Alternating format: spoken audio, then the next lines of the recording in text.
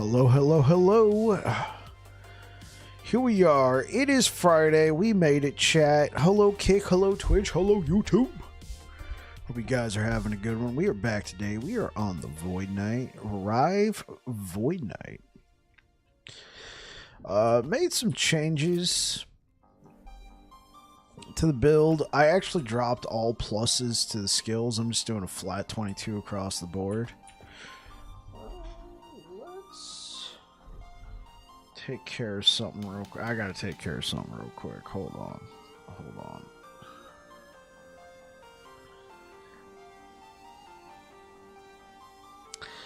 Hope you all had a good one. I had a good day at work today.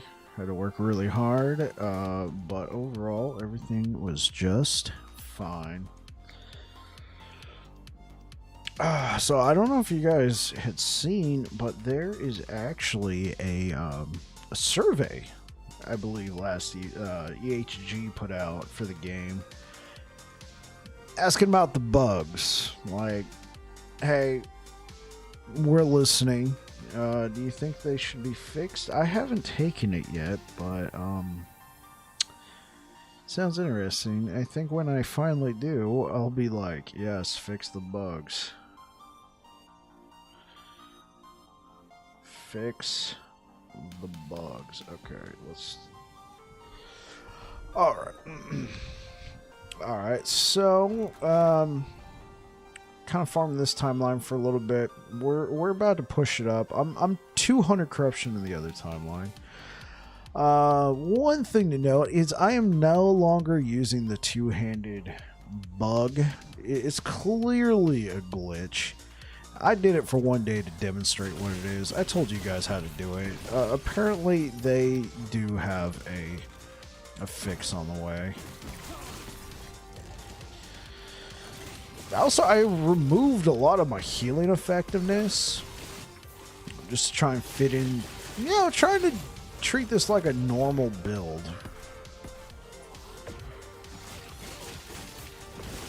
Overall, it feels pretty decent. I might have, this is just to try out different stuff. I might end up having to go back. Mainly, I wanted to try playing with a whole bunch of strength. And I feel like the ward retention on it's better. So yeah, I don't generate as much ward as I was. But now we have 81 strength on the build.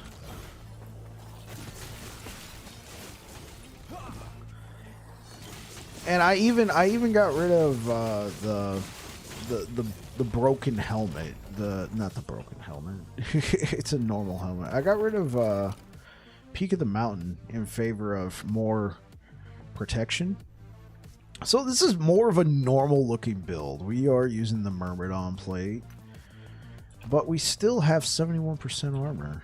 Or we still have, you know, almost 7,000 armor, 71% damage reduction. The thing we are lacking is health, but we generate enough ward with the build that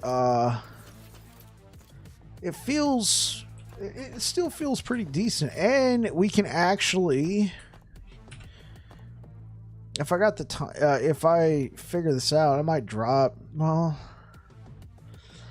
I might try and, like, you know, take a couple points out of here, a couple points out of here, and put it into here, and then I got health leech with the build, just to kind of back up the fact that we're not doing as much ward as before, and then it feels like an actual build without using all the healing effectiveness that was fitted into there. I also, Healing Hands is no longer a melee skill.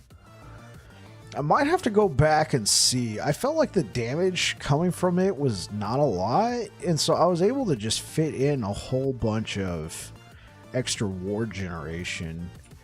And it's not as much because we're not using the bug with it, with the, you know, the healing effectiveness with it, but I feel like this might be what it would actually feel like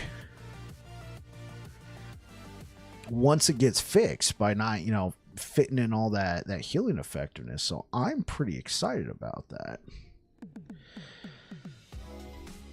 So I'm just going to try and grab some of these armor little pips on the map. Still feels really good.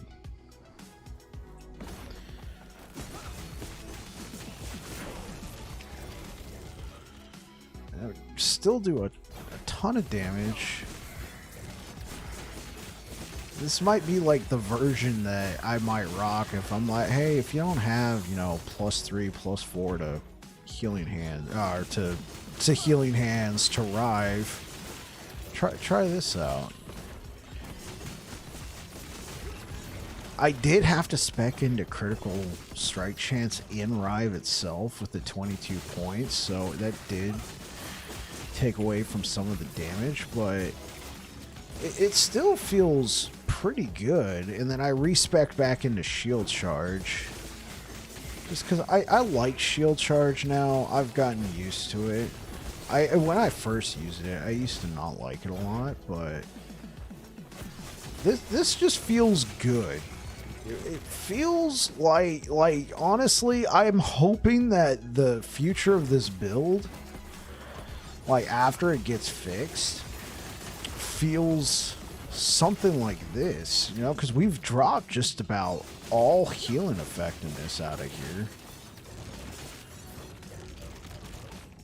Yeah, look, I'm at 92% healing effectiveness.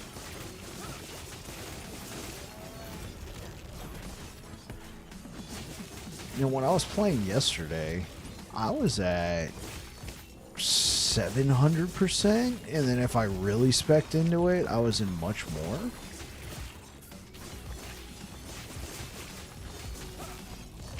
It doesn't feel completely broken like it was before. I feel like this is something I would actually use if I was running this kind of build.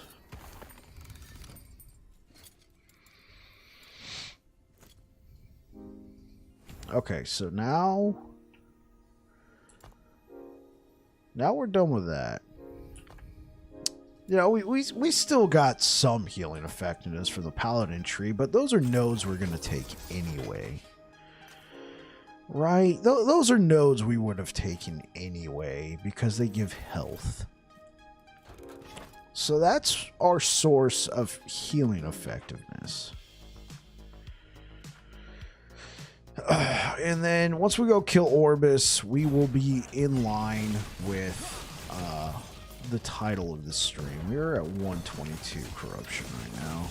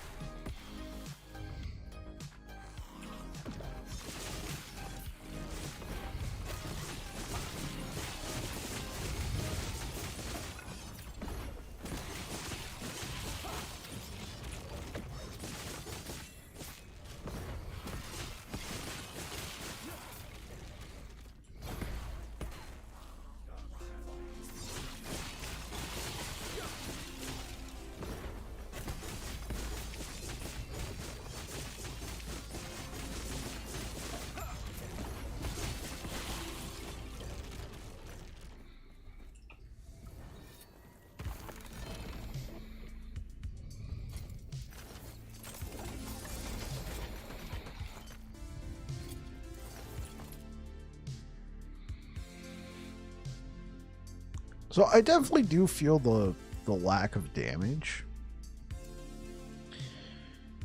It's not absolutely terrible. So if I took the 6 points out of here, if I just took these 6 points out and I went back over here, I could get it back. So 1, 2, 2. Yeah. So I would exactly, if I dropped these points right here and I went back over here, we could try that out. Let's not try it out right now. Let's actually go fight Orbis. Raise our corruption back up to normal.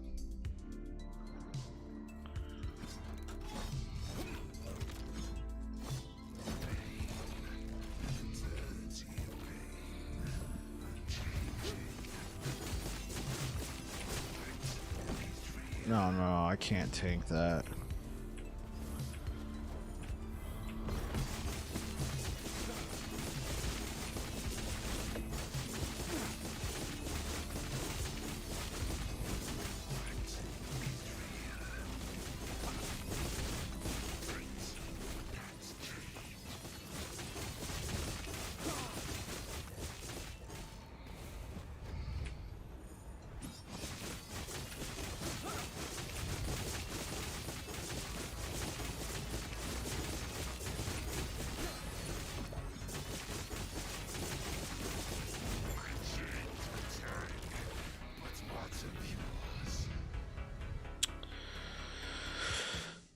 Fury Leap, Lunge, cooldown recovery, chance to apply Doom, chance to gain haste. Okay. I've never messed with these boots. The Ward Decay threshold does sound pretty tasty. So if I spec out a shield charge into Lunge, that could be a thing.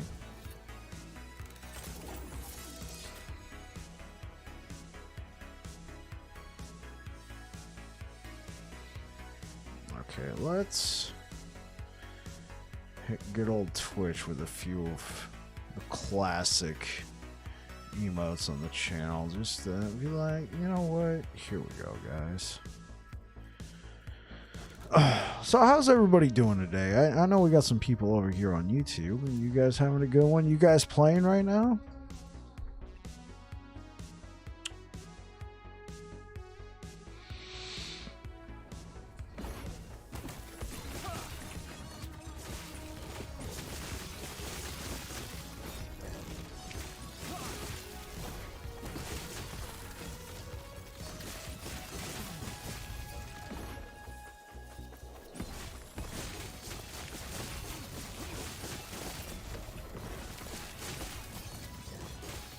Waiting on a flight. Oh, okay.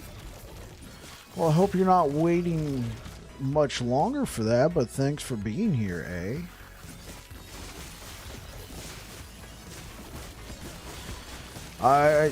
When I lived in Texas, whenever I would...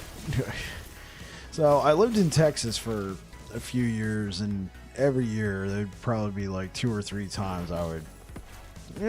On average, 2. I would fly out here to California to visit family. So I've during that 3-year span, I took a lot of flights.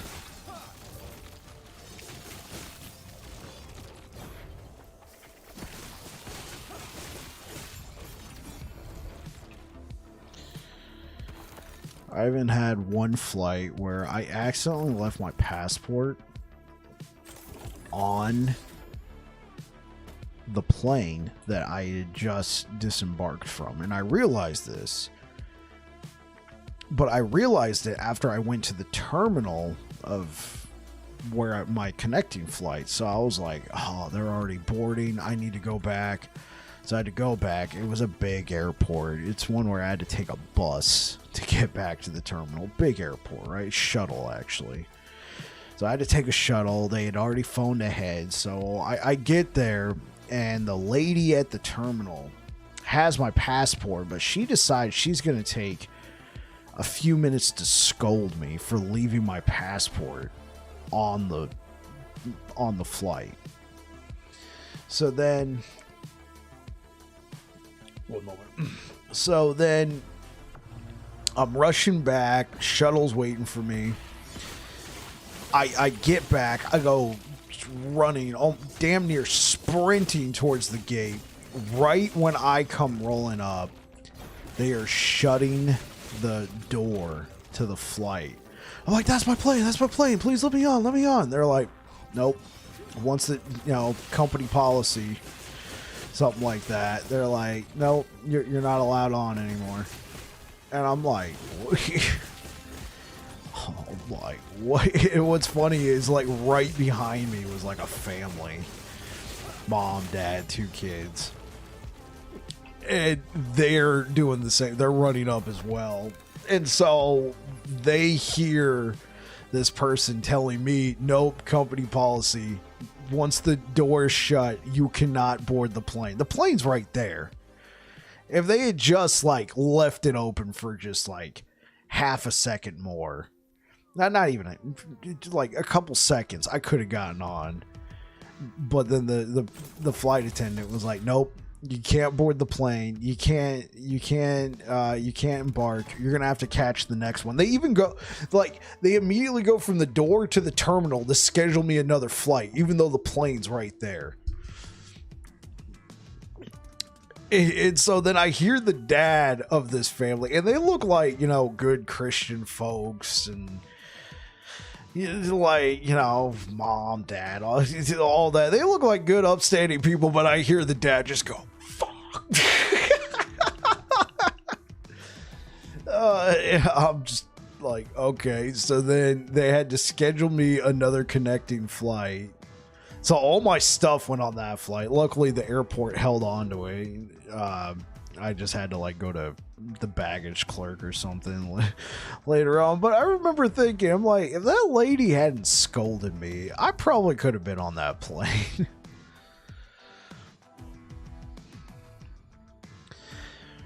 But I did take accountability. I'm like, well, if I hadn't forgotten my passport, then I wouldn't have been in that situation in the first place. But I was like, you know what, though? That lady had a part in this, didn't she?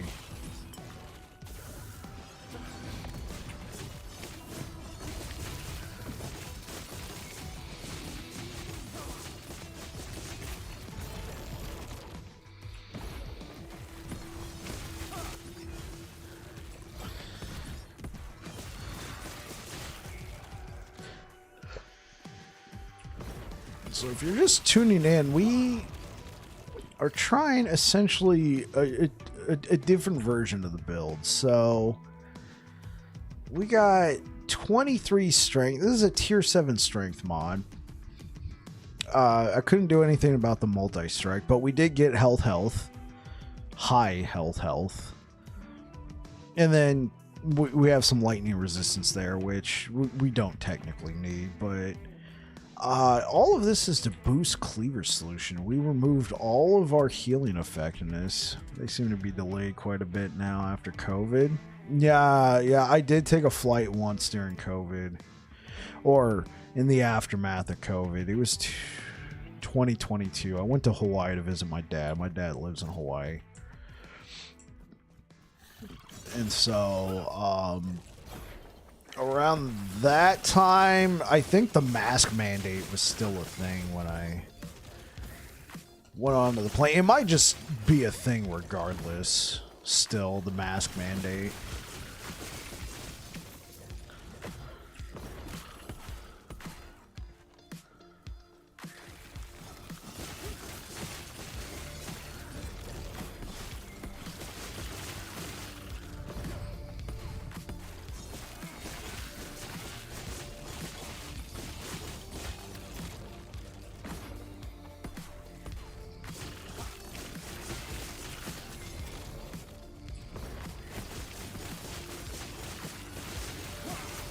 Hawaii is beautiful. Yeah, my dad lives on Oahu. I love it out there for 2 weeks, and then after 2 weeks, the island fever, it starts becoming too much for me. it just starts becoming too much for me. I just start getting all bent out of shape and everything. Okay. Alright, I don't think this is too bad. I do feel like this is a more realistic version of the build, you know, not generating 15k ward plus. I saw a video somebody released with Void Knight where they were generating, like, I saw the title of it. I didn't watch the video itself, but Honeymoon was on the Big Island. Oh, nice. Nice. Yeah, I've heard a lot of good things about the Big Island. I also heard it's only like half the island's inhabited because of the volcano. Yeah, so anyway, there was that video. I didn't watch it, but in the thumbnail, they were like, you know, 53,000 plus ward with Void Knight. You know, so somebody already beat me to an Endgame version. There was nothing I could do, basically. I didn't see Perry the Pig's video until Sunday, and then I was back to work on Monday, so I couldn't just spend another week trying to rebuild. Okay.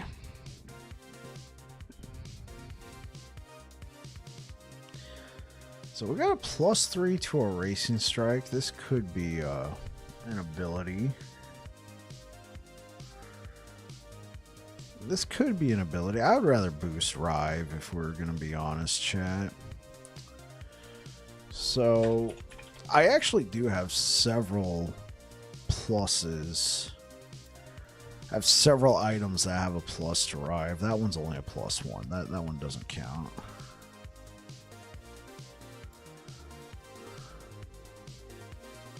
Okay, there's this one right here with a +1 to lunge on top of it. 126% extra damage though. That's not too bad. That one's a +1. This might be a thing. I did really want to try it with the strength. The strength feels good. Oh, this one's a +4 to Rive. Okay, we can save this for slamming purposes because everything else on there doesn't look good. Okay, this one's a +3 to Rive, and it already has health. Already has health. Okay, that's good to know. I do have an Apocalypse plate. That's not too bad. Where's the one with Apocalypse? It's this one. Okay, so we're going to be dropping some crit because of the implicit. We are also going to be dropping a ton of strength, but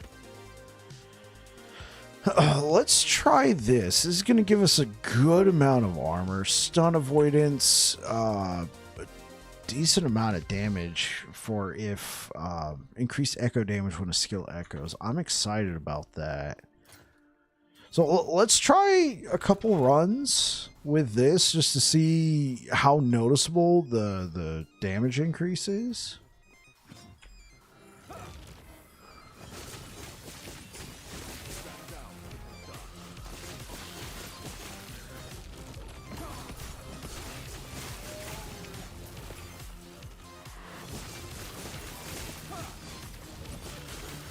All right, since we have pluses to Rive with this one.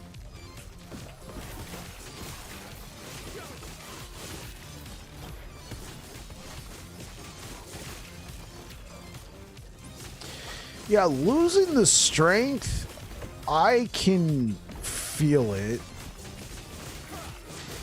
I can definitely feel it when I see everything ticking down.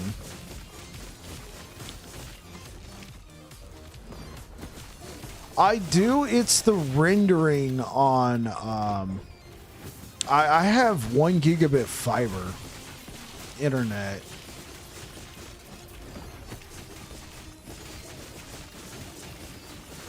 So it's a gig up, a gig down, solid. My computer is newish. I built it at the end of 2022.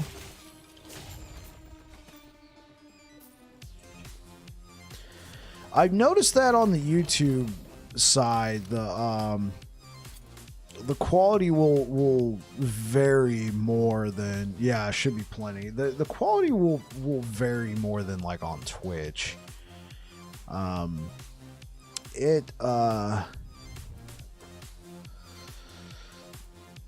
noticed the videos afterwards usually look pretty good. I think it's the compression that usually happens on YouTube. Okay, so we have a decision here, chat. Let's do that.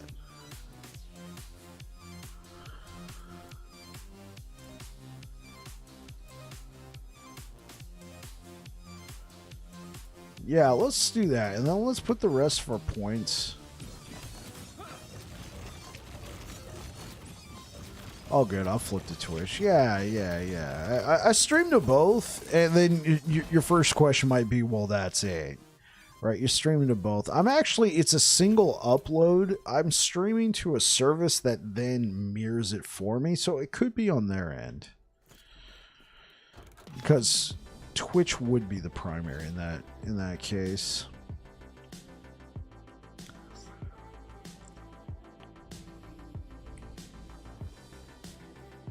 Oh my gosh.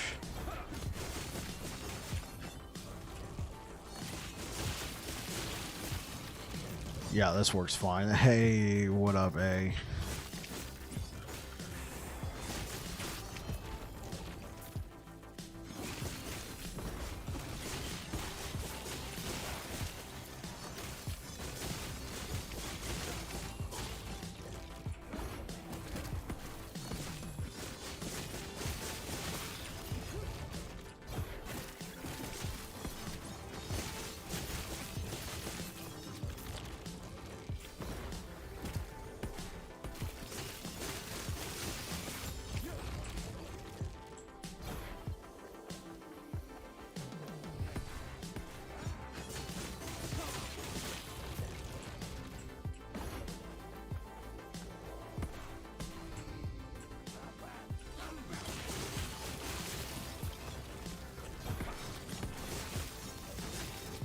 I don't know.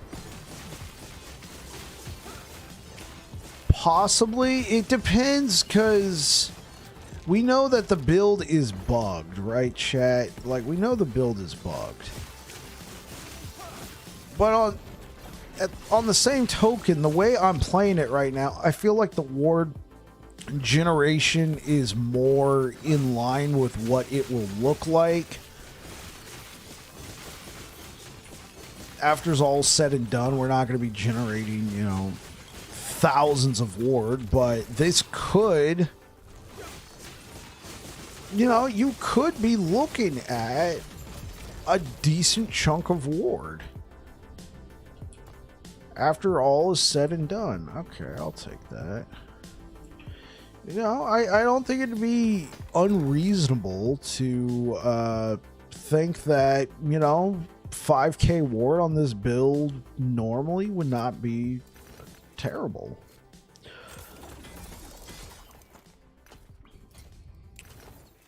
And if that's the case, I think that'll be fine, and that might be enough if it doesn't seem like a bugged amount of ward casters run around with. Yeah. No, well, so the way it's bugged right now is this node right here, Divine Barrier.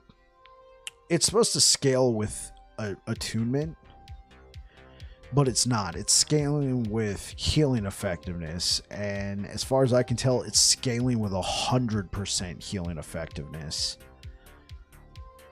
And then if you go over here, this is where you're supposed to be applying some of your healing effectiveness, but it's supposed to be applying at 10%. Did you take the survey from the devs? I haven't taken it yet, but I am aware that it exists. And then ward per 10% increased effectiveness. And right now I'm running very low. I'm running at like 100% healing effectiveness. And it feels more in line. If I put all the idols back on and I went completely back to the way it was before, The ward generation would be quite high, but I don't know if I want to do that, you know, chat? And I agree, like, if this is somewhere between the 5 to 10k ward, I think that's absolutely fine, because even in non-bugged cases, casters generally can use and maintain 10k ward pretty well. And then also most casters built into their skill tree have good ways of hanging on to it, right? Whereas here it just falls off if you're not actually hitting anything. Forge Guard, I think might have a few things in their skill tree for hanging on to ward.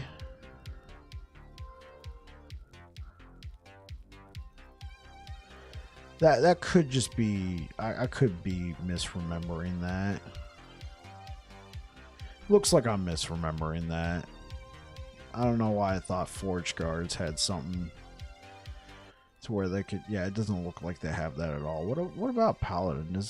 I don't think, I've played enough Paladin to be fairly confident that they don't have anything. What about Sentinel in general? No, it doesn't look like it. So I was misremembering that. What about you, Green Grunt? Did you take the survey? Yesterday I reported the two-handed thing, the wielding a two-hander and something else in your offhand. I did report that as a bug after the stream. Let's go fight Formosus.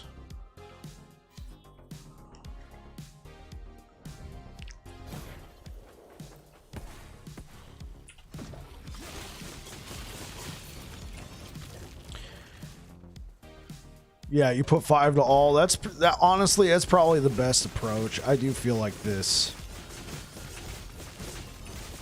particular season is kind of bonked. Yeah, I think they should keep fixing it as well. So normally when I had all the other healing effectiveness stuff, I was at, against a boss like this, I would probably be at 15 to 20k ward. This, I feel, is much more in line with what the ability might look like, and I feel like this is fine. This could be a good alternative to Health Leech.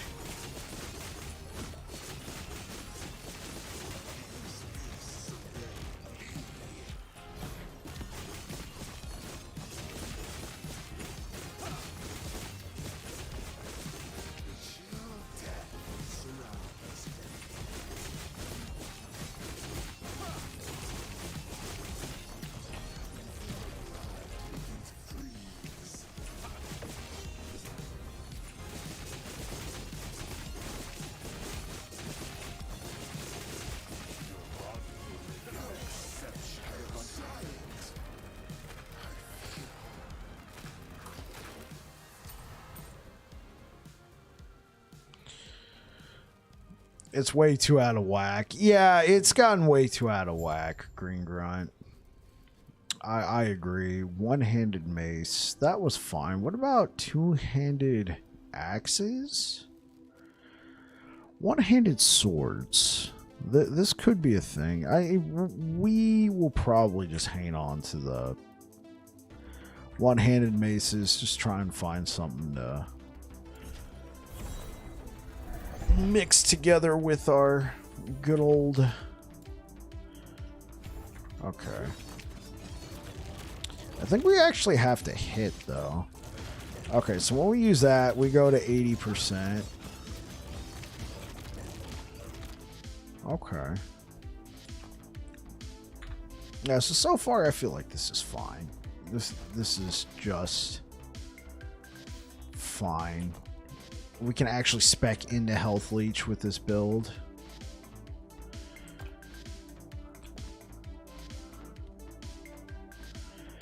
Got a decent amount of so this is looking pretty close. I'd probably have to find a different pair of gloves. I just like the fact that these gloves had critical strike chance already on it, and then we got the you know, the base critical strike chance from both the weapons.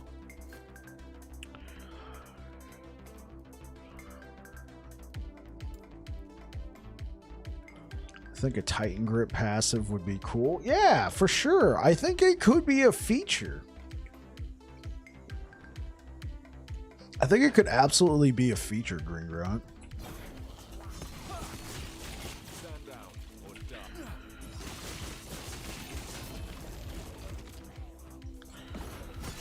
I already got like 4 or 5 of those shields at LP2 or higher, so that's why I just left it. Yeah, I know it's an LP1. Sigions.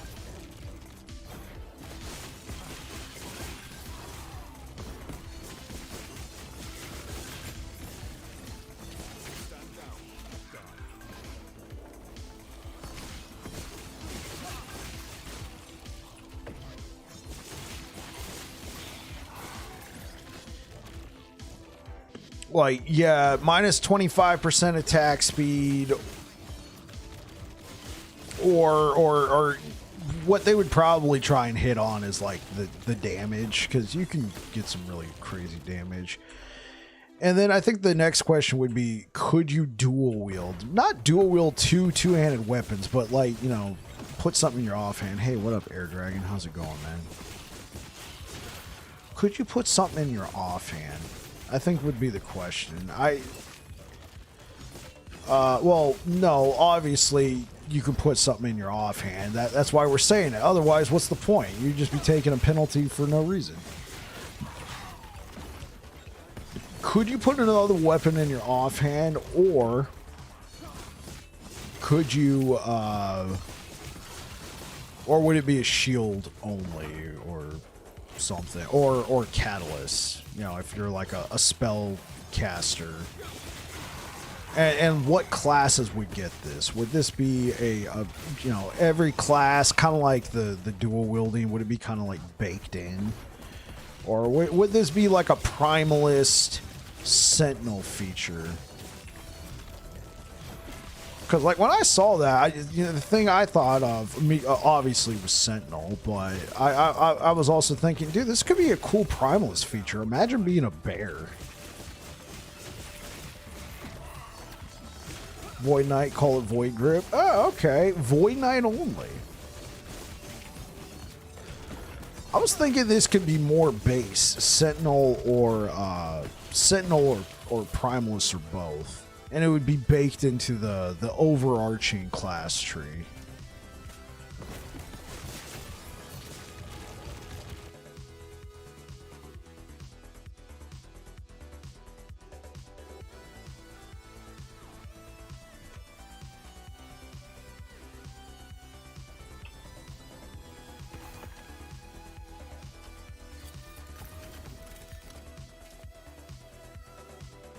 Instead of shitty 20% health time shift. I got you.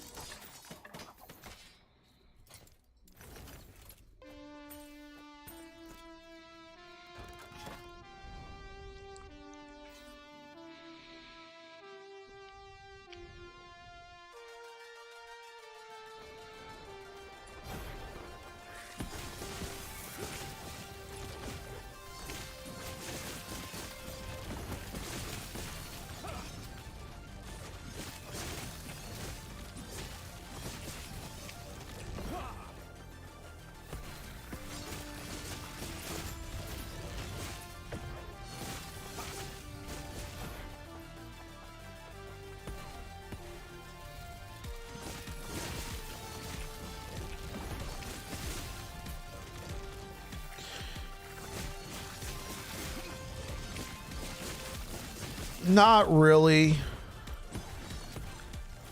I couldn't replicate it with any certainty, but it definitely seemed to be, if I had already hit something with Healing Hands, then the Echo would have like a chance.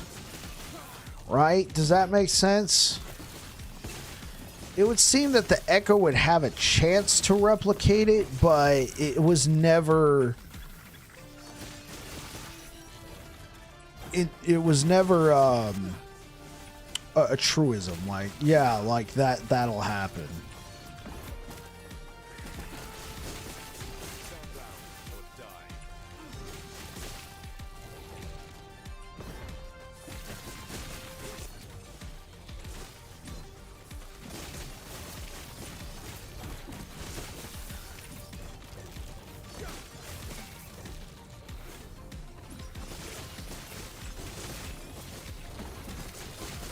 So I don't know if it's bugged, if it's supposed to work that way. It would, like, if when it was a melee attack and if I used it as a melee attack and it was echoed, then it would work.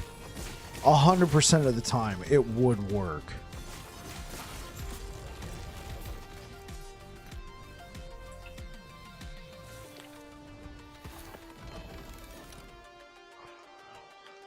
This got like hella nerfed. The Hydra box. I think the skill itself got... Well, I don't know if the skill itself got nerfed, but... Shatta.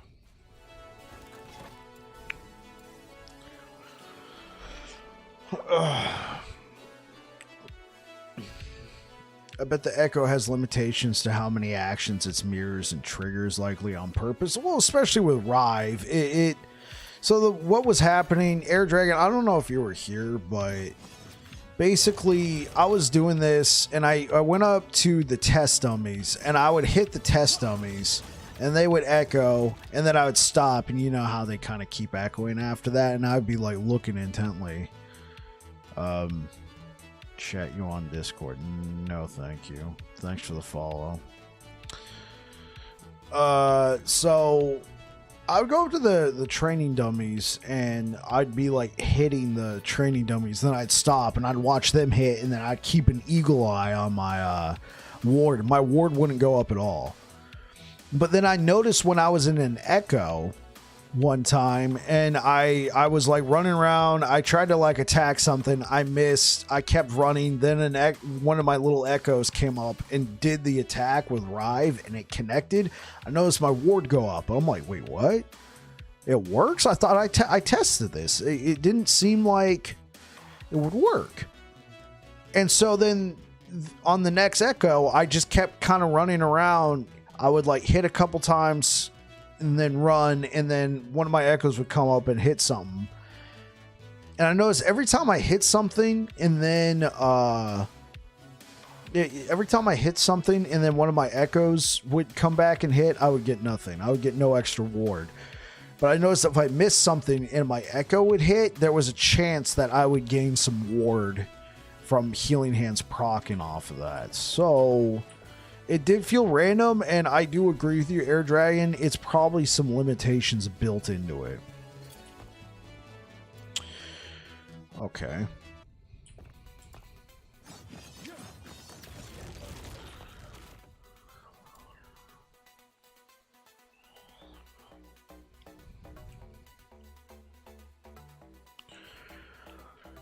Okay, so this feels fine.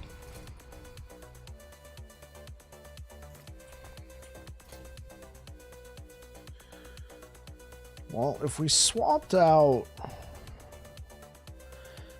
our boots again. Oh, that's a nifty pair of boots with a...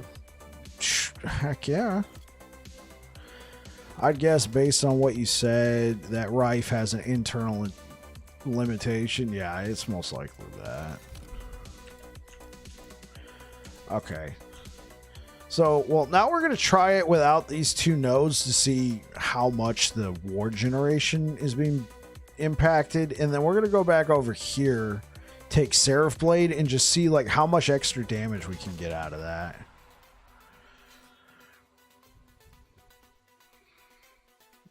So if you're just tuning in, we're trying out the bugged Healing Hands things with limited healing effectiveness. I don't have any healing effectiveness on my gear.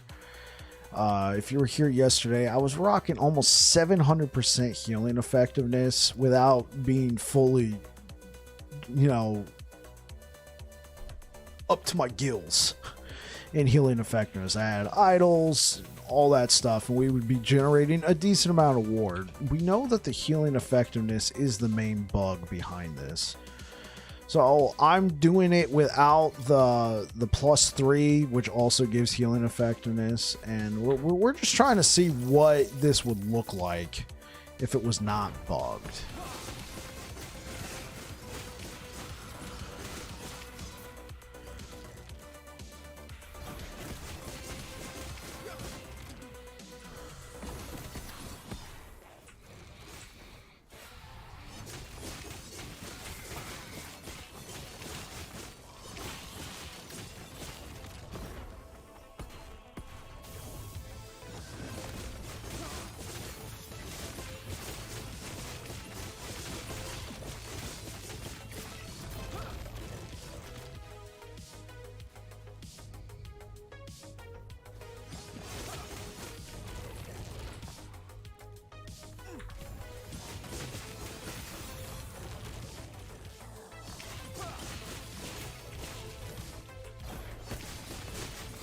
Ishii said, being big PoE veterans themselves, they don't want to repeat that mistake.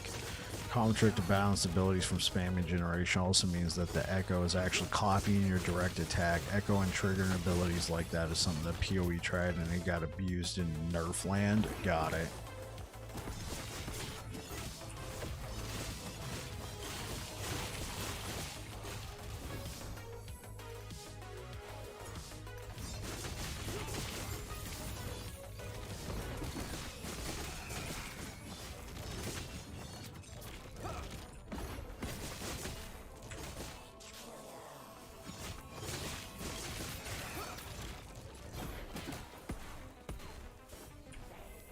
I like having healing hands on the hotbar. I definitely feel the lack. I definitely do feel the lack of those nodes. I think primarily this node. I don't know how much ward the other one was generating, but I still think this is a respectable amount of ward. I think we're just right now trying to see like how much. Okay.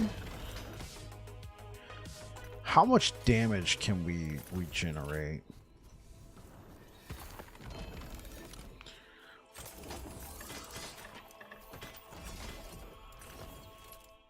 Okay. We have to take those two. We're going to have to take the... Oh, this is going to give us healing effectiveness, though. Which we already know is something that's going to... or healing percentage, which we already know will affect the ward generation. That is fine, though.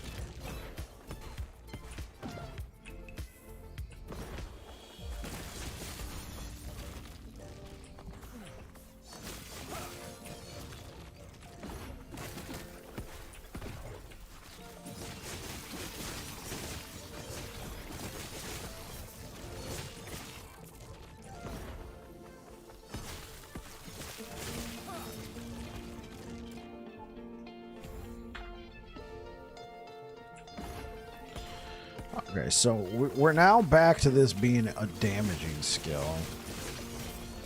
Okay, yeah, it being a damaging skill, I think I could definitely feel that. The impact of Healing Hands being a damaging skill. I think that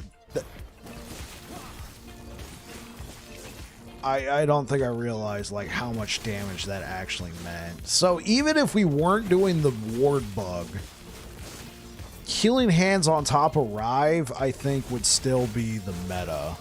Like, ward aside. Like right now, I don't have that much healing effectiveness invested, and we're still generating decent amounts of ward.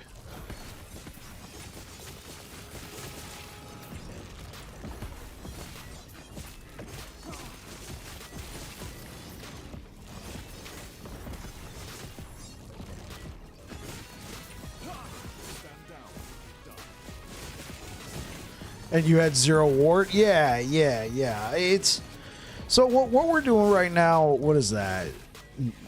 Neon Light. Welcome to the channel, by the way, Neon Light. What we're doing is, so the past few days we have been using the healing effectiveness. Neon works. Okay. Cheers. Yeah.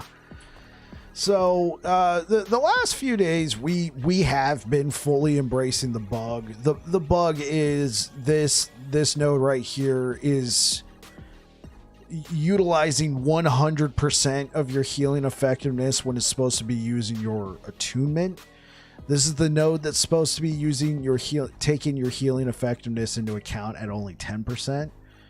So the amount of ward it's been generating is nuts. We had all the idols, we had healing effectiveness here, and here, and so slowly but surely I've been kind of pulling back on that. Earlier I was running strength in this slot right here instead of this +3 to Rive. I felt like the damage did kind of fall off a decent amount, so I put this back on, and sure enough, this is where a lot of damage was coming from. All the echo chances, the +3 to Rive, blah blah blah. But I haven't put my idols back. I also removed the points out of this side of the tree and just put them over here with our base healing effectiveness, and we were still generating a decent amount of ward, and I felt like it wasn't like absurd amounts like what we were doing before, but I felt like this is a good use case to expect when we're like after this eventually gets fixed. Like, will the ward generation still be a thing after it gets fixed? I'm not sure, but I do feel like the Healing Hands meta is here to stay regardless of the ward bug or not. Right? It's so good with just the healing. You don't have to have leech out the gills. You can just build attack speed, damage, and then your health is given to you by Healing Hands. So I am going to put that right there just because that gives us extra damage. I do understand it's going to give us extra healing as well, but that's to be expected. Now, if I do want to fully spec back into Healing Hand, well, not fully, but you guys understand what I mean. I do have another peak of the mountain. Peak of the... I do have this one that I slammed and got a +3 Healing Hands on. So I could run this. That would give me some healing effectiveness. Like I said earlier, though, I was running strength. We could try that again. We could certainly try that again. So where'd that remove it from? Right there.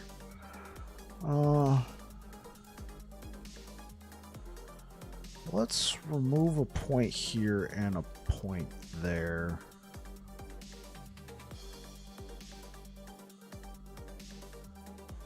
And then we could put that back over there. And then we could try and keep this the way it is. Just to see, like, you know, if because at 81 strength, especially with Cleaver Solution, that 81 intelligence, that's going to allow us to hold on to that ward even more.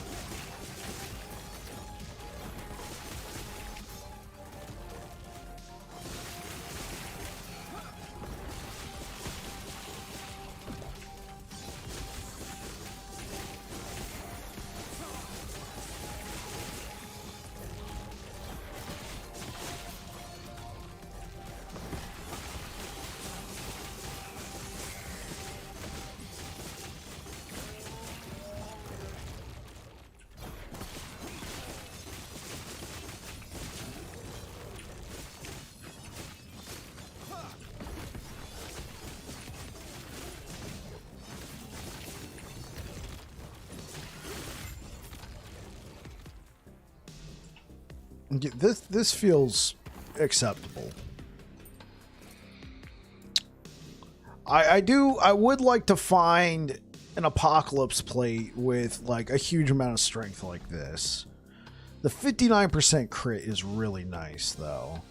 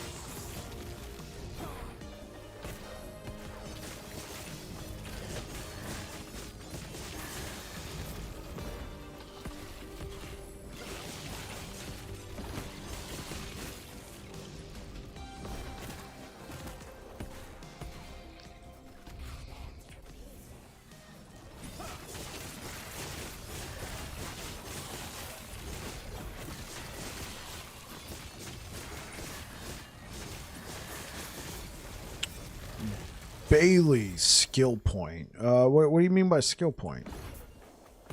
Oh, were you talking about the Rive? It was just sitting there. I didn't put anything. I might be seeing that a little late. You were trying to get my attention. Hey, dummy, you got some skill points to spend. What's that? Transcribers? Ah.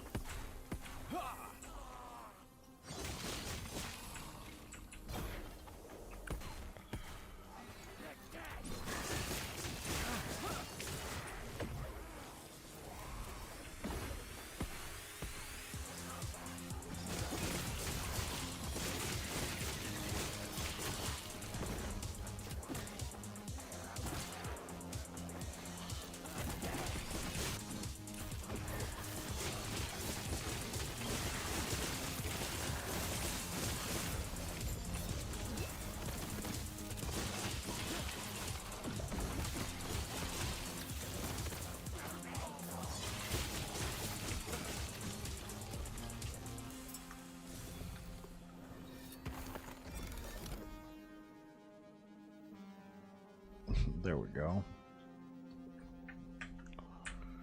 Is that always 5% block chance? No, it's not. Interesting. Okay, I'll take it.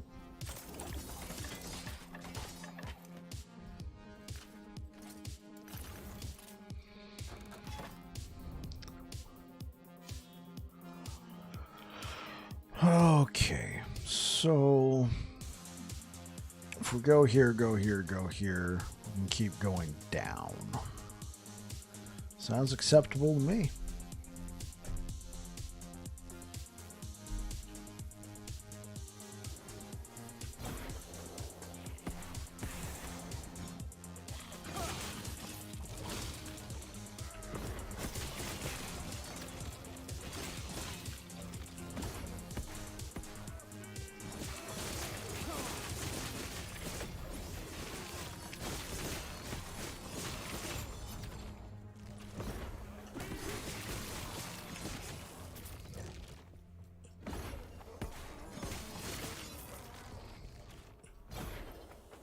Hey, what up, PJ? How's it going? I saw your comment on the YouTube video that got posted today. Thanks for the context. I appreciate it. I replied back to you. I wasn't aware that they said they're going to be fixing it. Hey, what up, JT? How's it going?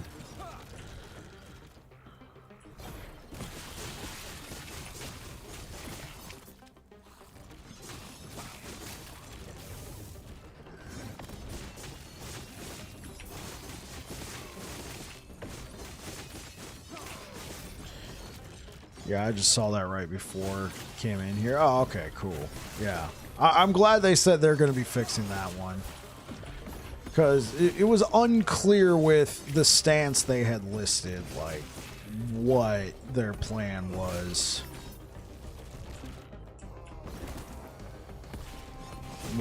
Did you see the survey they just put out asking people? I know it exists. I haven't seen the survey with my own two eyes, but I saw a YouTube video from Aaron Action RPG going over the survey. I will probably be filling out that survey probably today. Like, because I reported that two-handed bug in game. After the stream, I recorded a video just like, hey, here's the bug, here's how you do it. Also reported in game. Just like 8 questions, super quick. You did earlier. Yeah, I'm probably just going to be answering after seeing what the questions were. I'm probably just going to be answering yes to all. You guys have actually done a pretty effective job of swaying my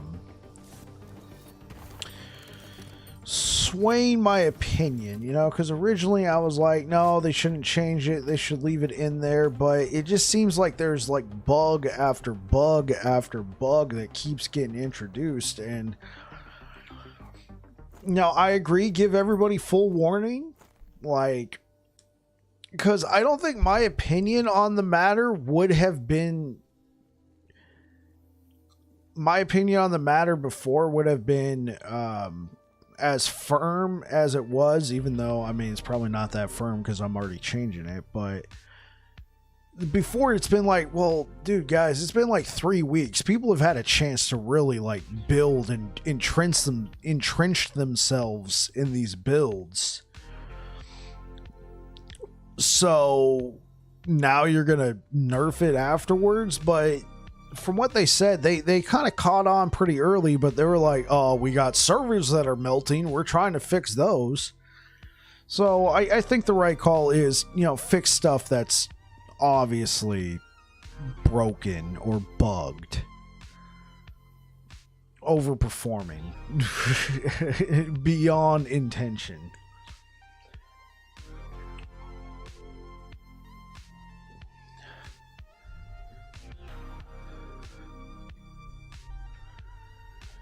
Oh, okay. Should be made between cycles. See, that was my original stance, PJ. Is yes, fix it, but let it stand for the rest of the cycle, and this will just be known as the cycle. And I still kind of feel that way, but some other people are also making a good point, like,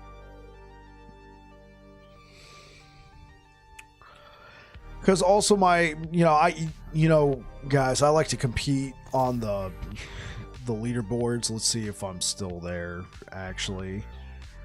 And I was like, well, you know, if you got like an overpowered build that needs to be fixed, I'm expecting not to be here anymore. Yeah, I'm expecting. I got knocked off by a freaking paladin. doing the Rive healing hands build. I did a nice traditional build. I got knocked off by somebody doing that. That's fine. They need to nerf this now. I got absolutely knocked off. Rive healing hands. We all knew it was gonna happen, chat. We all knew they were coming for me, man. there ain't no way my smite hammer build was gonna hold up to this nonsense.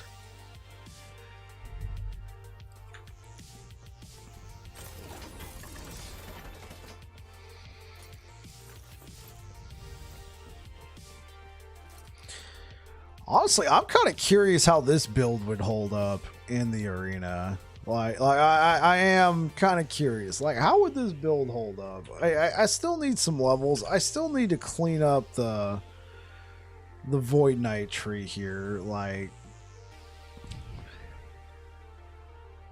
Increase melee void damage 25%. Melee kill threshold 10%. What build are you playing now? I think I might try it out next because it looks pretty fun. This is the Rive Healing Hands, but it's on Void Knight. The guy who knocked me off the #1 spot for Sentinel, he was doing the Paladin version, which is probably the better version if I'm going to be quite honest. Like, this is probably the better version. And he was level 97, and he knocked me right off. I hadn't competed on this player profile for a while. What if I go back to what my okay, what if we did this? What if we did for laughs? We put everything back to the way it was. Use the two-handed glitch and then just went straight to the arena. Like, we dropped the shield charge, we go back to Sigils of Hope, and then we just went straight into the arena. We just like the Giga Chad, man. That could be pretty funny. You're like, we just used all of that. Actually, I don't know. I kind of like the cleaver. The cleavers actually would probably keep me alive. Okay, so what if we just dropped the critical strike multipliers that we got here, and we went back to the healing effectiveness, and we dropped the helmet?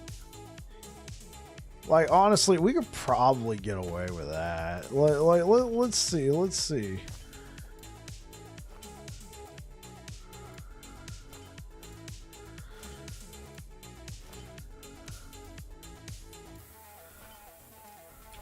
So what are we at right now? Pretty respectable. We're just lacking on poison. Oh yeah, that's right. We weren't using this one before. No. Let's. Okay, let's keep that. We might drop that. Let's go back to the.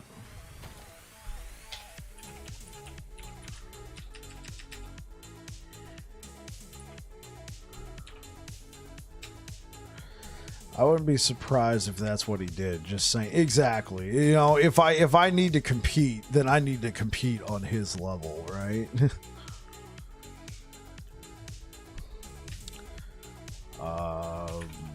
Movement speed. I don't know where I put those boots, chat.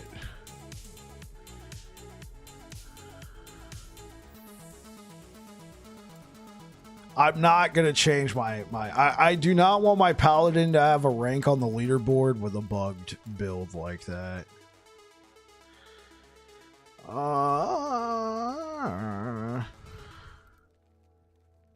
Hyoborian. Oh, I was spelling it wrong.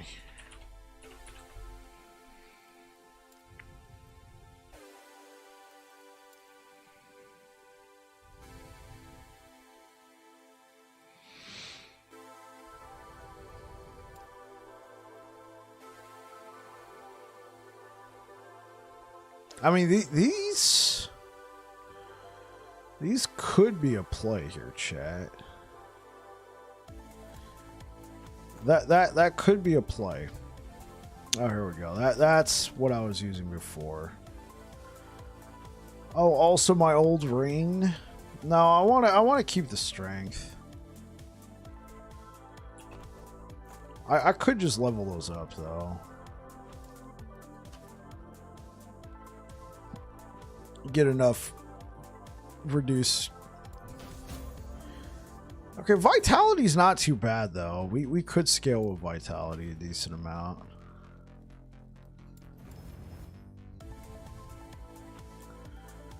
I could try a seal. Okay, cool. And then we could do hybrid health.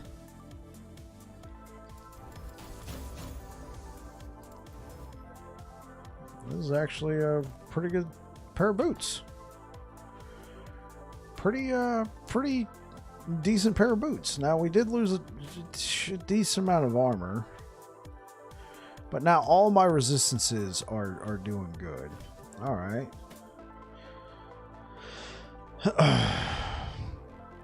Okay, so let's go to my idols.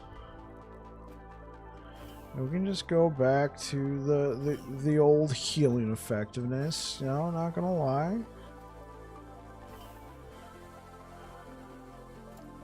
Oh yeah, yeah. We're gonna want these higher.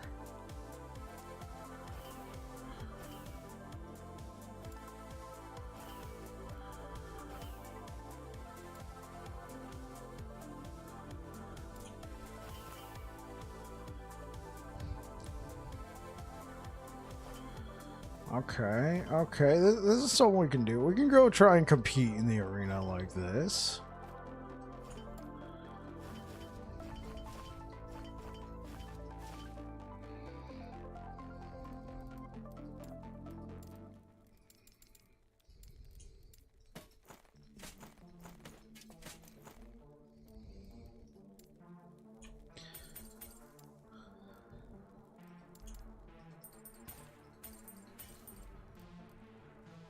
No, I'm gonna keep the strength.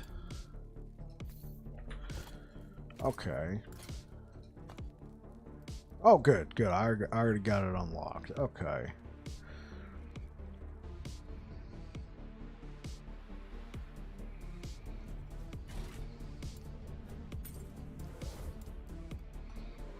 So just like this, chat. Instant wave 100.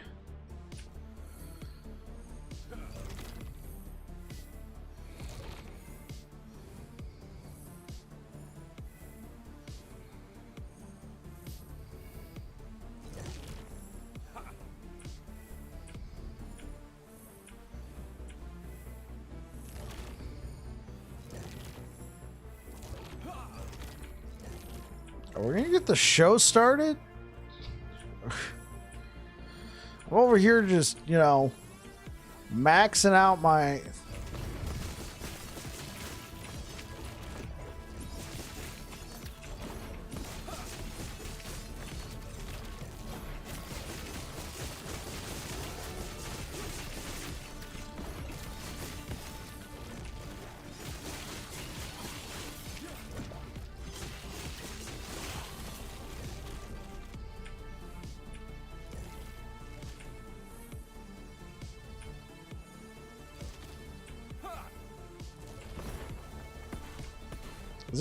Is this bugged right now, chat? Like, where's all the enemies?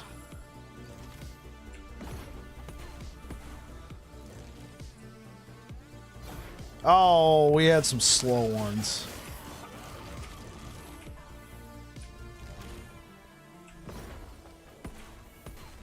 Like, what's going on?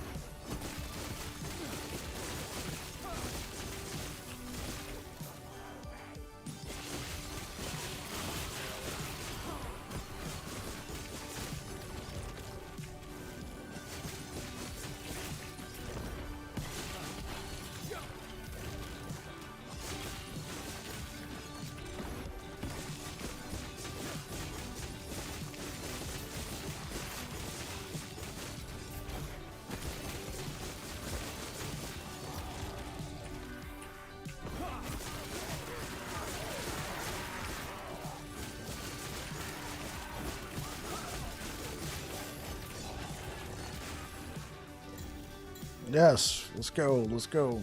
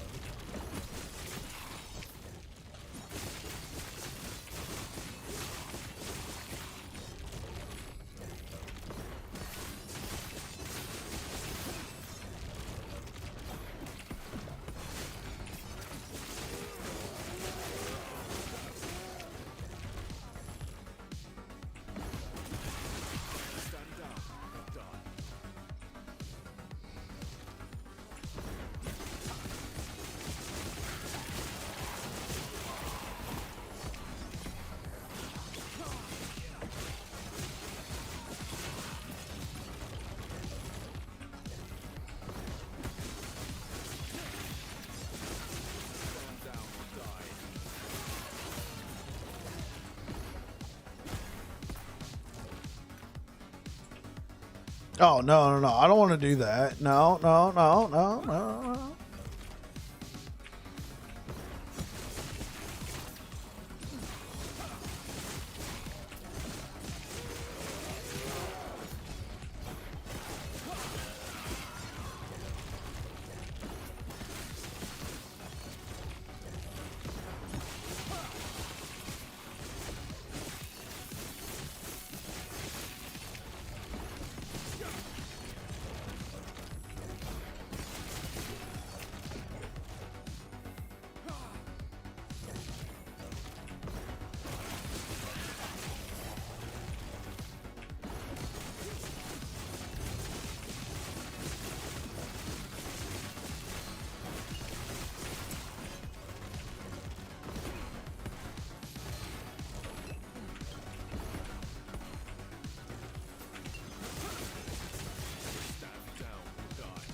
Jeez.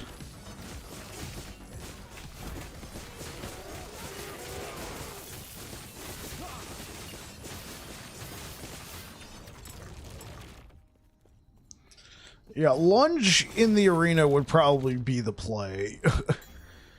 Because sometimes you gotta wait for shield charge to ramp up. Like, oh, we're going.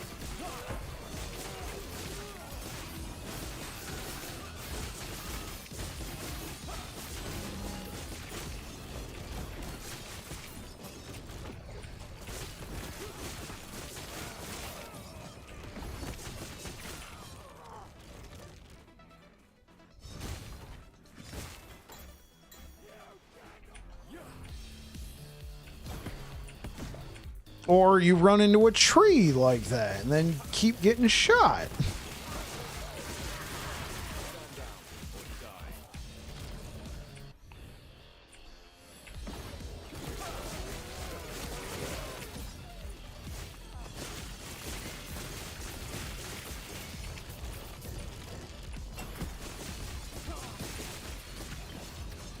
Yeah, I kind of started figuring I didn't have a chance against those guys.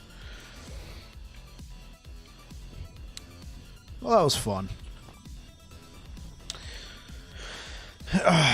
Gotta attempt it at another time. Probably where I don't have freaking shield charge. Jeez, that was so bad.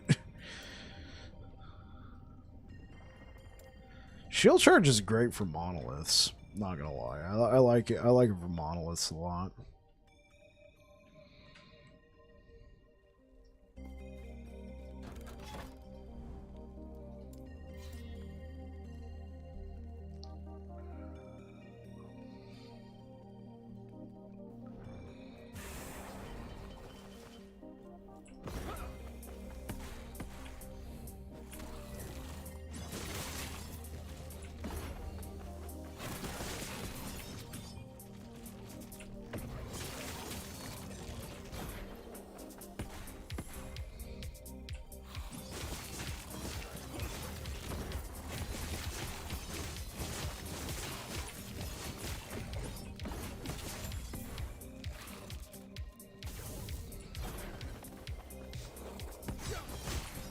Oh yeah, I should probably go back and beat this guy.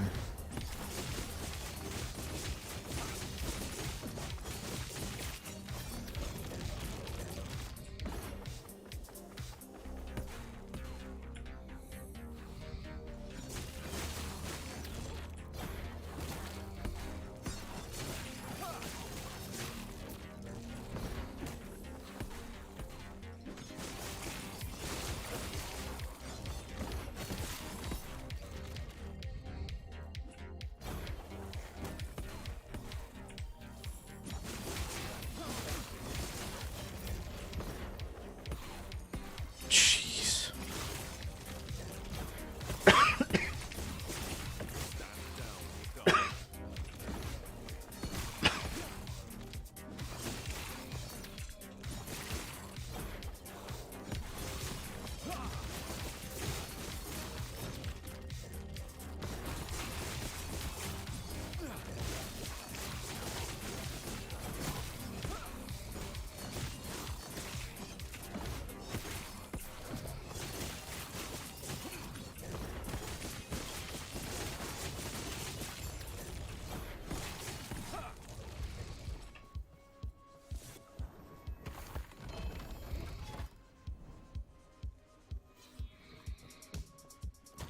Let's go back to those other idols I was using. Those were actually a decent amount of damage.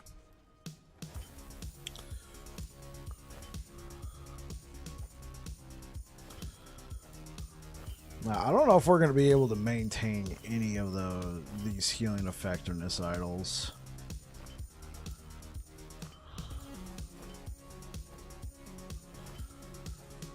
Yeah, it pretty much all of these I cannot use. I could probably use 2 of them if I gave up one of these.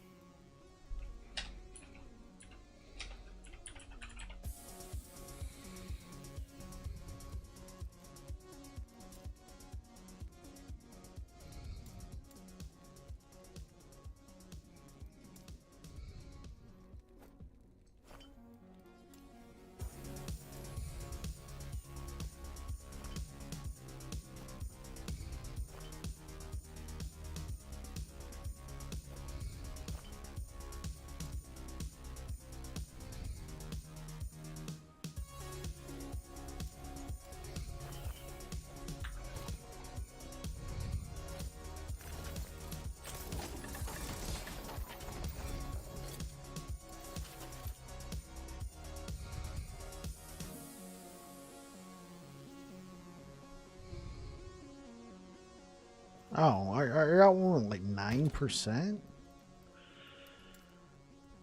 That one's instantly better. Let's 10%. Try and devour orb healing hands rive. LOL. Not sure if it's effective as well. I mean, that's cool that you're trying it out though.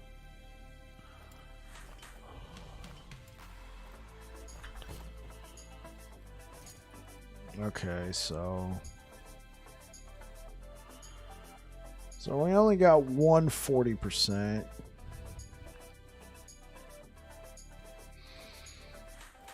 Okay, so what? So if I put a 4x4 here, that'll give me enough room for another 4. Do I have 4 more of these healing effectiveness ones? I think I only got the 1 more.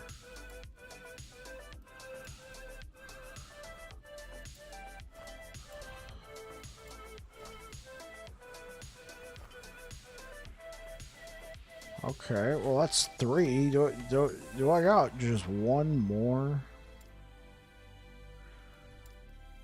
It does not look like it.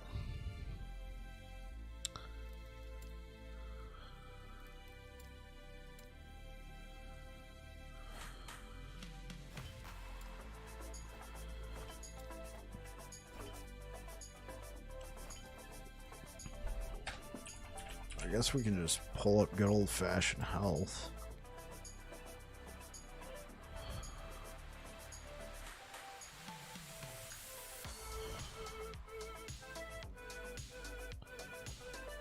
Okay, we could run that. We can run that, chat.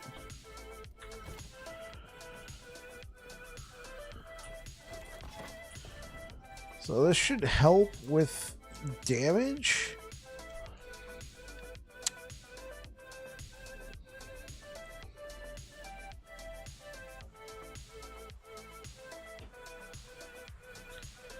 So yeah, this should help with damage and shield generation.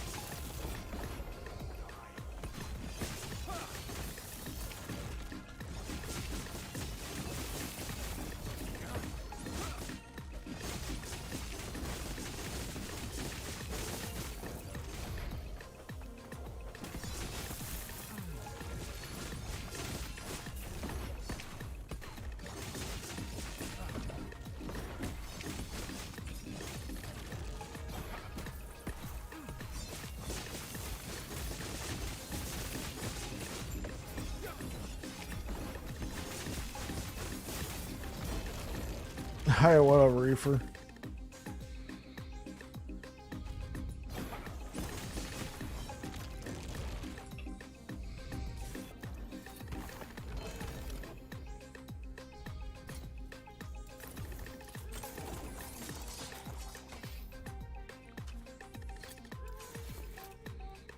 Not much, just relaxing. Oh, that's cool. It's a good day to relax. It's Friday, man.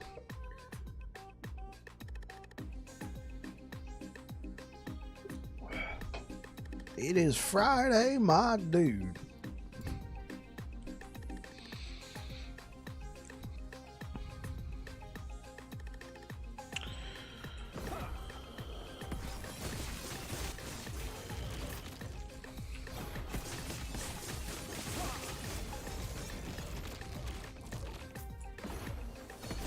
That's a statement I could dab to.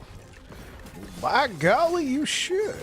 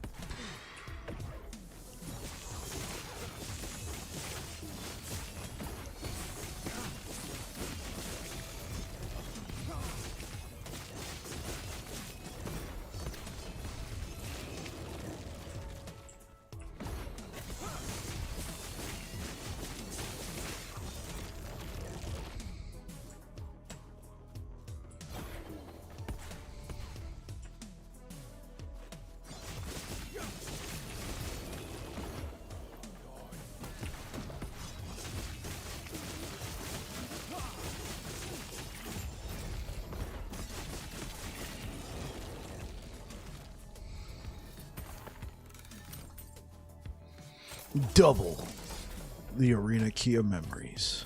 Sure, we'll use these at some point, chat.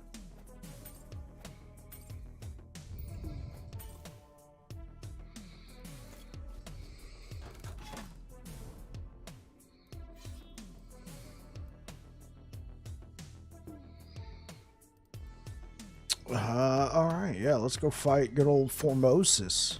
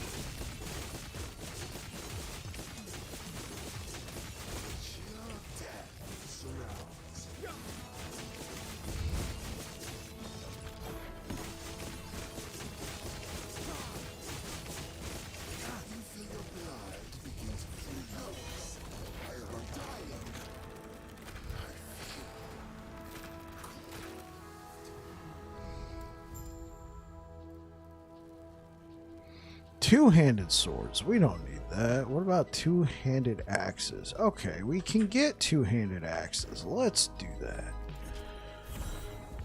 That way we could try and find something to slam into our apathy's maw.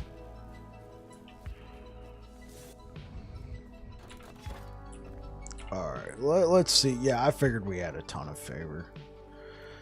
Thanks for the recommendation on the paladin leveling build. Oh, hey, Johnny, how's it going? That worked out for you? Throw and run, throw and run. That's right. Yeah, I'm glad to hear that. I'm glad. Tarek is a great guy. He's really good at those leveling guides, so I just direct people to Tarek if they're just lost.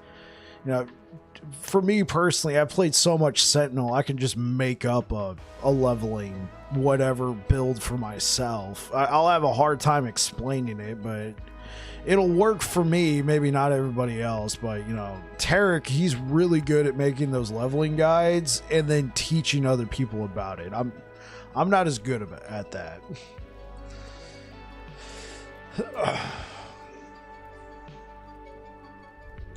What if we recreated the Void Cleave Erasing Strike build, chat? Much easier since it didn't really require any specific items. Yeah, that's a huge selling point.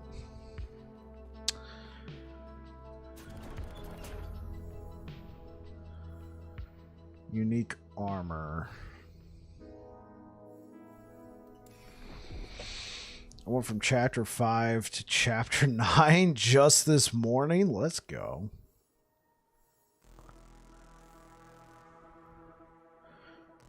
Kill Argentus. I'm sure we'll go back and kill Argentus at some point. I've been trying to unlock the factions. You don't know how? Okay, yeah. So what you got to do...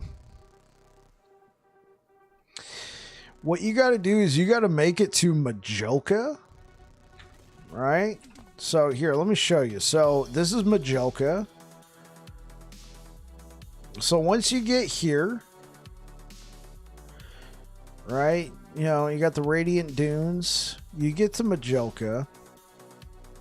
So I'm going to travel to Majolka Upper, right? Because you got to go to Majolka Upper. And so you might already have Majolka unlocked.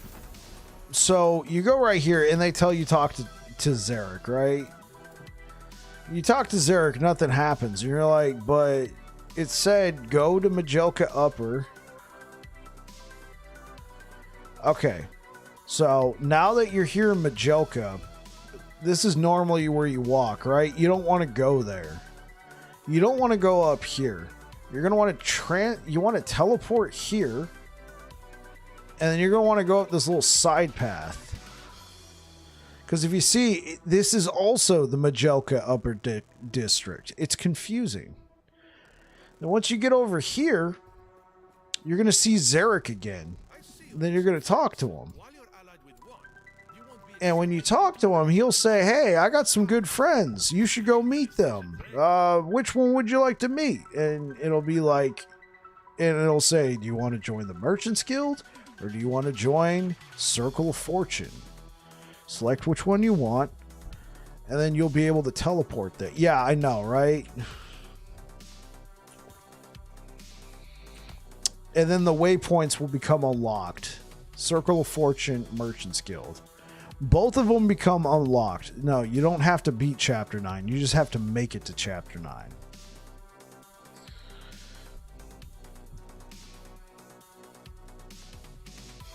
Or you just have to make it to that part of the chapter. I think you said Chapter 7. That makes sense. See, look, I'm Circle of Fortune, but I could come into the bazaar. Oh my god, this is set up terribly. I want Sentinel idols. Oh, I just want idols. And they came up a name for all of these people. Clark, Stomard, Steelheart, Orden, Sirakin, Ilor. Those are just your idols. I want weapons. I gotta talk to Levitz, Gats, Yon.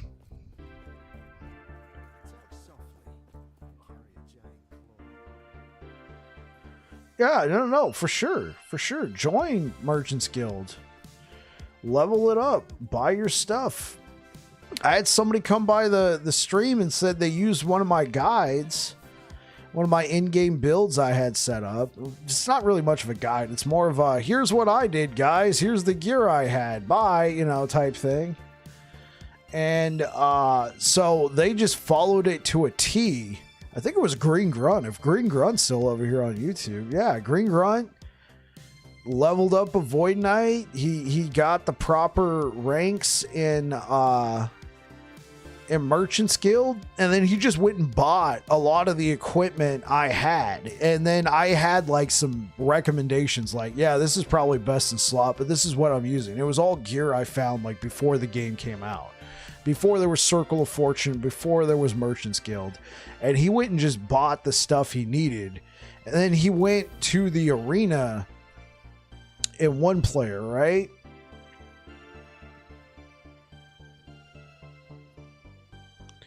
If it'll load. So he then went, he then got a character leveled up. He then went and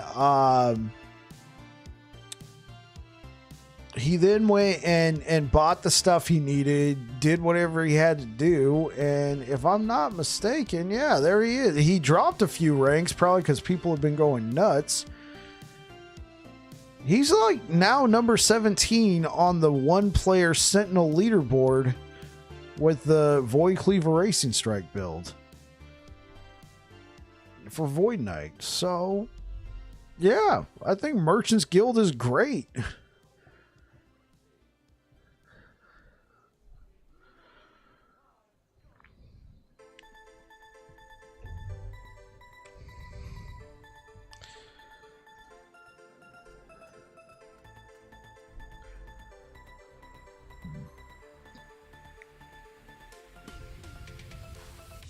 No. I had another build called the Void. The Master Yi build was a Paladin build. I had a build that, and if you guys see, I got knocked off number 1 by somebody using Rive and Healing Hands. I wonder if he was using the Ward build. That's okay. I'll put it in a couple runs with my Paladin and see if I can't get close to this. I'm not going to use this on the Paladin. I would do the Smite.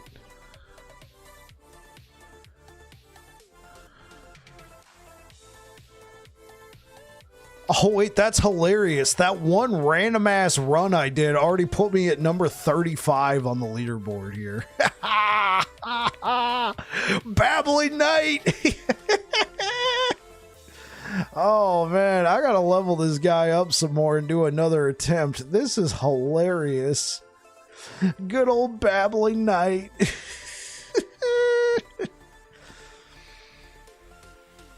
I could probably, with that build, get up to around here at least.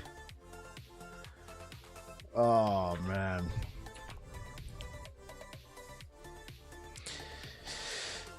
Yeah, no, it was the Master Yi build. It could probably work for Void Knight, but I feel like if you're doing that and you're Void Knight, you might as well just do Void Cleaver Racing Strike at that point.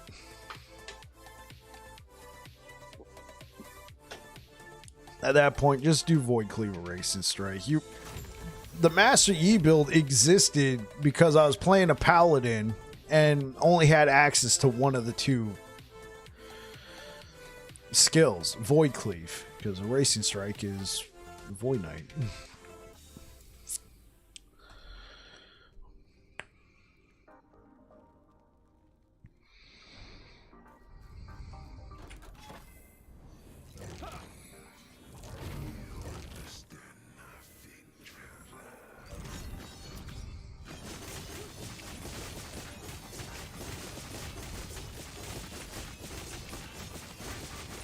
Have I tried ES Time Loop? No, what is that?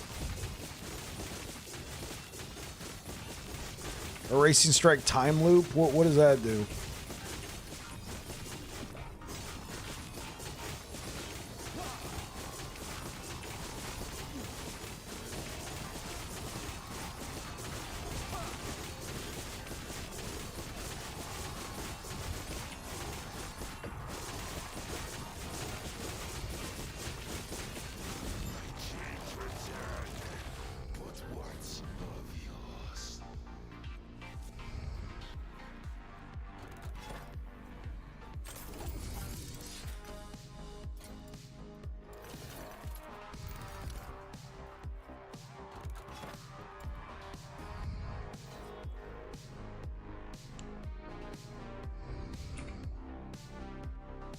Oh, I didn't buy that much. I did not buy that much. Death of Herod? What do we got over here? Physical resistance? We don't need that anymore. Okay, cool. I guess we got our next timeline we can go.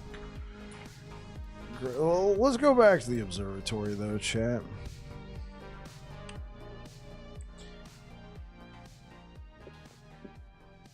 I'm gonna need another one of these.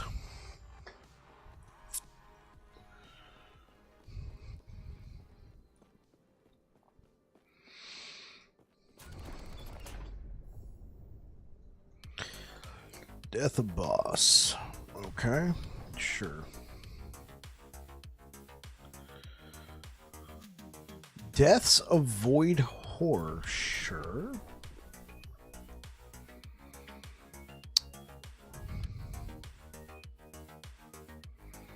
Sure.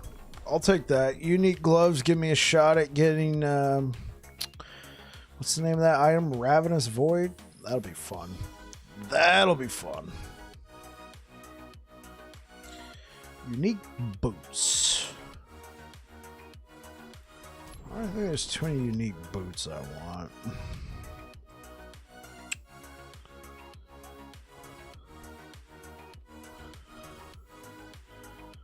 Okay, if I go kill Jura, sure. You know what? I will take that prophecy.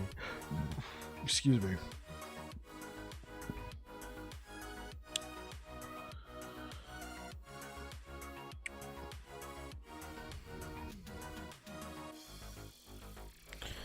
I want two-handed axes.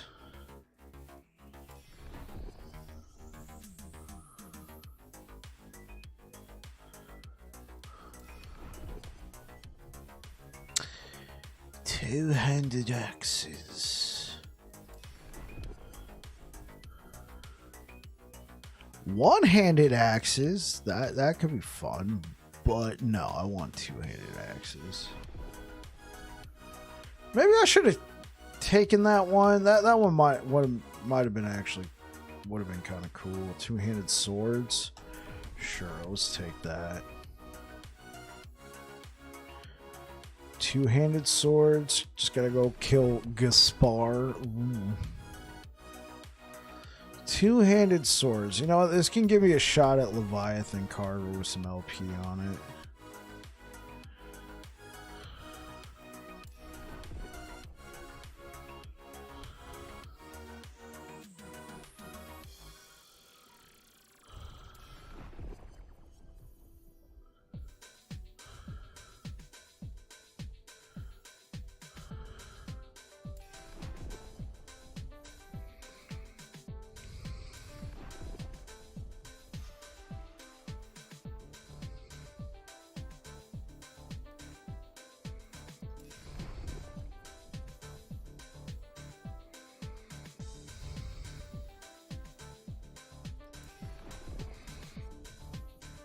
We're gonna go kill Herod, so give me a Herod. Come on.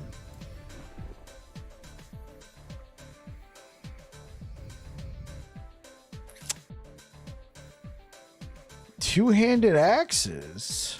Oh. Death of Exiled Mage. Yes, sir. Yo, cool build. Hey, what up, Cloud?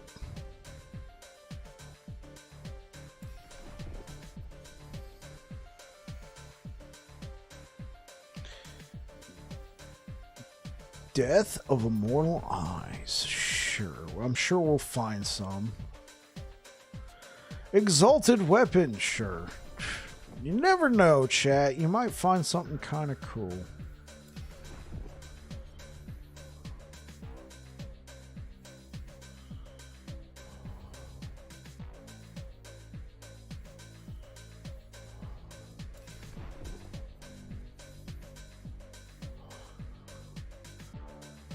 Exalted two-handed sword.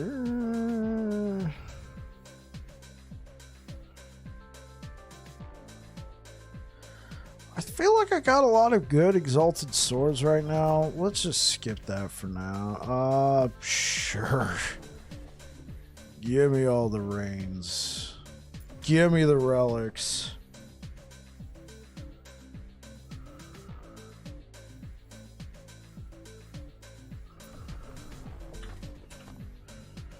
Alright, let's go kill Centaur Moose Man. Be right back, chat. Gonna grab a beverage.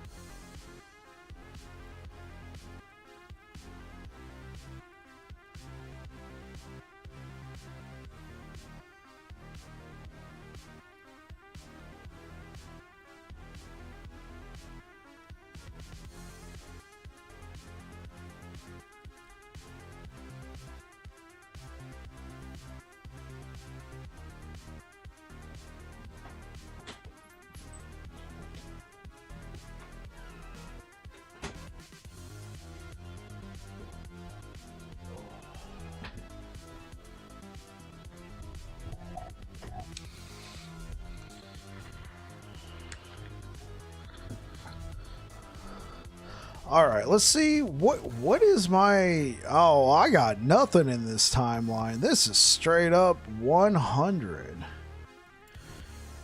All right, well, let's see if we can't push the corruption. I mean, I've already pushed the 200 corruption in 2 different timelines. So finding one Orbis should be enough. Sure.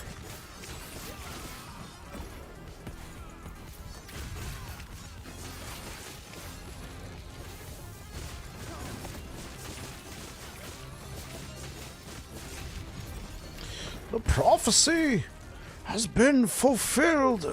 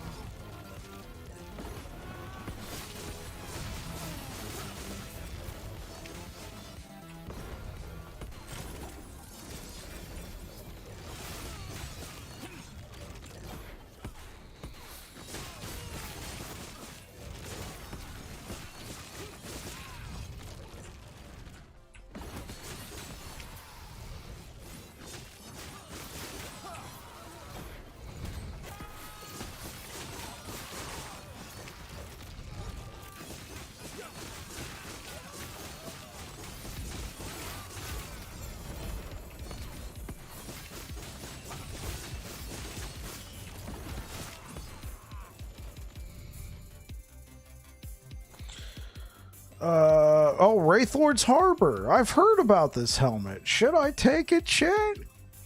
Sure. Critical strike multiplier. Oh, that could be fun.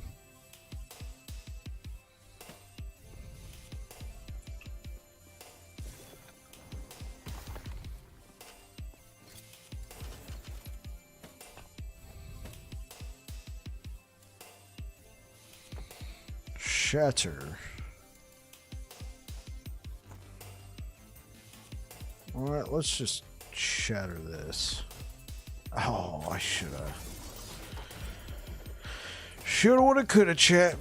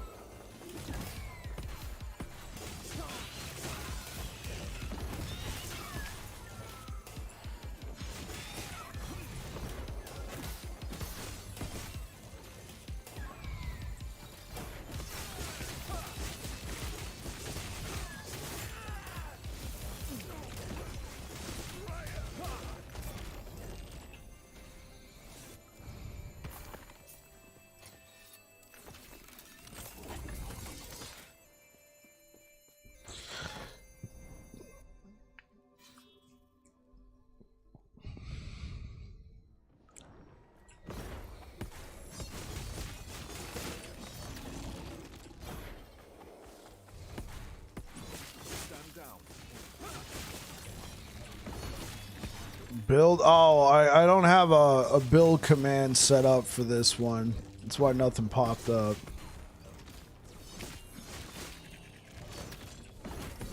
Like, what is this? I haven't created a build for it yet.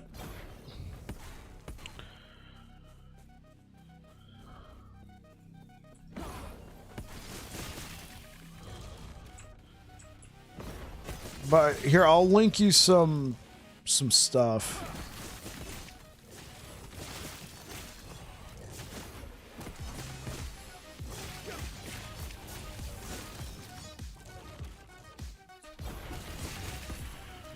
No, we're using Rive healing hands.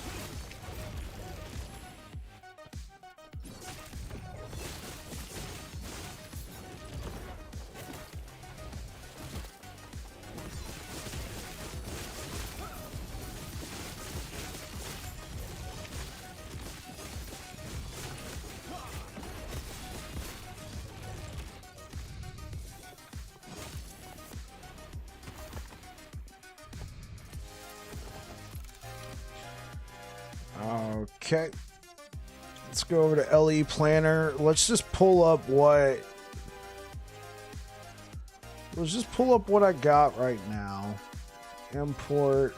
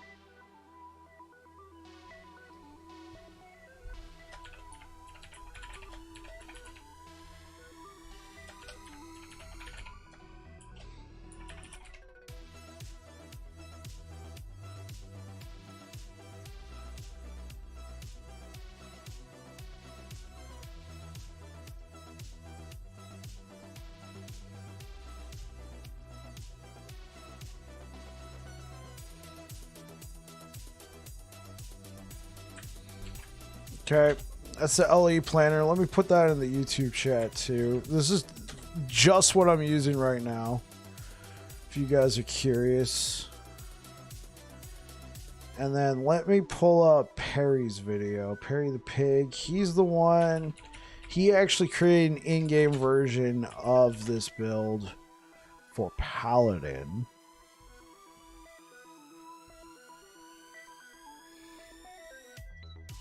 So,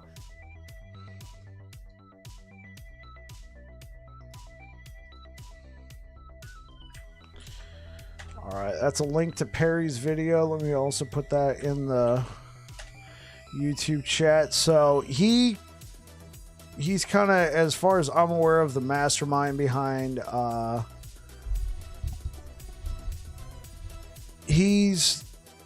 as far as I'm aware of, he is the mastermind behind the Rive healing hands mechanic. I decided to do a Void Knight version. I'm still figuring it out.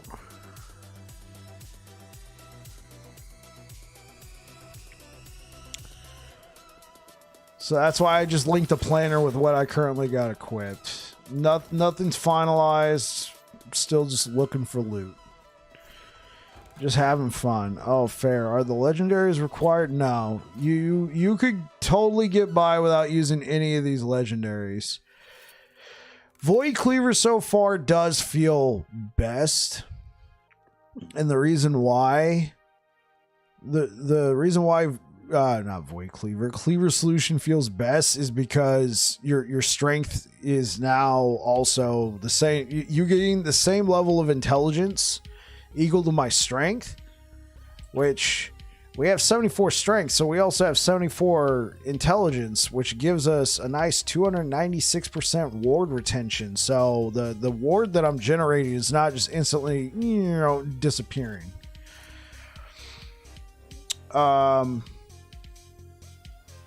In Perry's video, he did recommend taking 4 of these like bigger idols and then filling in the gaps with these like smaller healing effectiveness idols. I've moved away from that in favor of like some damage. So increases the critical strike multiplier with Rive. The reason why is we get a lot of good interactions on Void Knight with the Rive damage itself. He actually scaled the damage of Healing Hands more, and Rive was just kind of like the delivery method, if that makes sense. He just used the insane attack speed you'd get with Rive to just apply as many hits as possible with Healing Hands. And then he focused on the damage with Healing Hands, whereas I focus more on the damage with Rive, and then Healing Hands is a nice add-on effect that gives us some ward. I feel like Paladin already has an edge because they scale fire and physical damage pretty well, whereas Void Knight only scales melee void damage, but they get a 75% increase to that, whereas Paladin, they get a scaling increase depending on how much health, but at 100% health, you get 100% extra fire, lightning, and physical damage. But as your health goes down, these damage numbers go down. And Squeak Official with the raid. Oh, Mr. Squeak, thank you very, very much. Hope you had an excellent stream, my man.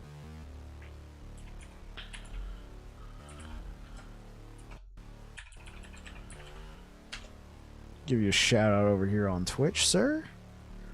Thanks for coming on by. How did your stream go? Assuming you can hear me. I know how raids go on Twitch. Sometimes you just you got stuff to do.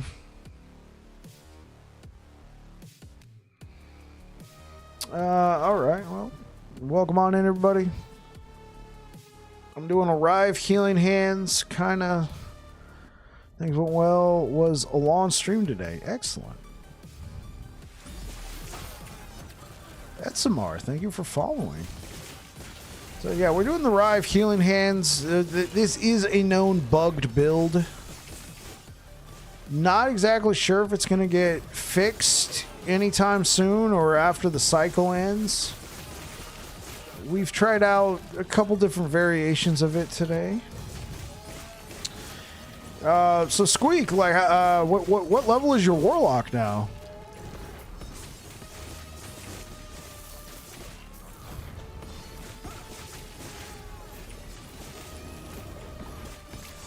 $95. Hell yeah.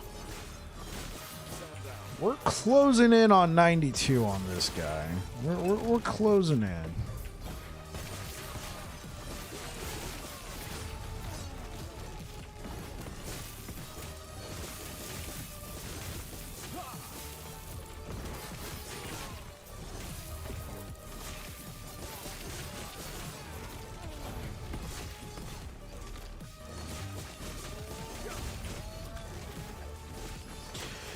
Yeah, Squeak, I don't know if you've ever leveled a character to 100 before, but after around 95, prepare for it to kind of slow down. Now, I'm not trying to burst your bubble here, sir. I'm not trying to burst your bubble. I'm just trying to set expectations, specifically you, not in general. Oh, how quick I level up. Yeah, it's been slow going, but I'm not mad. Oh, okay, I gotcha. Well, one thing I could do to help myself is actually push a single timeline and get the XP up, but right now I'm just going to these different timelines, and in this one I'm still just 100 corruption. I have already pushed one timeline to 200 corruption, so if I stay there and push it up to like 250 corruption and just get all that XP and soak it up, oh, it'll be good.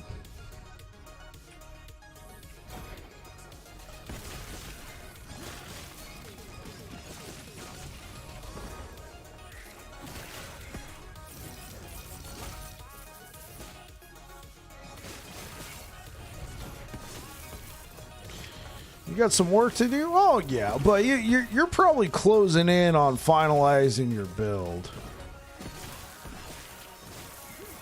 You know what's funny, though? They actually, so when I started playing the game, it was actually much easier to get to 100 in terms of time commitment.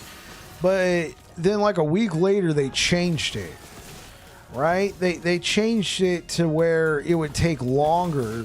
And the reason why is they didn't want you hitting max level before you had your gear. But now they got Circle of... Before you had the gear for your build finalized. But now that they got Circle of Fortune and Merchant's Guild in the game, is that philosophy still holding true? I don't think so. So why still the same time commitment? That's what I want to know, chat. Oh, I like that.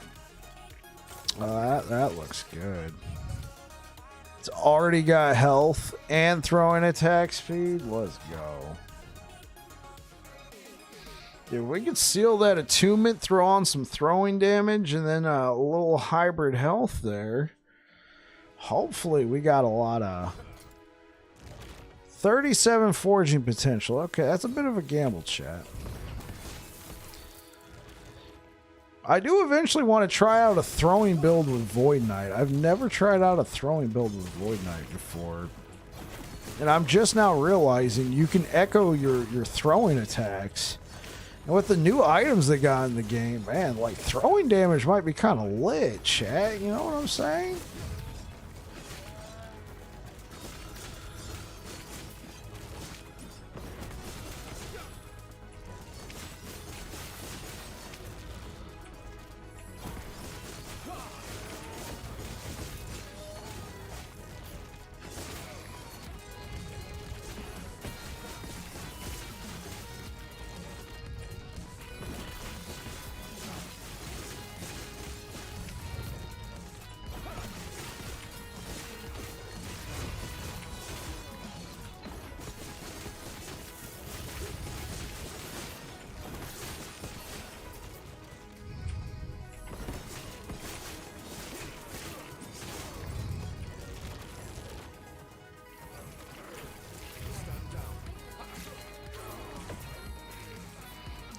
Alright, chat. From now on, we're just doing this.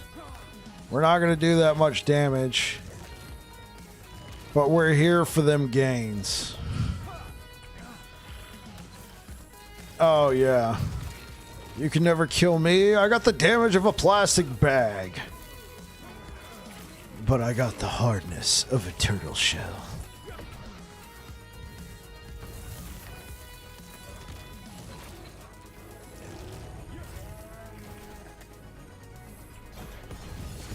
And that's enough of that.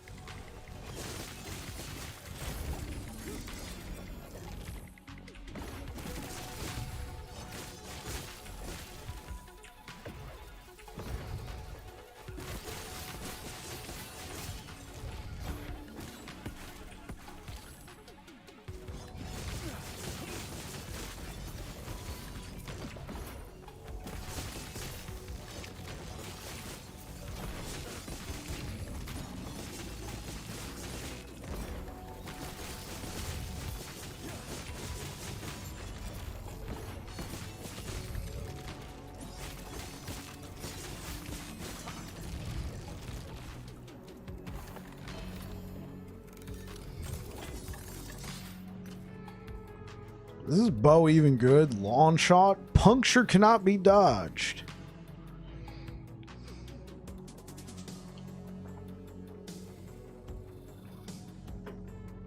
Sure, it might be good. Why not? Let's just take it. Let's just take it, chat.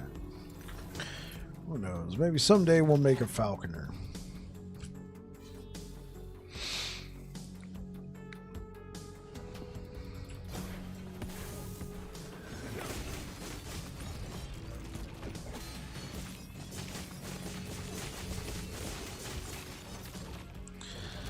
Well, he didn't survive Order 66, so it's a sad day, but it had to happen. Goodbye, Jedi.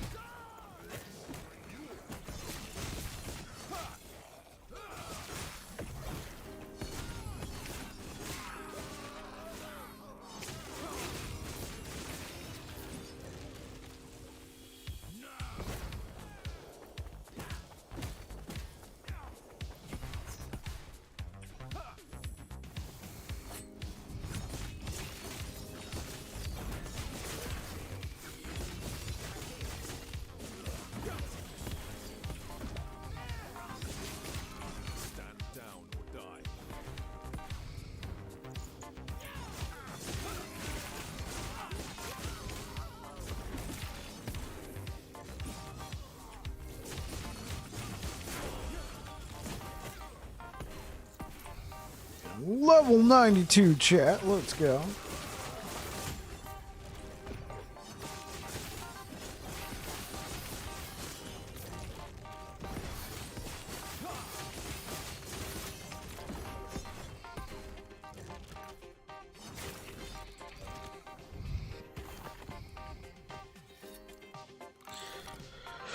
Okay, well...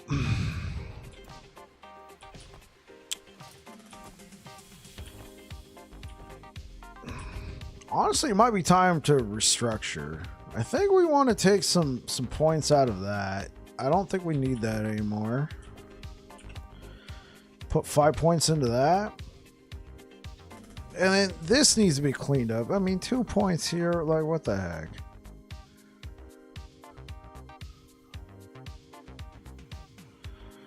Increased melee damage. Like, this one's actually kind of interesting because it gives you a flat melee void damage.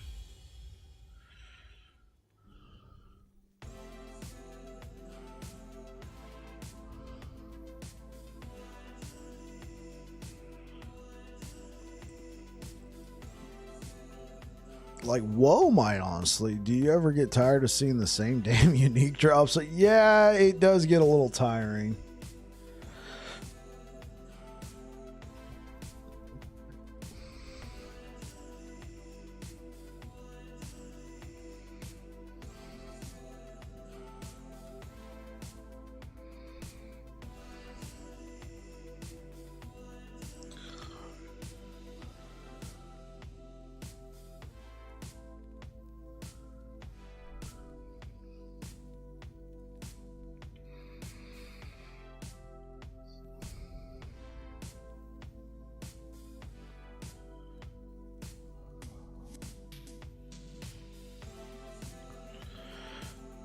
Okay.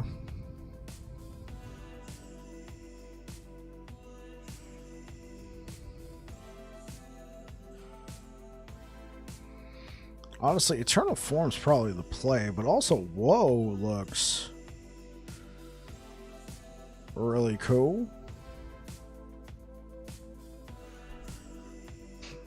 Increased melee damage, increased void damage on kill. Right, got it.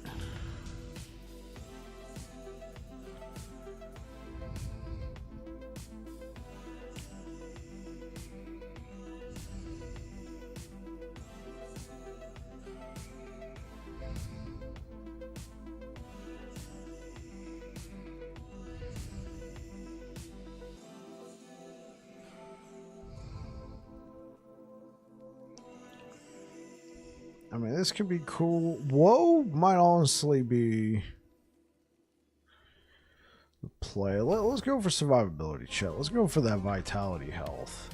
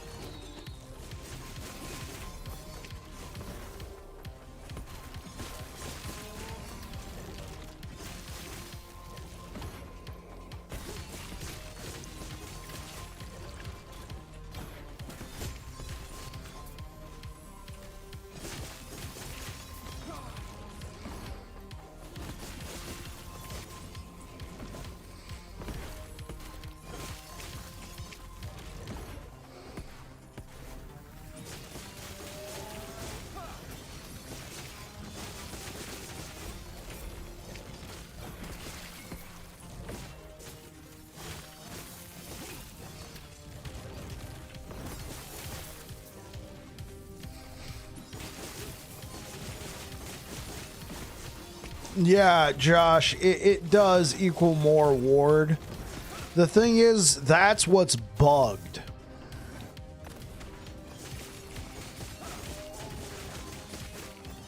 It's not supposed to be scaling with that much healing effectiveness.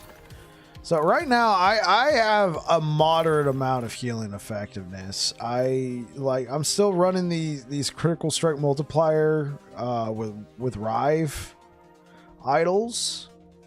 And then I got a bunch of these tiny little healing effectiveness idols in there, just spruce throughout. Originally, I was running like 4 of these. I had healing effectiveness here. You can slap healing effectiveness here. Healing effectiveness on your shield. How does this build compare to VK Auto Bomber? I've never played VK Auto Bomber before, but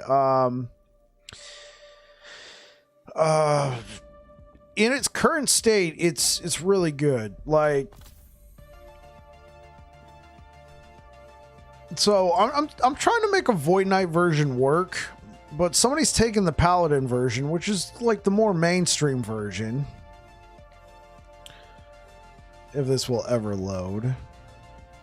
And somebody's knocked me off the #1 spot. I set this record here with on the solo leaderboard with a Smite hammered in build.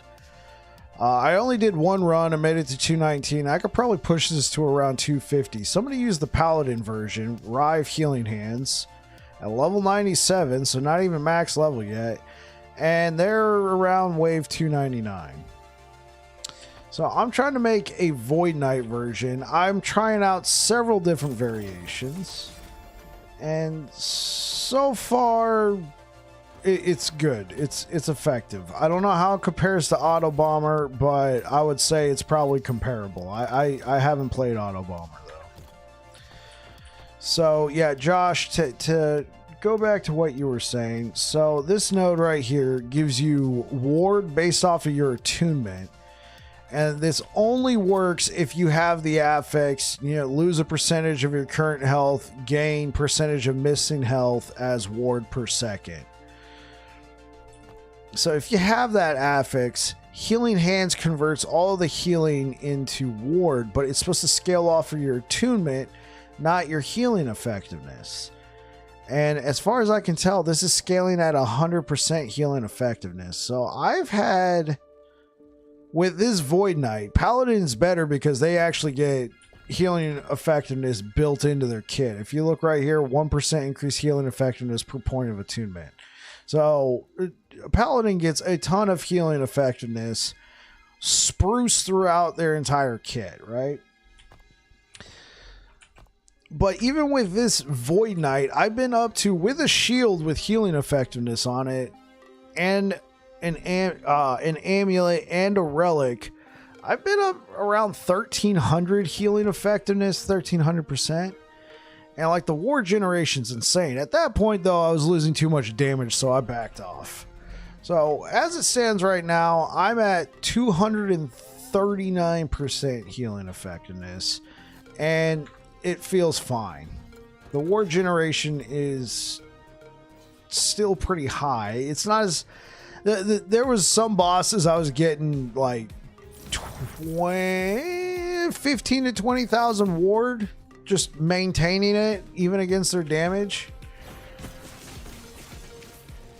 And this is while I was still able to attack them. So I've kind of backed off it a little bit. I want to start to set expectations, because if they do decide to fix this build, how viable will it be after the nerfs? I still think it'll be viable, even if it's not scaling with healing effectiveness at all. I still think you can generate, a few thousand ward, and if you have enough armor and survivability, that's a decent amount of ward still.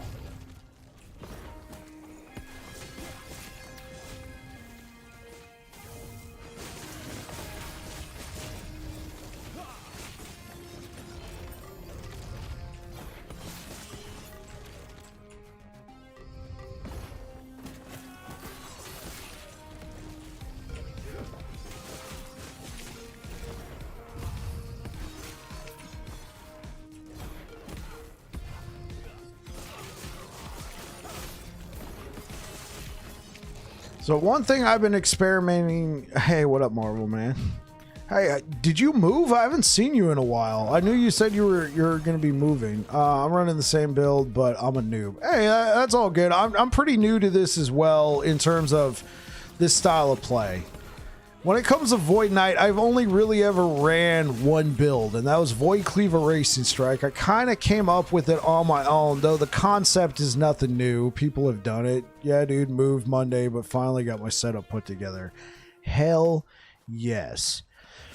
And so, you know, once I kind of figured out what I wanted for Void Cleaver Racing Strike, I just set on it, and I got a build going, level 100, pushed the junk out of corruption.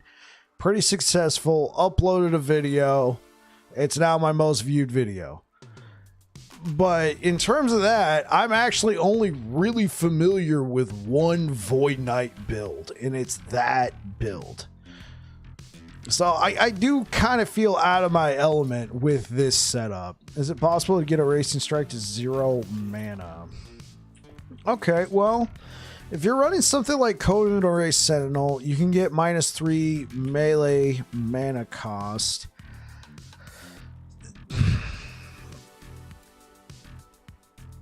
I mean, I'll take a quick look at the tree for you. It's pretty difficult. I know of 2 uniques that lower mana cost, the two-handed staff and the relic, right? Right, yeah, the staff. What is it, Shadow Beacon? Here's the thing, though. I don't know if I'd recommend Shadow Beacon. Well, no, hold up. There's probably some Racing Strike builds out there that can utilize it just fine. So, you can possibly get it in on, like, something that gives you, like, mana efficacy. So, there's these, the idols right here. There's some Sentinel idols out there that have like void skill mana efficacy. You can keep an eye out for those. Those might help you. Overall though, like when I've run a Racing Strike, I've always paired it with Void Cleave, and when you're doing that, you have to have a two-handed sword or a two-handed axe. Now that's just the way I've run a Racing Strike. I don't want to ever, you know, say that's the only way you can play a Racing Strike. I went with Third Strike auto crit. Yeah, that's a good setup. That's a good setup for sure. I'll show you what my original setup was. Like I said, I'm trying out different things. Abyssal Golden Chalice, sure. No. So, Peak of the Mountain. So, originally I was running Peak of the Mountain with the +3 to Healing Hands. Like I said, I'm trying out different setups. I want to kind of gauge. Feels good to be sitting down and playing. That's what I'm talking about, Marvel Man. I'm trying to gauge like what I would want to have this build finally look at. Like, Peak of the Mountain's really good. It gives you a massive amount of critical strike. The main drawback is you cannot leech health from critical strikes, but when you're using something like Healing Hands, especially if you're generating ward with Healing Hands, you're not as worried about leeching health. You're trying to generate ward. So honestly, Peak of the Mountain's probably best in slot. Just gives you a huge amount of critical strike chance. If you don't know where to get this, you can get this from the Lightless Arbor dungeon. You got to kill the boss. It's kind of a common drop. I have gotten 3 LP versions of this back in beta. I know 4 LP versions. So many builds look at using Peak though. Yeah, for sure, Marvel Man. Still, this is a great way to help you get critical strike. And if you're doing what I'm doing and you're running 2 weapons, I was able to get a tier 6 melee critical strike chance on here. That's base critical strike chance. And then I was able to get a tier 5 melee critical strike chance on this one, plus some attack speed. With this, and if I have critical strike on my rings right here, I'm at 100% critical strike chance. And especially if you can get, since Healing Hands goes in the helmet slot, if you can slam a +3, +4 Healing Hands into one of these, that'll work out pretty well. I'm running Leonines right now for some extra armor plus reduced damage from critical strikes. What I'm trying to do is I'm trying to run strength, right? You know, I got a T7, 23 strength right here. This one's a T6. This one, I don't have strength here. I don't have strength here. I could fit strength here and here. I do have a T7 strength on the Rain. I'm not running strength on the Relic. I don't think you can run strength on your Amulet. But as it stands right now, I'm at 74 strength. And since I'm running Cleaver, that also means I have 74 intelligence. What this does is this helps me hold on to some of the ward I'm generating. So I've given up ward generation in favor of trying to hold on to more of it.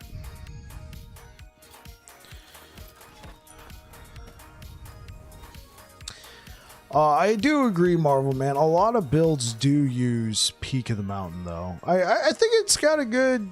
I can't even say the crafting is the best part of the game. Yeah, for sure, Josh. You can really just, you know, turn the knob up on a lot of these builds to 11. And one thing I like to do with the build, it's kind of weird.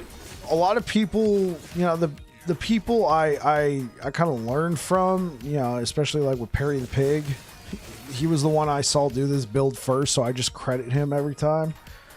I actually like to run Healing Hands on my hotbar. A lot of the times people don't like to run Healing Hands on the hotbar, and the reason why is when you don't have any ward, and especially when you have sub 2,000 health like I do, and you got the affix on, you'll be at like half health. So I'll be at like, you know, sub 1,000 health walking around with just a little amount of ward. So I like to run it here just to press it every once in a while, generate some ward, and then enter combat. I'd say the most common thing though is to spec into Healing Hands, but don't put it on your hotbar. And then put like an unspec'd movement skill. The most common one is Lunge. I'm currently running Shield Charge spec'd. I have to run it spec'd because I'm not using a shield. So you gotta spec into it and take the node where it doesn't require shield anymore. But I'm doing that so I can just move around these monos a little bit faster. Because right now, this is... I'm not really trying to do try-hard sweat, you know, build up as much ward as possible. I'm just killing stuff. I'm also running Anomaly. It gives me a lot of critical strike chance as well as attack speed.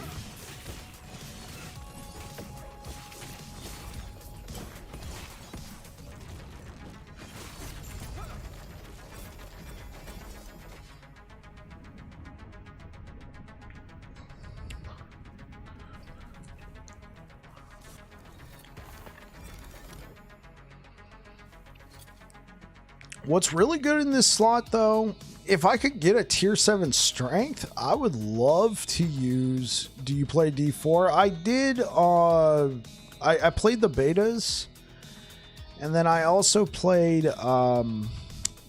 what's that one called? I played the betas, and then I played the preseason, you know, when the game launched. And then I played Season 1 up to about level 75. And then Baldur's Gate 3 came out, so then I went and played Baldur's Gate 3. I streamed that. That was a lot of fun. And then I was going to go back to Diablo 4, but then I was like, dude, I've been hearing about this little game called Last Epoch. Yeah, it might be cool. Let's check it out on stream and just see how, like see what the game's about. Then we're going to go back to Diablo. I shit you not, Josh. I have not logged back into Diablo since. That was in September. I did not play Season 2. I have not played Season 3. I have just played Last Epoch. I have played some other games since then. I've played some Helldivers 2. I've played some Dead by Daylight. I streamed Grim Dawn for a good chunk, like a good week or two. But for the most part, I've been Last Epoch up the ass.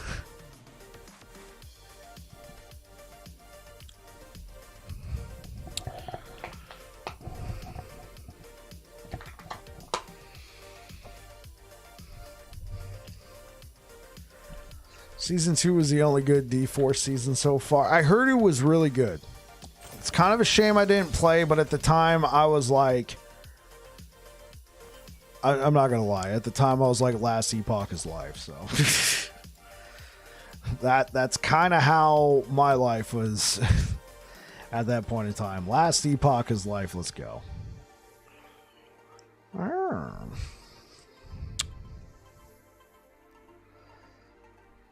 Okay, so give up some strength, but get some health.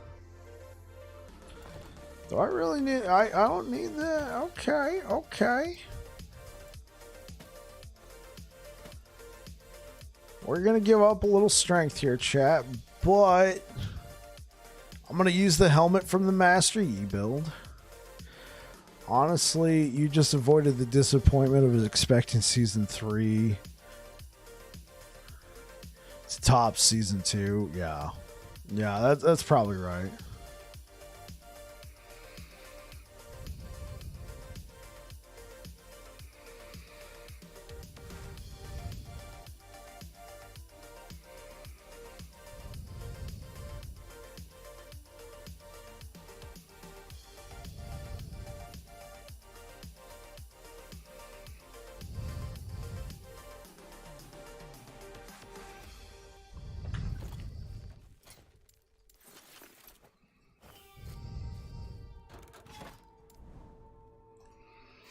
I came from D4 when 1.0 released, but I want D4 to be better. I want D4 to be better too, man. I am a fan of Diablo, for sure. I am a fan of Diablo. I do not... You know, I've kind of badmouthed Diablo 4 a little bit, but let's be honest. After playing Season 1 and then coming to Last Epoch, who didn't badmouth Diablo? Now, obviously, Season 2 of Diablo got a lot of praise. I'm hoping Season 4 is good. Right? Because they said, Blizzard said they have 2 different teams. And one team makes the season, and then they, like, leapfrog, right? So they had a team making Season 1 during the preseason. It was nearly finished, and then they had another team working on Season 2. Season 1 comes out. Team that worked on Season 1, they probably left a few there for, you know, quality control and stuff like that. I'm sorry, my nose itches really bad. They probably, you know, left a few people there for quality control, and then they all went to work on Season 3. And then the people working on Season 2 comes out, they leave a few there for quality control, but then they go start working on Season 4. Season 3 comes out, it's a huge disappointment. Well, if the team that made Season 2 is also the same one making Season 4... Season 4 might be a bit of a banger, chat. D4 can have a turnaround like D3 did post Reaper of Souls, and it'll be good. Now, I will parrot some information I have received. I wasn't playing Diablo 2 back when it came out, right? I was a teenager. When Diablo 2 came out, I think I turned... When did Diablo 2 come out, chat? Was that 2000 or 2001? Either way, I was 12 or 13. So yeah, I would have been in the demographic, but I wasn't playing Diablo 2. I didn't even know what it was. From what I've heard, Diablo 2, before the expansion... What is that? Lords of Destruction or Lord of Destruction. I heard Diablo 2 actually kind of sucked. Then Lord of Destruction came out, and it was good. Diablo 3 comes out. It kind of sucks. Then Reaper of Souls comes out, and then it's good. So, with Diablo 4, whatever, like, what's the name of the next expansion? It has a name, right? Isn't it like Elements or Spiritual Fire, or Spiritual Warfare, or whatever? If that expansion comes out and the game's doing well, doing really well again, we know it's just the Diablo way, chat. It's just the Diablo way. Wait for the first expansion. Though I will admit, times are different now. D4 nails the look and feel, but the itemization and content is trash. It's more casual, and I don't think there's anything wrong with that. I like the fact that it's on console. I really like the fact that it's on console. You know, it gives you more people to play with. Also, like, for me, playing on console, I don't do it a whole lot. Because, you know, I'm mostly streaming here on PC, but if I'm playing on console, that means I'm chilling in the bedroom with my wife, kicking back in the chair, playing a game, and then she's usually there either watching me play, roasting my gameplay, or she's just chilling. Either way, those are both happy times for me. The price of the expansion... The expansion is probably going to be $40 to $60. But it also might just, depending on your outlook, either be free or $15 if you have Xbox Game Pass. Have a good night. All right, you have a good night, Josh. Thanks for stopping by, man.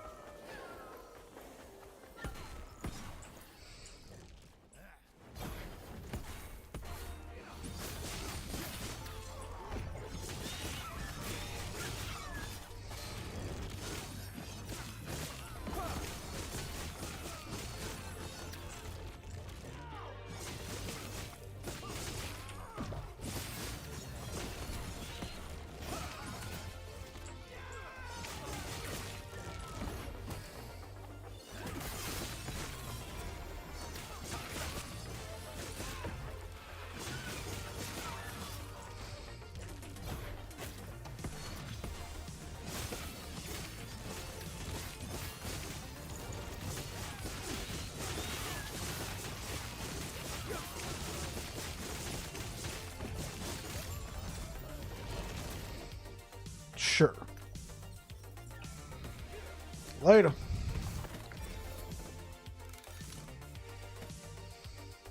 Sure.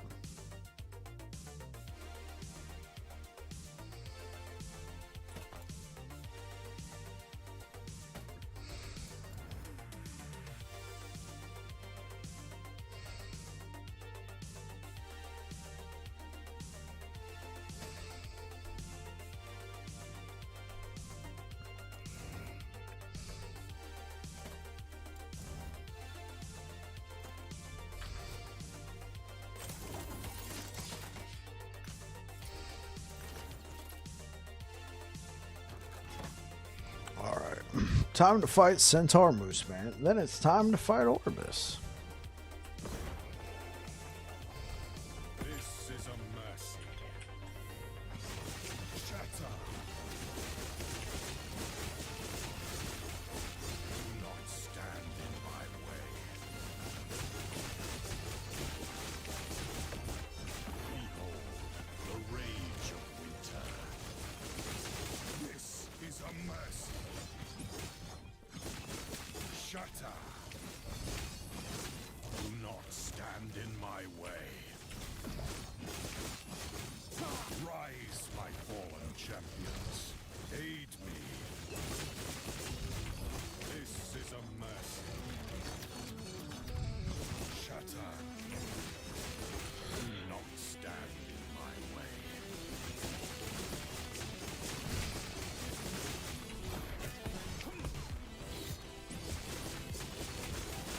This is a mercy. Shatter. Come, sons of Arthur. Aid me.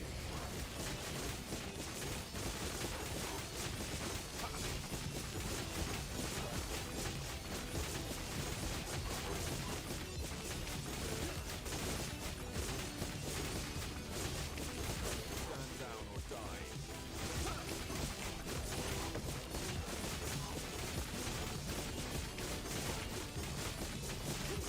I did what I must to protect my people. Okay, what can we pick up here? Physical resistance shred nearly max. Oh. Well, place. Yeah, we want that one. Leviathan Carver. Cool. Dreamthorn. Cool. Dreamthorn. Cool. Battle Mage's Endeavor. Gloves. 2 LP fighting chance.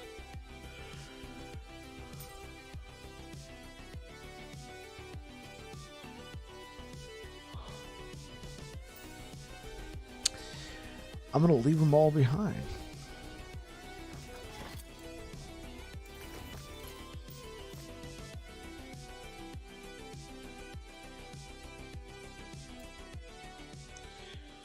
All right. Here we go, chat. This is for all the gusto.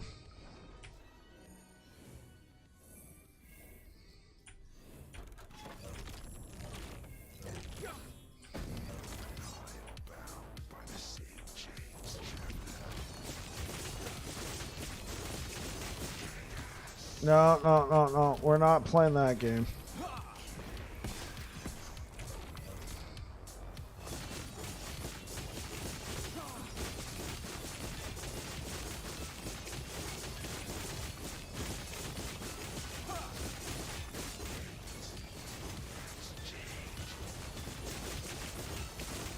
No. We're not playing that game.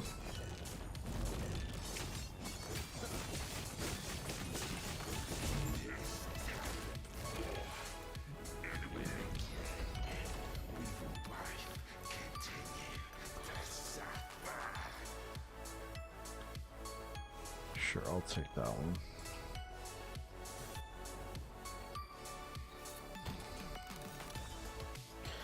Another 1 LP Shattered Chains. Thank you. This is going to be good, chat.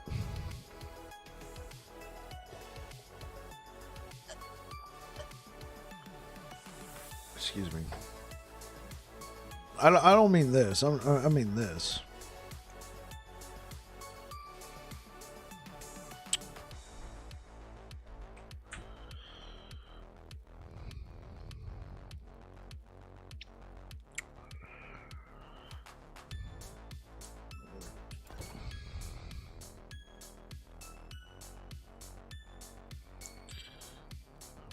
I was starting to lean on that physical resistance a little bit. Damn.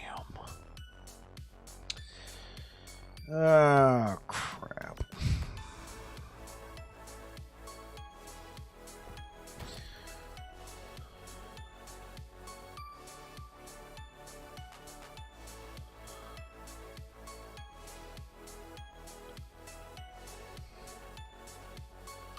Okay.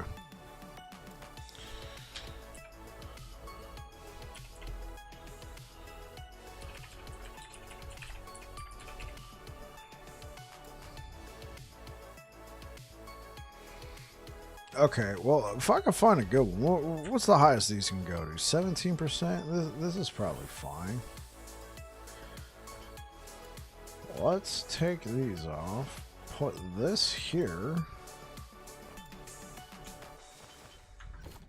And then with that, that puts me at exactly 75. Excellent.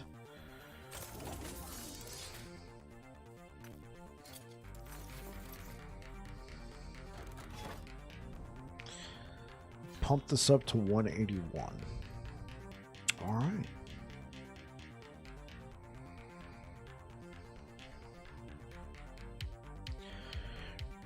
Gonna grab some more juice, chat. Be right back.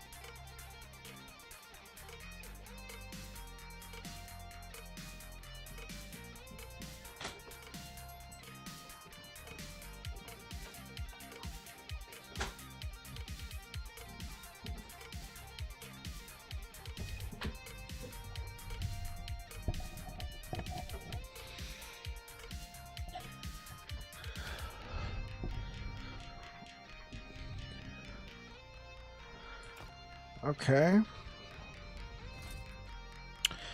Sadly, I'm kind of locked into this poison resistance with the shattered chains. Sadly.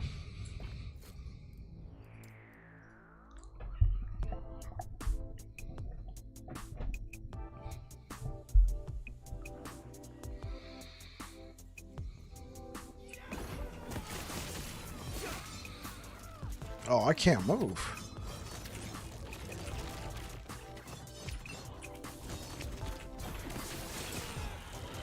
Okay.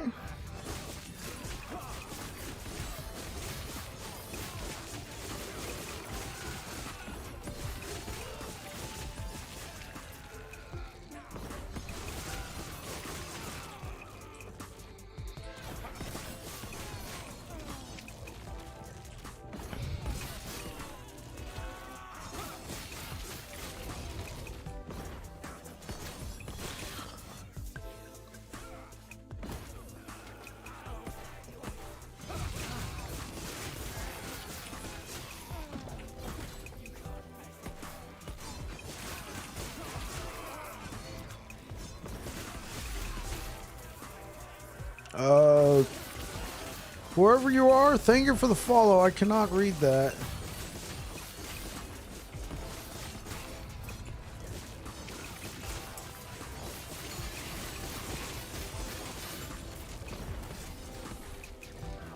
It's in a language I do not know.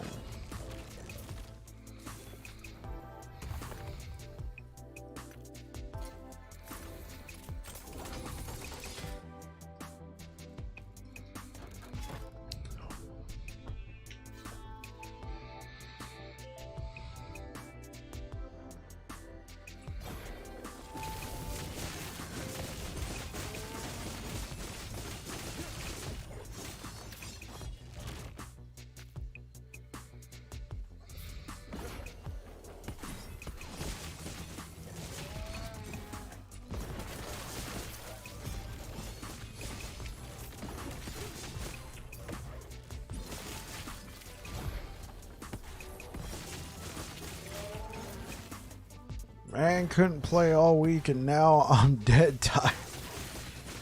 Oh man, I couldn't play all week. Oh, you're talking about yourself.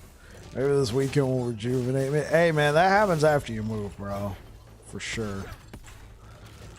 I remember when we moved into this house. I don't think I played anything for a couple days.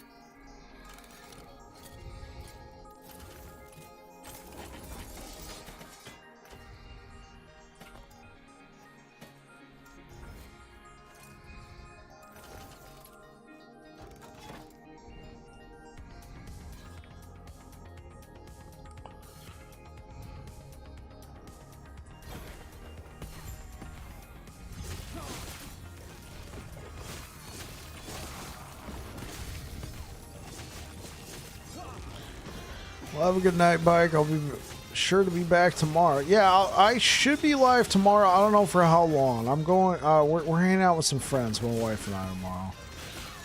Should be back in time to do something of a stream. And I got some other stuff I got to do tomorrow night. So hopefully we can get a couple hours in. Yeah, that's right. That's right, man. Show 'em who's boss. Catch you later, Marvel Man. Stand down or die.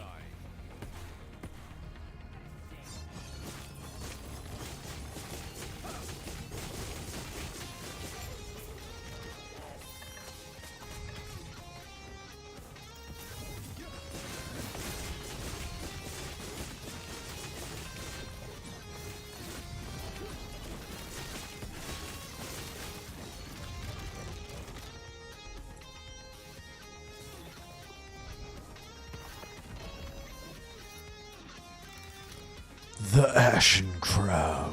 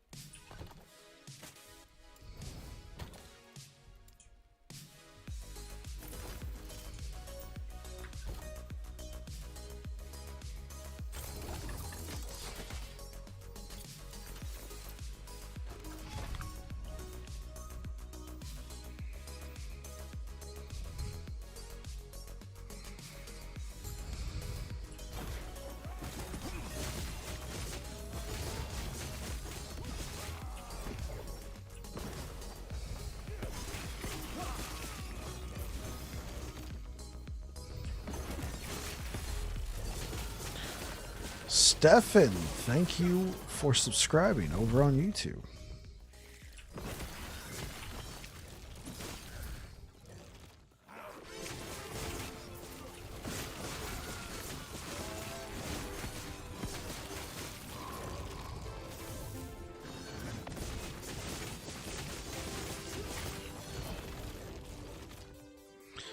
Another Marrowphage.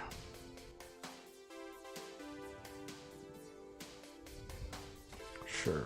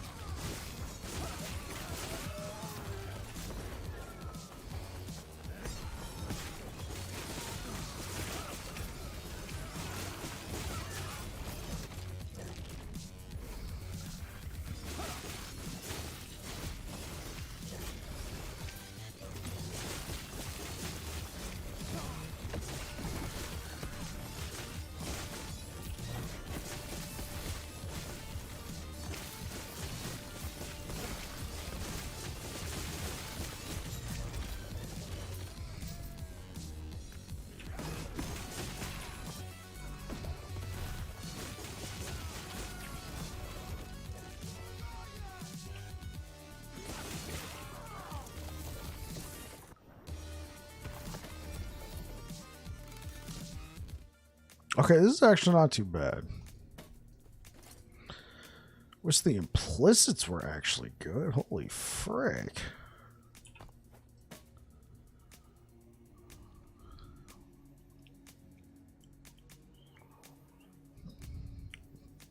Leave the void damage. That's probably the play, is to leave the void damage.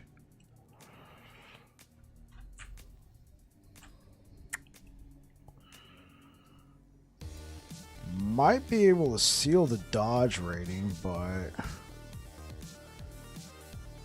I mean, is this even worth playing around with?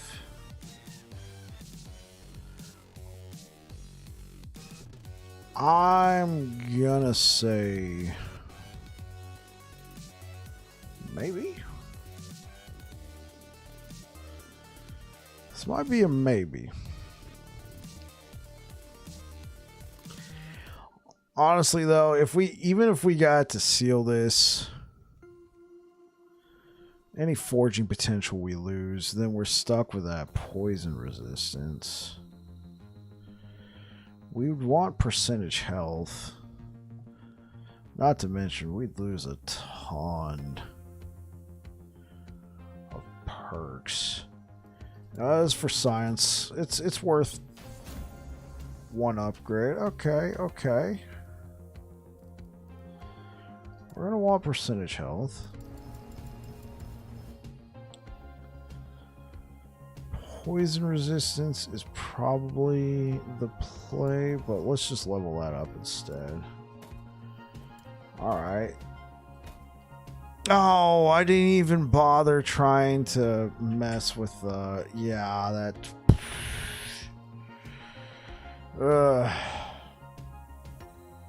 Shame. I didn't try re-rolling the implicits. 17% is pathetic.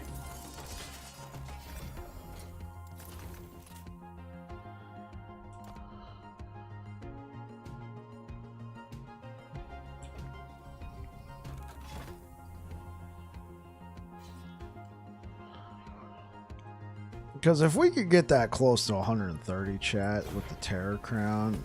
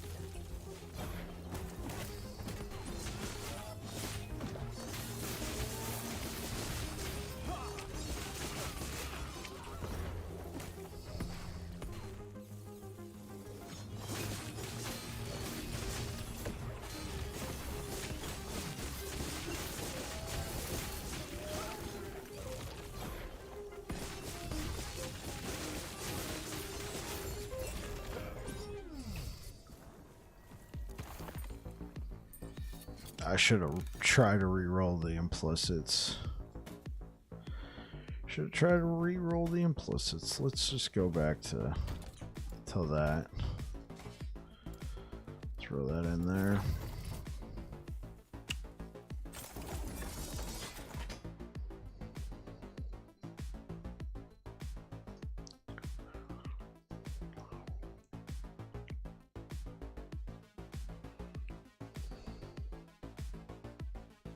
Corneraz was the person who followed.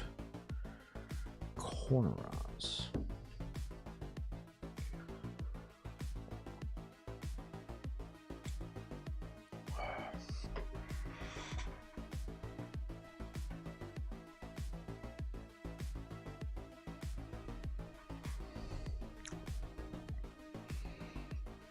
Okay.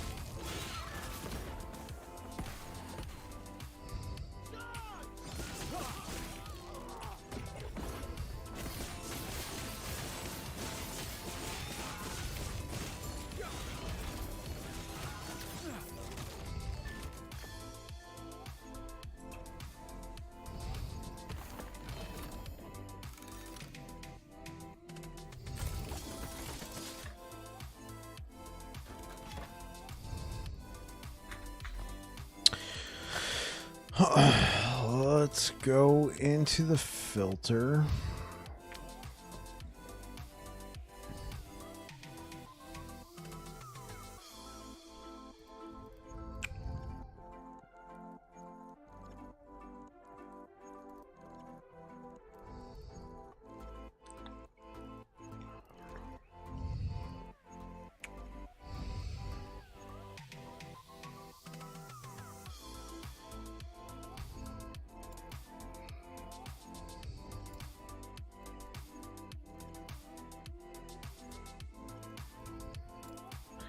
Increase melee damage for 4 seconds when a skill echoes. That could be...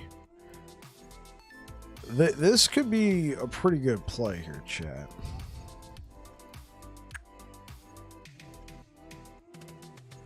We'll take the melee void damage.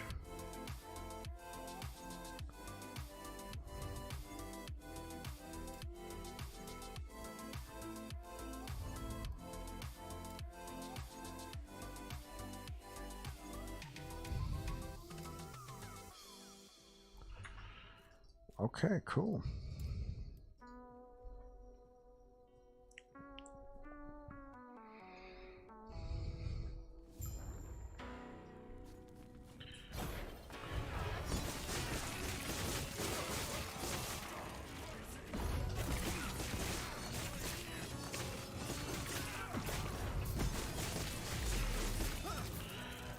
Dan Tane, thank you for subscribing over on YouTube.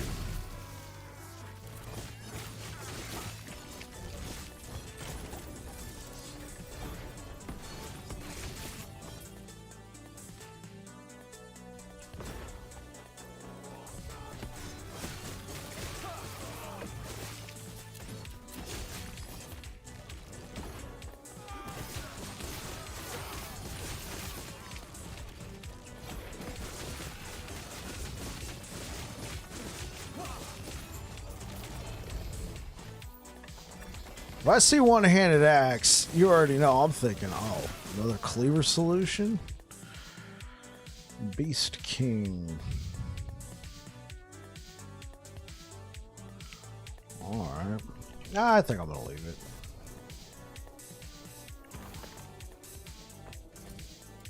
Okay, so with all of this, we have gained 12,000, 10,000 favor. I think I had 1,000 going into it.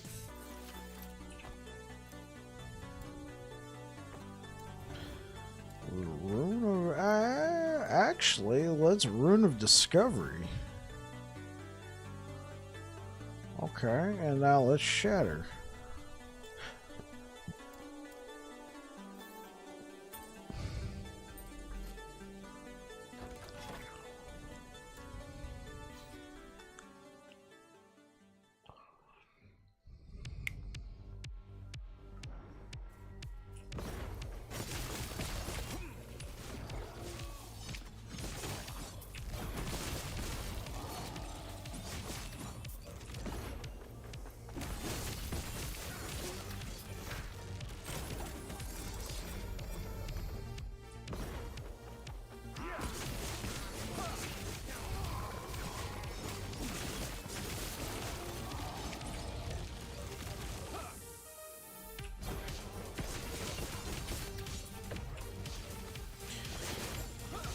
Nothing to do in game except farm 4 LP. I'm getting bored of this game already. I'm sorry to hear that.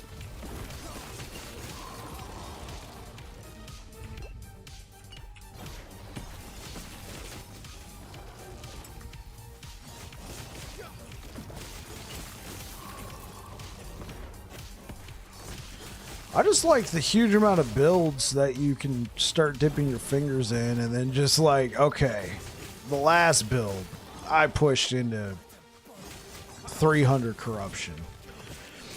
Sort of min-maxed it. Let's try another character. Let's try another build. Let's see how far we can push this one. How fast can we kill T4 Jura? How far can I push on the leaderboard in the arena? I do agree, though, David, like, it could definitely use a little bit more, probably more in-game for sure. Because not everybody's into just infinitely pushing difficulty.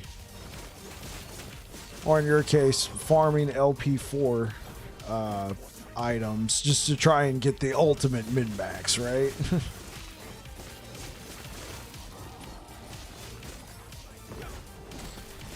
But I do like the fact there's a ton of character options. So I'm not going to tell you, keep playing, push through. There's obviously a ton of games out there. This has been a great year for games, and we're only in March. But if you want to keep playing Last Epoch, try out a completely different class. A class you might not even have any gear on. Just brand new.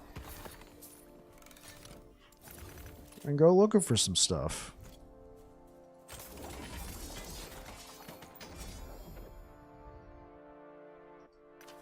Sure.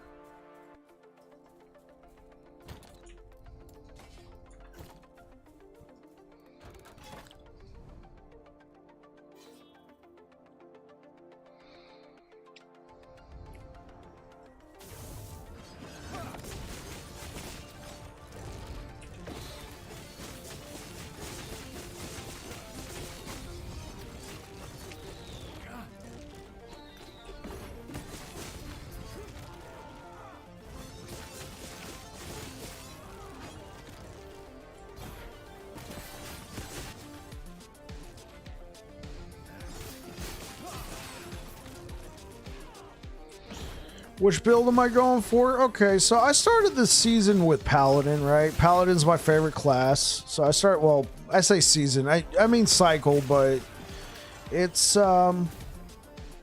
interchangeable in this case, in case I flub the words again. So I started with Paladin.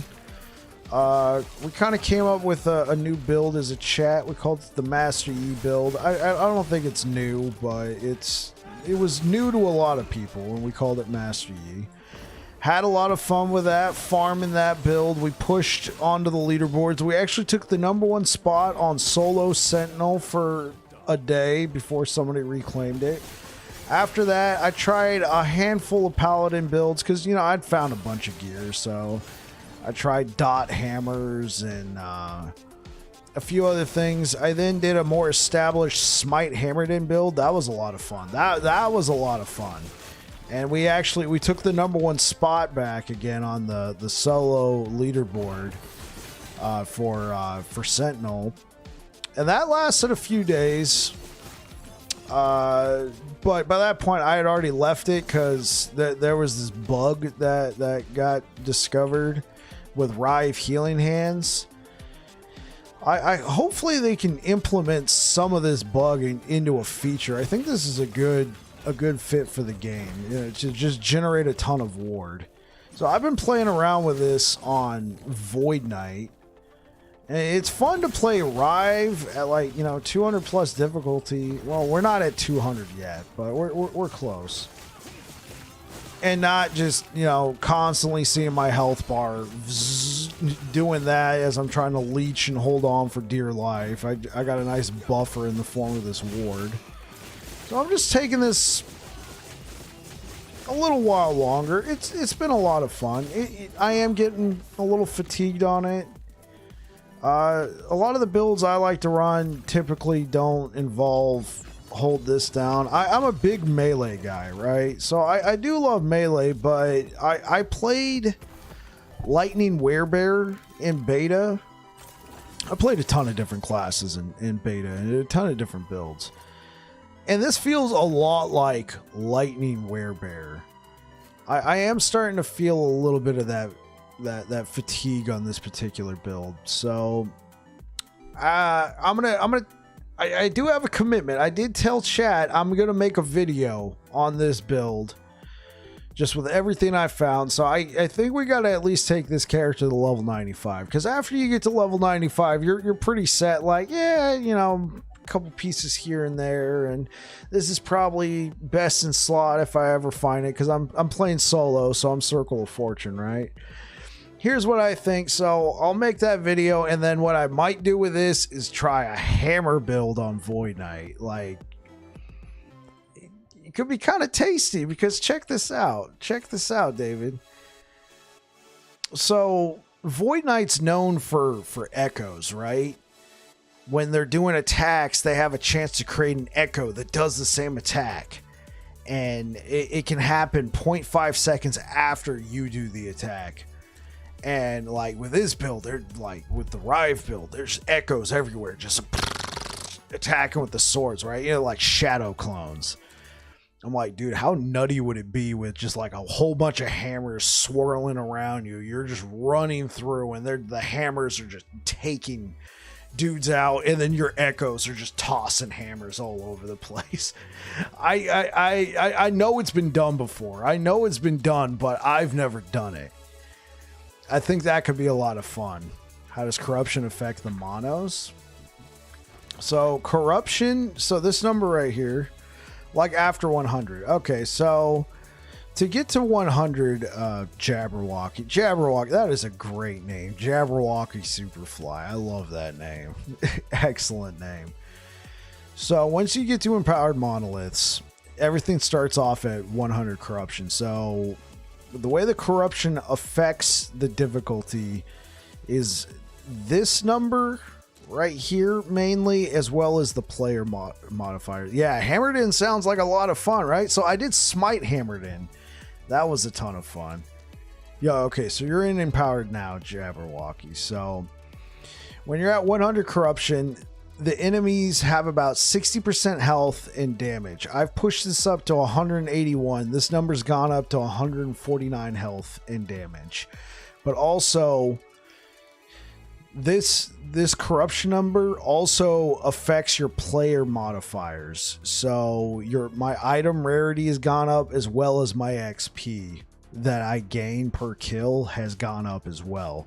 And the XP is what directly affects your favor. So if you're really trying to grind out like your Circle of Fortune or your Merchant's Guild, pushing corruption is, as far as your build can take it, you'll gain more favor, which will allow you to look for more, whatever you're trying to do. It could allow you to buy and sell more in Merchant's Guild. It could also allow you to get more bounties. Oh, they're not bounties. They're prophecies. I call them bounties. Allow you to get more bounties if you're playing Circle of Fortune, which can help you target farm a little bit better. And this corruption is infinite, all right? So it's not for everybody, but a good way to challenge myself is just, what is corruption only gained by killing those dudes? No. So the way you gain corruption is you start here at this point, and you push in a direction, right? It spider webs out. So in my case, I pick a direction and I keep going. For me, that's typically I keep going down. Eventually, when you keep going down, you're going to run into these little platforms with like little triangles or little pyramids on them. That's Orbis. If you defeat Orbis in a timeline, the whole timeline resets. So I'll start back up here again. But then the corruption has gone up. And it's infinite. So you can just keep pushing this corruption as far as you can go. Yeah, that. Yeah, so I'm looking for Orbis right now. One way to push corruption faster is to, complete these echoes and gain stability and fight the boss in each echo. In this case, I'm in the Age of Winter, so I'm going to be fighting Centaur Mooseman. He's also known as Herod. So if I kill Herod, I'm going to get a Gaze of Orbis. What that does is, next time I fight Orbis and I have one Gaze of Orbis, I'm going to get plus 10 corruption. It is plus 10 corruption per Gaze of Orbis, and you can stack these. So one way people like to push corruption is just keep farming a timeline, looking for your whatever you're looking for the gear. And then fight the boss a couple times and gain a couple of these stacks, and then go fight Orbis. And like I said, he doesn't pop up immediately. You got to keep pushing in a direction. You got to get further away from the starting point. And eventually you'll run into those little platforms with the pyramids on there. And Orbis can be tough depending. on which version of Orbis you get, because you see Orbis has a number of moves, but he only uses like 3 or 4. Is it true corruption means better loot drops? Yes, David, it does. This number right here, the item rarity, goes up with the corruption number. It also goes up with these modifiers, but that's temporary to get the most consistent, stable. So corruption is not mono wide, it's per mono. It is per monolith, but there is a catch-up mechanic. So when I came into this corruption about 45 minutes ago, Jabberwocky, I was at 100 corruption. I killed Herod once, right? I killed Herod once. I got 1 gaze of Orbis. Then I went and fought Orbis. When I fought Orbis, the game basically scans which timeline you have the highest corruption in, and then it gives you a bonus to help you catch up to that. So if you want to, you can pick a single timeline and push the corruption to, like, in my case, I pushed 1 timeline to 200 corruption. And so when I fought Orbis in this timeline, it's like, oh, you've already pushed a timeline to 200 corruption. Here's bonus corruption if you kill Orbis in this timeline. And then I also get the stacks from Gaze of Orbis.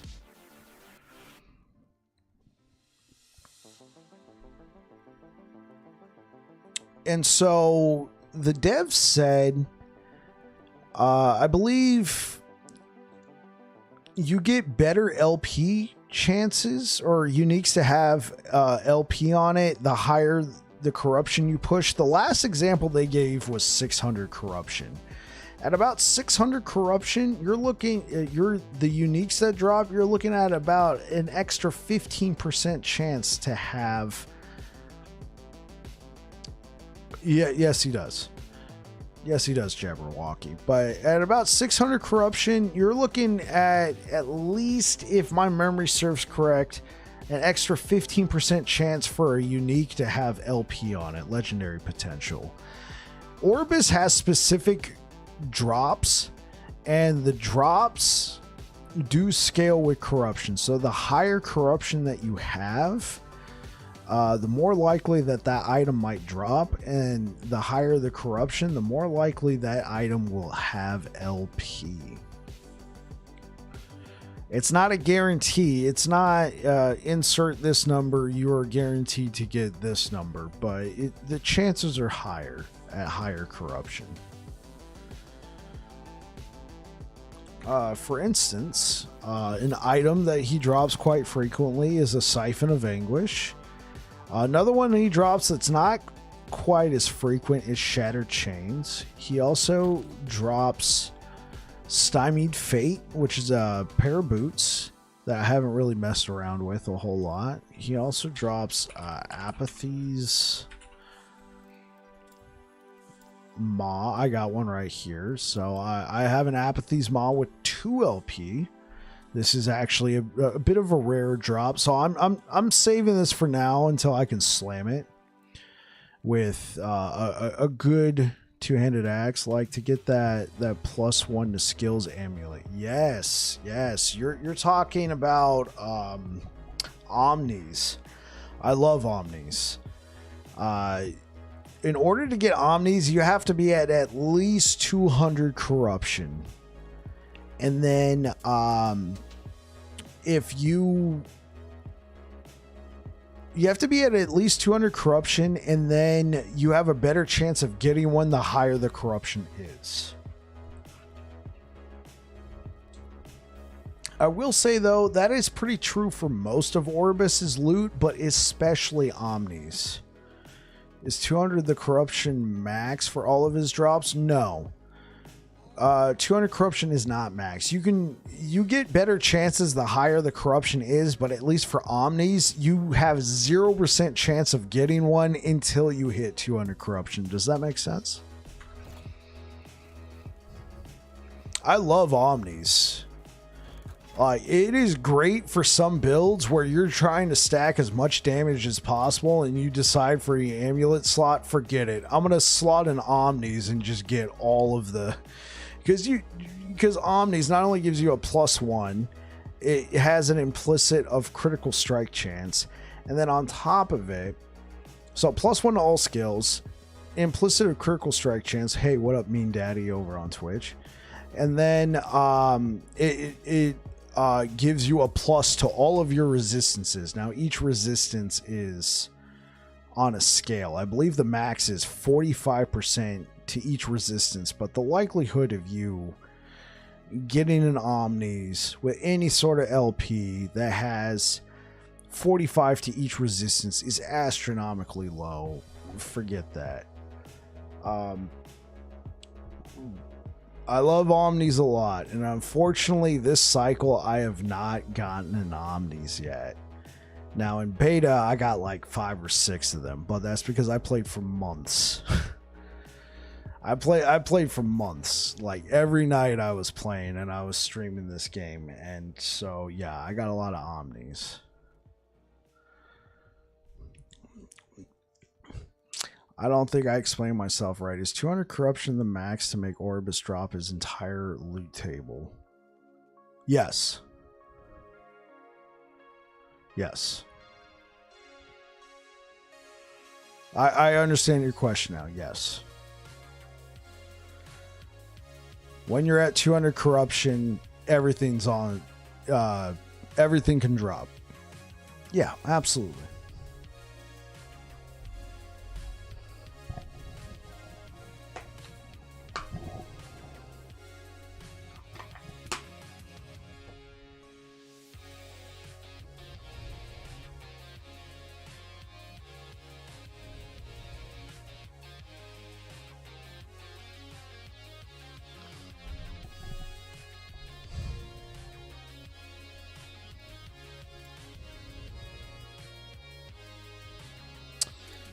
Let's go over to that one.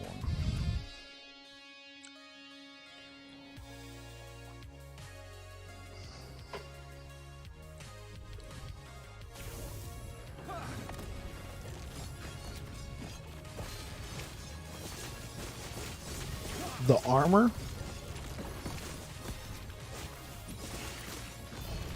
I'm having a hell of a time getting Titans to drop. Yeah, you know what? I am too. Yeah, so Jabberwocky, I've gotten several pieces of no, you're talking about Titanheart. Yeah. I've gotten several pieces of Titanheart, but the max I've ever found was 1 LP, and then on top of it, every time I slammed it trying to get percentage health to go over, I've slammed like 5 or 6 of those trying to get percentage health to go over, and none of them have gotten percentage health. I have been getting so stomped on Titan's Heart this cycle. It is ridiculous. I've found a number of them, but I have not gotten any good results this cycle. Still holding out. Hopefully I can get at least a 2 LP before the cycle ends.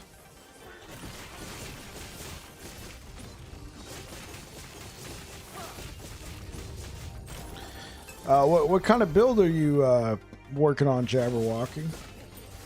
Obviously a 2-hander build. I mean, Titan's Heart's still a good chess piece. I mean, I guess you could run it just normal. What was the doorbell song? Hold up. No, we're not playing with doorbells.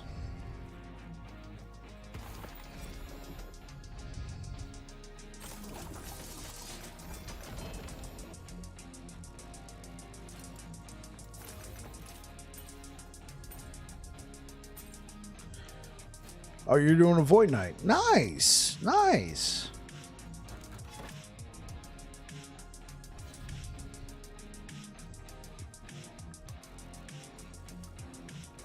And Venom Nova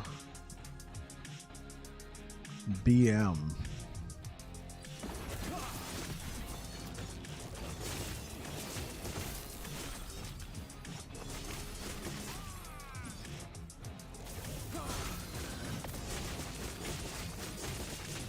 Beastmaster. Oh, I don't know why I couldn't think Beastmaster. I kept thinking Blade Master. I'm like, there's no Blade Master in the game, but yeah, Beastmaster makes sense.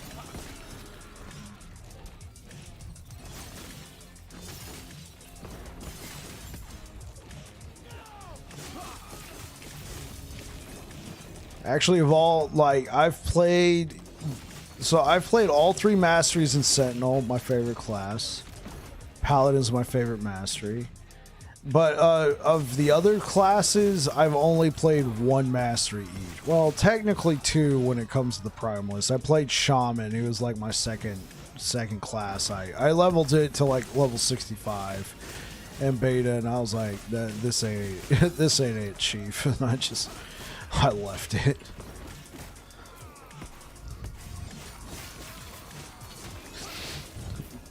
But I say all that to say I haven't played Beastmaster yet.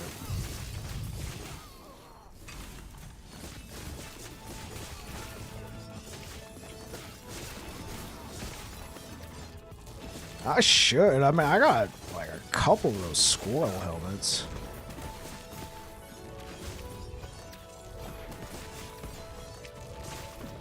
It's just I like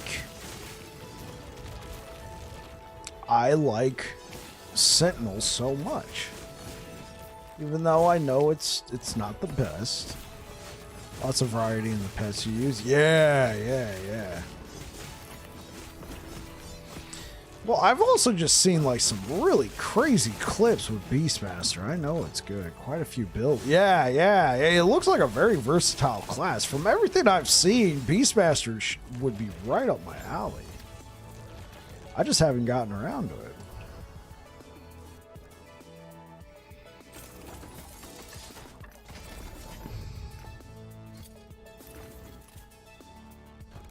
Okay, here we go.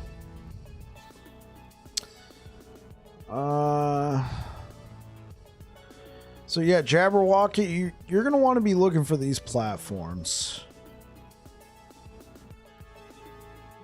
Now, if you decide to not take the first one you find and keep pushing, you can keep pushing down or left, right, up, whatever direction you're going, and you'll actually find more platforms later on that give more corruption.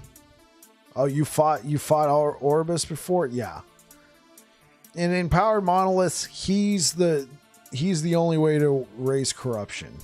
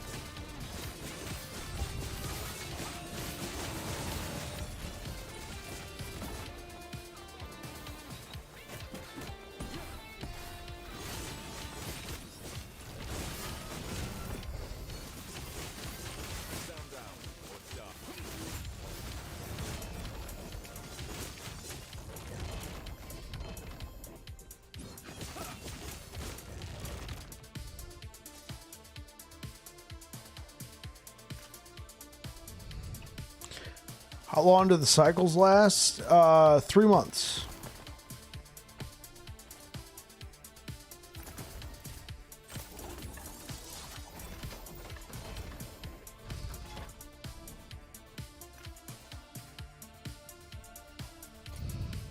Yeah.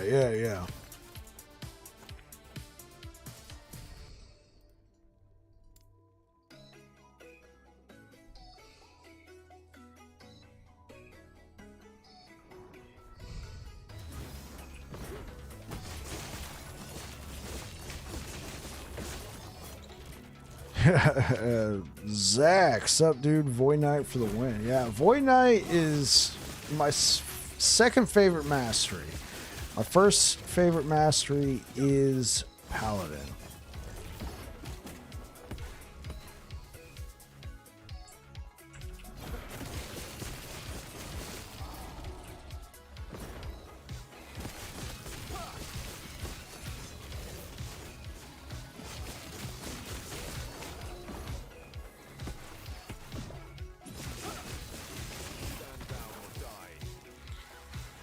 Don't feel the Forge, dude. He's cool. It's just every build I played on Forge Guard, it just ended up being the same build I could play on Paladin.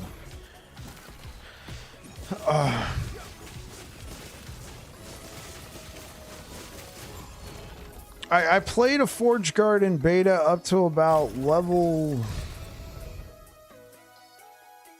93. Have you tried the Erasing Strike build? Which one?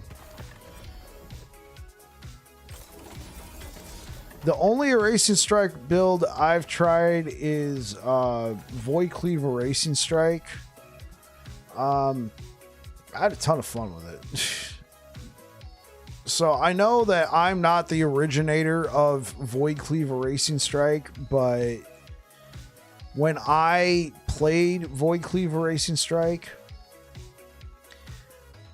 yeah, that one, yeah. So when I played Void Cleave Erasing Strike, I didn't know there was existing builds out there. I discovered it on my own. So of course, like I already knew. I was like looking at the nodes. I'm like, yeah, there's no way I'm the only one who put 2 and 2 together. Use Void Cleave, Erasing Strike becomes an automatic crit. But I put together my own setup, and it was very successful. I was able to push into the arena. I was able to, in the beta, I pushed up to 600 corruption, somewhere around there. And then after the game came out, you know, with the corruption changes, I pushed the corruption up even further to like 630. The build is beast. So I published a video for Void Cleave Erasing Strike the day before the game came out, and it's now my most viewed video. It's like got more than 4,000 views, which was really nutty for a channel that had, you know, before the game came out, I think I had just hit around 200 subscribers, and now I think we're around 350. Like a lot of people saw that Void Cleave Erasing Strike build. Mine was pretty unique. I used Vengeance. You're gonna watch that vid? Yeah. Just if you click on my channel and click on most popular, it'll be right there at the top. So I use Vengeance. I also used Abyssal Echoes. I did not use Anomaly, which a lot of people did. Huh? Dude, what?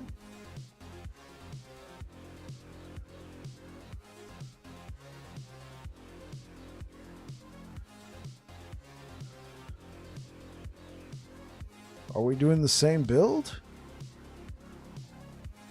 Oh, well, I'm not doing that build currently. I did that build in beta. Are you talking about Void Cleave Erasing Strike? So, yeah, in my build, I used Vengeance and then Abyssal Echoes. A lot of people, when they were running Void Cleave Erasing Strike, were using Anomaly. And not everybody uses Vengeance. I've actually seen like all that with Volatile Reversal. Yes, sir. Yeah. That's one I ran in. Here, I'll show you. Hold up. Yeah, with the bolster node. Yeah.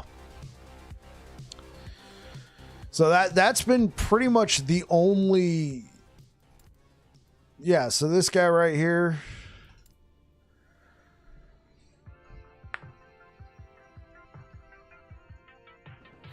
Yeah. So that was so I kind of discovered all those interactions on my own. I later found out that, you know, of course people had discovered Void Cleave Erasing Strike, but not a lot of people used Abyssal Echoes with it. A lot of people like to use Anomaly, just, you know, for the survivability. Can we actually go in, please?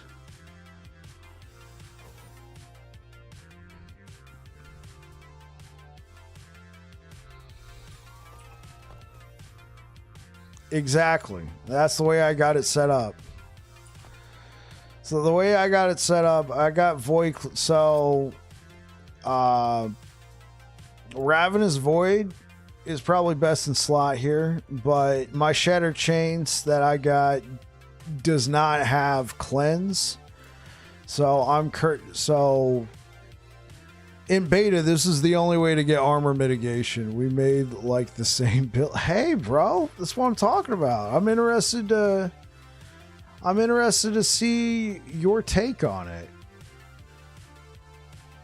Yeah, and so since Erasing Strike becomes an automatic crit, I just stacked Critical Strike Multiplier on here. Omnis is the one that you're looking for. Yeah, and then like look at this Titan Heart that I got back in beta, man. This thing is stacked. This is a max tier 7 24 strength. And then I got a low end 15% health, but still feel like it's pretty good. This, before the changes, this was a Dawn helmet. This is the same gear you're grinding out? Yeah, bro. Dude, I played the bejesus out of this build before the game launched. This is the build that I published to YouTube. And yeah, I pushed the corruption pretty high. Enemies have a chance to dodge. Yeah, let's not do that one.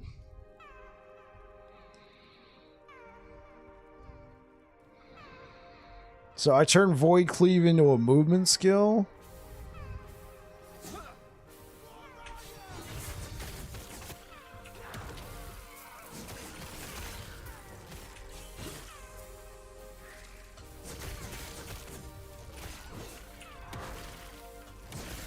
Oh, you did too? Yeah, bro. It's...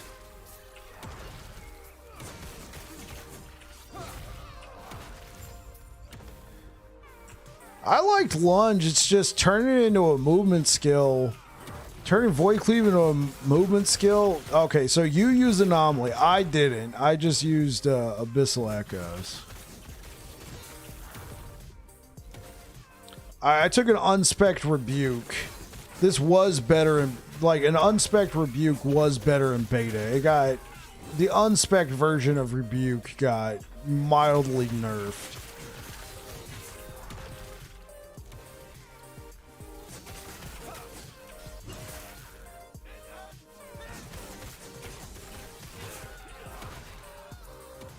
That was... It helps against the bosses.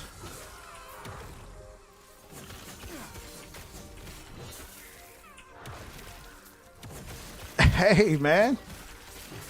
That's what I'm talking about.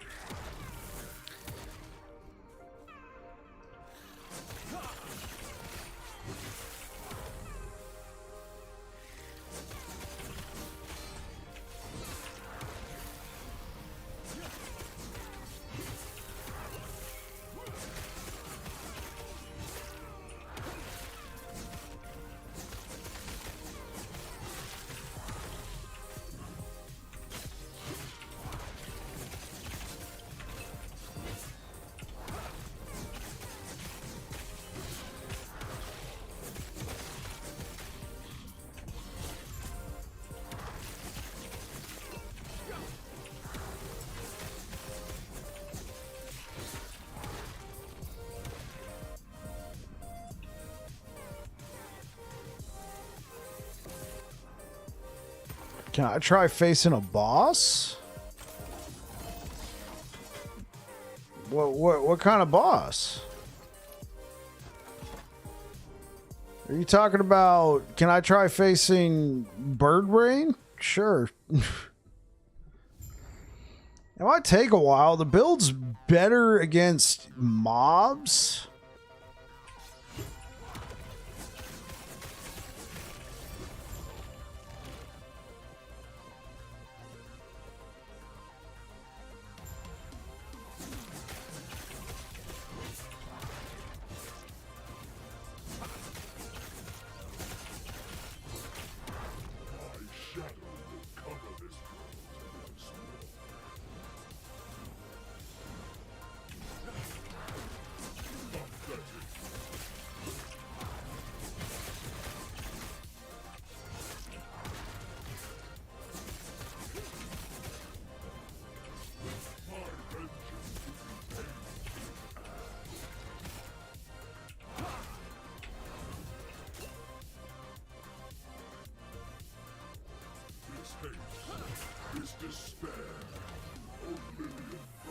Honestly, at this corruption, though, you gotta be careful because Bird Brain could really ice you real quick.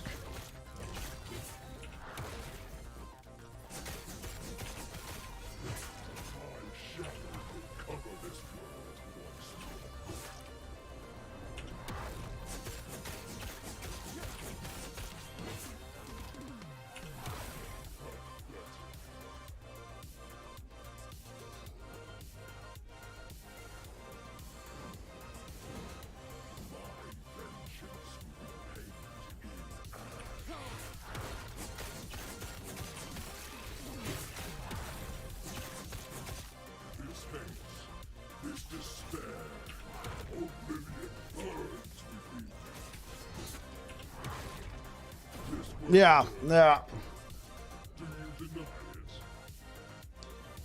Try Rive Healing Hands. It's super fun. That's what I was playing. I just wanted to show Jabberwocky. You played Spin to Win. You got bored fast. Yeah.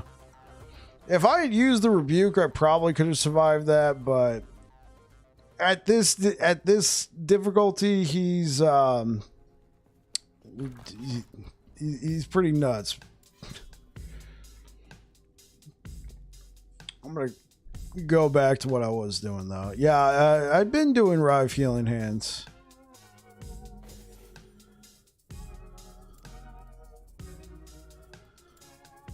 That's what this guy's set up as right now. Plus, I probably should go back to... I should probably go back to my... my Void Knight back there and try and update some of the gear. Oh, yeah, I meant to tell... I mean to tell. Oh, you're telling Jabberwocky. Is Rive Healing Hands better than two-hander Erasing Strike? At the moment, I would say possibly. It's definitely better for bossing. It has a ton of survivability. Want to try that beam healing hands thing? Yeah, that beam is nuts. At the moment, yes, but the thing is, the build is bugged.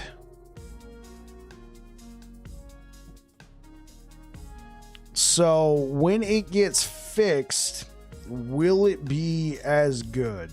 I'm not sure. It's definitely better for bossing, though, because Rive just burns bosses down.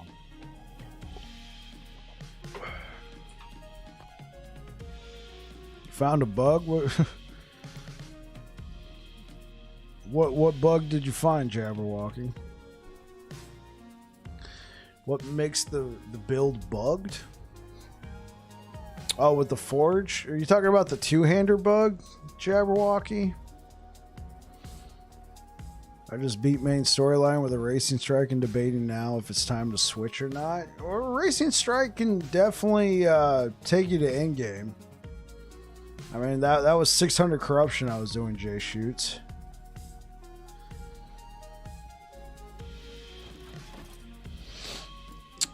Okay, Joshua, you want to know how is the build bugged? So with this node, Divine Barrier, yeah, I can use a shield with the two-hander. Yeah.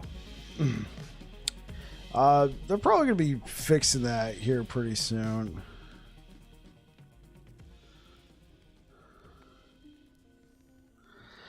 So, Joshua, the reason why the build is bugged is this node, the one that I knew that too. Yeah, it's all over the place, man. I published a video on it yesterday, Jabberwocky. Yesterday's stream, the entire stream, I just used a two-hander and then a one-hander. So with Divine Barrier, and it converts all the healing to ward, it's supposed to be using your attunement, not healing effectiveness. This is the node that's supposed to be using your healing effectiveness, and it's only supposed to be using 10%. And it's using 100% of your healing effectiveness. So if you stack your healing effectiveness to the gills right now, like right now, I'm only at 239%. I'm not really like, you know, stacking it to the max, but if you stack your healing effectiveness to the gills, the ward you generate is way more than intended. So what will happen if and when it gets fixed? I don't know. It might still be good. I don't think it's supposed to be scaling with healing effectiveness, though. Yeah. But I say use it. Somebody... So if you look...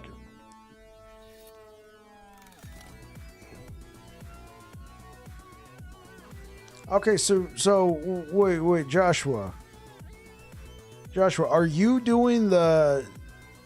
Oh, this is beta. Are you doing just the healing portion, or are you doing the one that generates... Oh, so you're not doing the one that generates a ton of ward, then you got nothing to worry about, Joshua. It's just that whenever anybody's talking about Rive Healing Hands, I figured everybody's talking about the bugged version that's making you generate a huge, enormous ton of ward. Somebody published a video. I haven't watched it yet. I just saw the thumbnail. They were generating like 53,000 ward with Rive Healing Hands. And speaking of Rive Healing Hands, somebody already knocked me out. That's why everyone's using that node. Exactly. Because when you use this affix where you lose a percentage of your health, but you gain a percentage of your missing health as ward, and then you use Divine Barrier, it converts all the healing to ward. But right now it's using 100% of your healing effectiveness, so people are generating huge, insane amounts of ward. Because I don't stack healing effectiveness, I stack crit multiplier instead. That makes sense. So you're not playing a bugged version then, Joshua. So that's something you can rely on. That's something you can rely on for sure.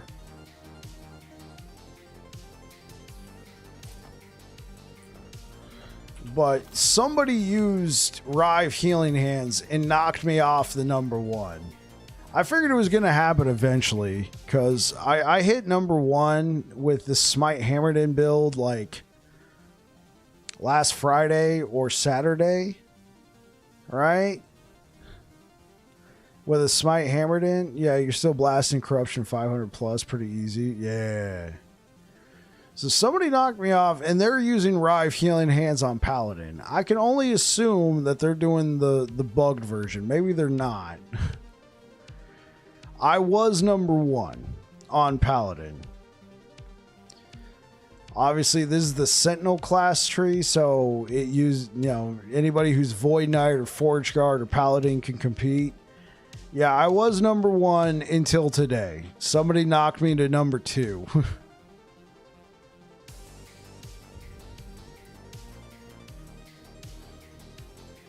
This is on the Sentinel leaderboard. On the overall, I don't even think I'm there anymore. Because on the overall, everybody's doing Warlock. This is for if you're playing solo account found. This is if you're playing solo. Okay, so this guy right here is doing the Profane Veil. He hit 1,000 waves. So yeah, so I'm still number 46 on the overall. And solo account found, but I'm gonna get knocked off soon because everybody else is doing Falconer, Warlock. You'll see a Beastmaster or a Rune Master every so often, but this guy who knocked me off is now number 21.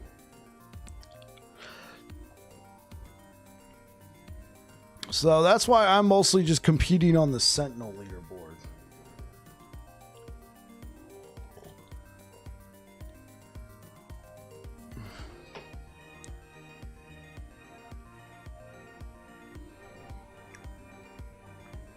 Right. What's funny though, this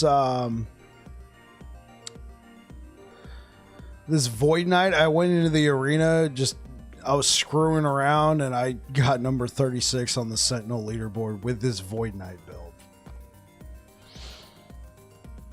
I'm still messing around with it, still trying to find the right, what I want it to be.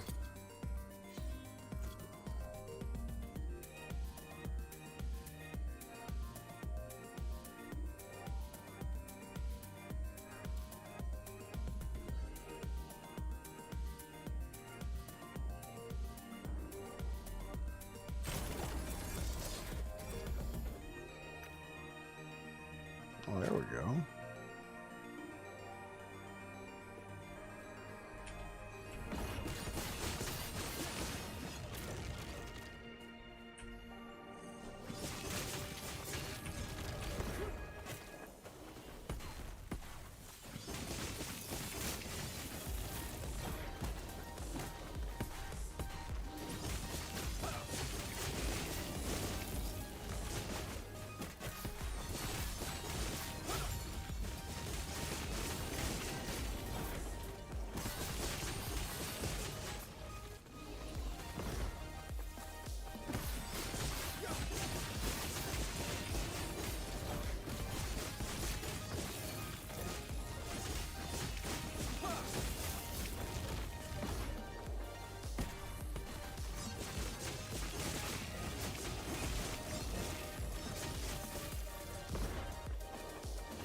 Yeah.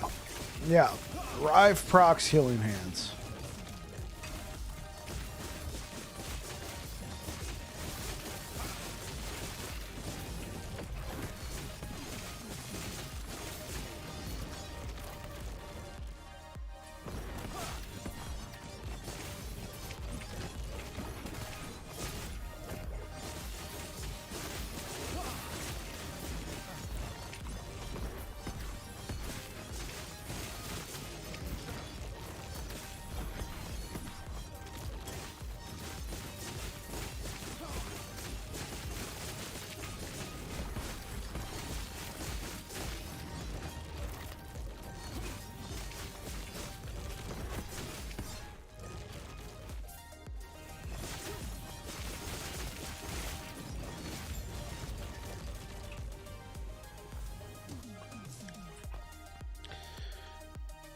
I was thinking maybe that spin to win auto smite beam build. Oh, that could be fun.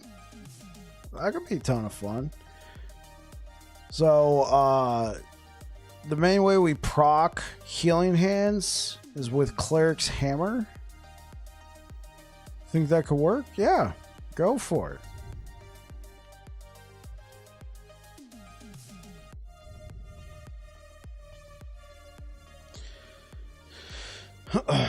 So you use the Healing Hands, put four points in here, gives you a 100% chance to proc Healing Hands on a melee attack, which we use Rive to do that. It doesn't heal you as much, but that's fine. And then you can reduce the mana cost with these. And then you can get more damage out of Healing Hands if you go over here and turn it into a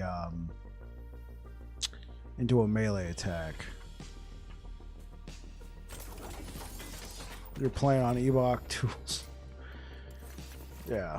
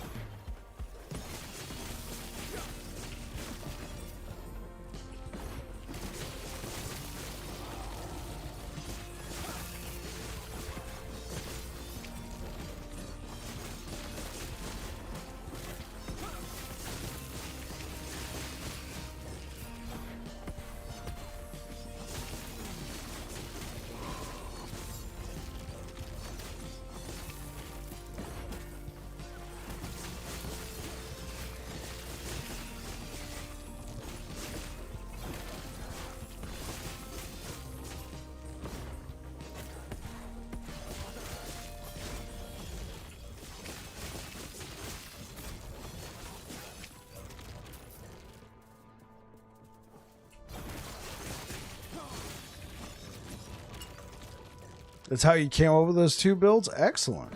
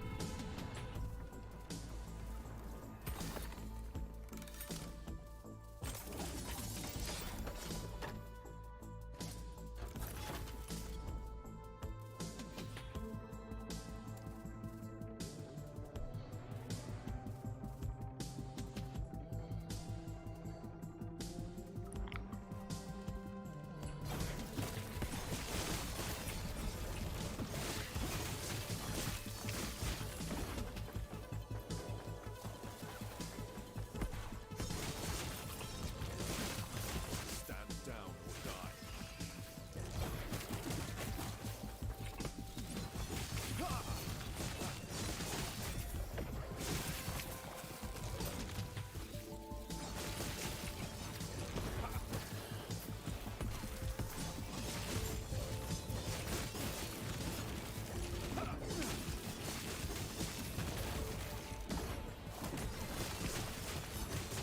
Okay. Okay. I'm picking up what you're putting down, Jabberwocky.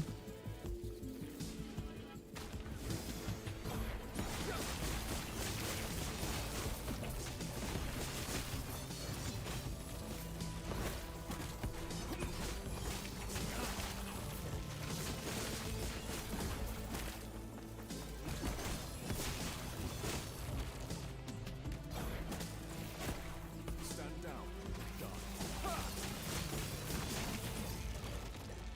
You don't want to do squirrels? Yeah, it requires a specific unique, and then a lot of people have done squirrels, right?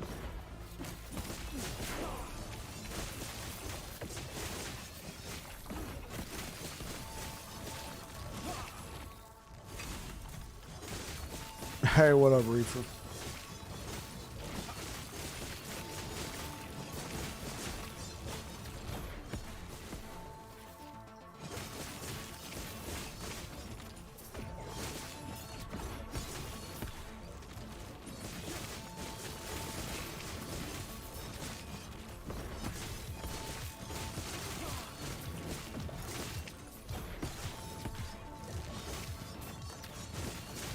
Catching up on Vikings. Hell yeah.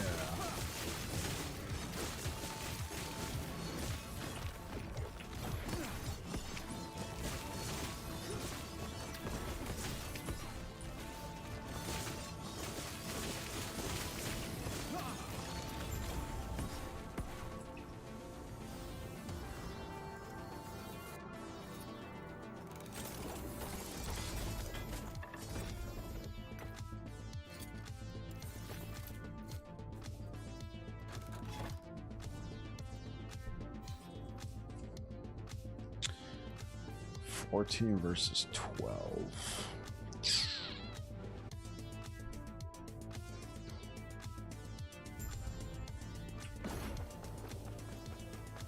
This is a mercy. Shatter. Do not stand in my way.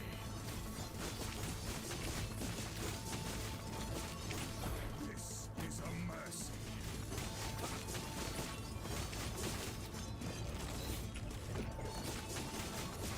Behold the rage of winter. Shatter.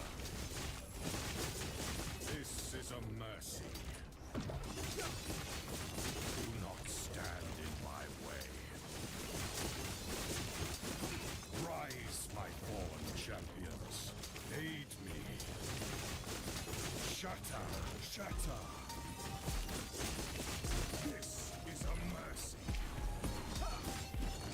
Do not stand in my way.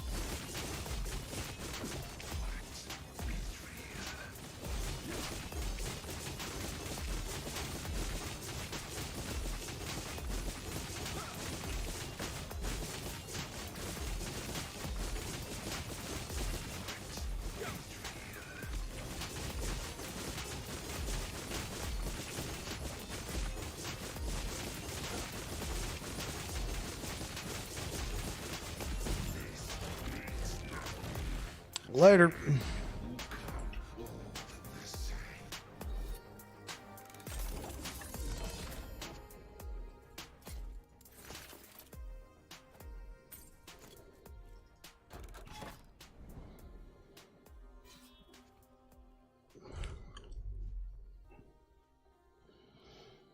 Really no way to die? No, there's plenty of ways to die.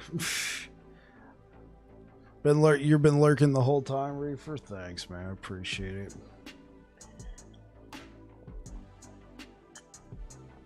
It's harder to die when you're generating that much ward, but you're still susceptible to dots. It's just harder. Yeah, you saw 60k ward getting one shot. It happens. I went into the arena with that build, and I was sitting comfy most of the time with 6,000 ward, and then like I got hit a whole bunch of times by those fire breathing cats. Dead. Went up like a matchstick. Even with 6k. What's the easiest way to get an Apathy's Maw without trade guilds struggling at level 90? Okay, Ozzy. Those cats will melt you quick. Yeah, that's for sure. Okay, Ozzy.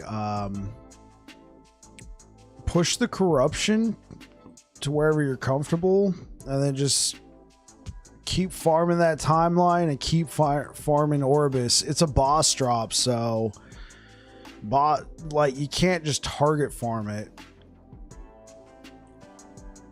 And then hope you get lucky. I got lucky early on. I was at like 100 corruption.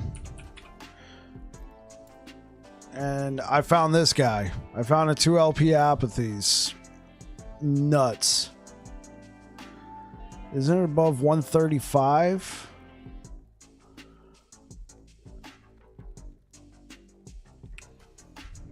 Does Apathies have a specific? Yeah, for sure. My RNG is rough in ARPGs. I got you.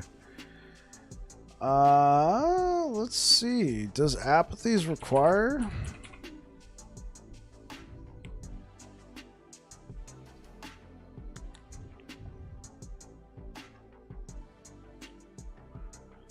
Apathies requires minimum corruption 50.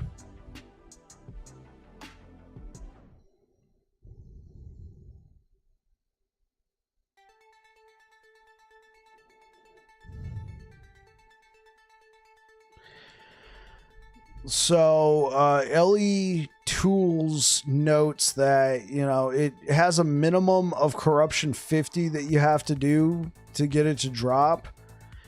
But the drop rate does increase with corruption, and the further you are away from the starting center of the echo, the higher chance. So let's bring this over here.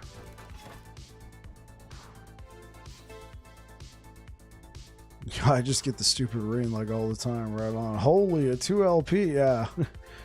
So LE Tools is saying, and I wasn't necessarily aware of this, you get a better chance at higher corruption. Yeah, you can get it at 100 corruption.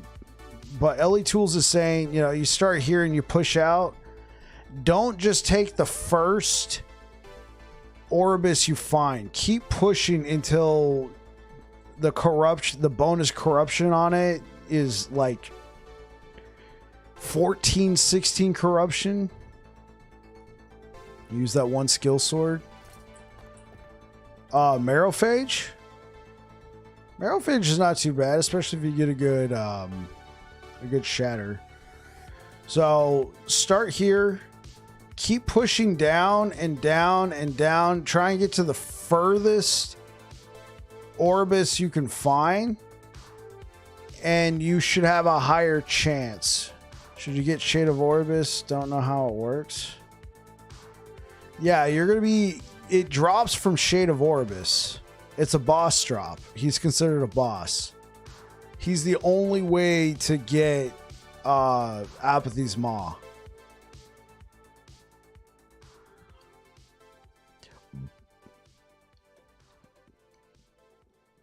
Oh, are you talking about the gazes of Orbis?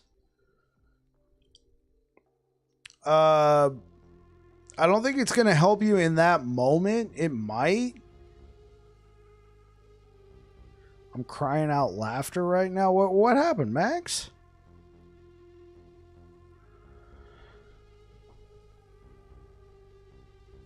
Shatter's not bad as Void Pin and Endurance. Yeah. So I stopped. Okay.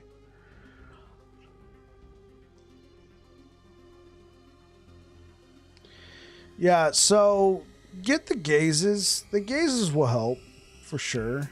Just watching the vid on the Yi, you say Reposite. Reposite X. Repositex. Repositex.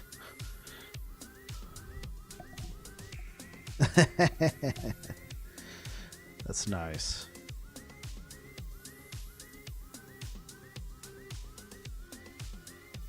It's not Reposite, then what is it? Repost.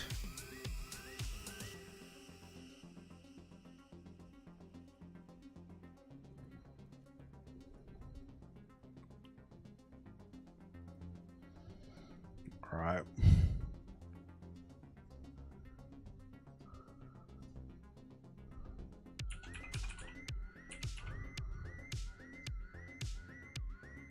Repost. No, you're right. It is Repost. I've always heard it called Reposite. But yeah. Repost. Repost. No, I should go back and edit that video, and every time I say Reposite, just mute it and just Repost. go. Just put this sound clip in. Yeah, so every time I use Repost. it's really good for surviving, because when you use Repost. you could really survive a ton of damage. I can't stress how important Repost. is to the build.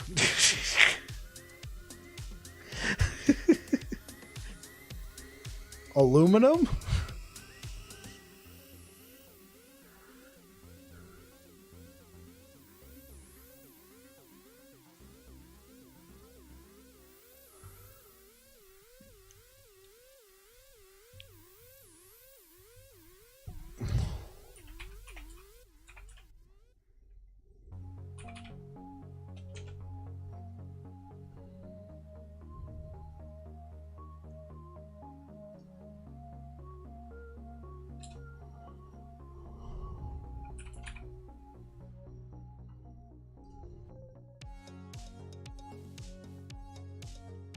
Aluminum. Yeah, aluminum. Aluminum. Aluminum.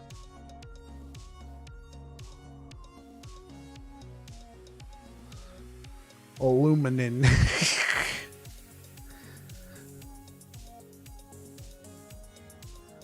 Yeah, I was saying Reposite.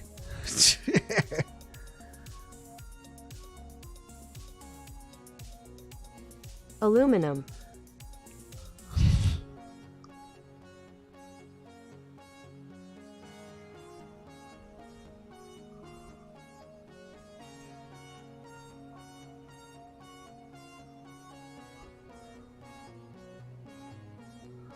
I've also heard it pronounced aluminium, but I'm like, what? No, it's aluminum.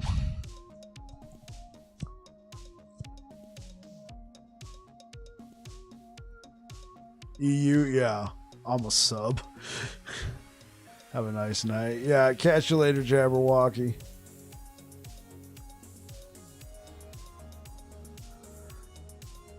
Aluminium. Yeah, catch you later, Jabberwocky. You have yourself a good one, brother.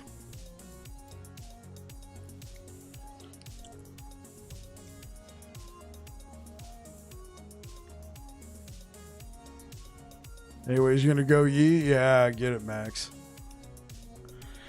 It's a good one. It's just unfortunately requires a good boss drop that, I mean, I feel like boss drops this cycle just suck to get.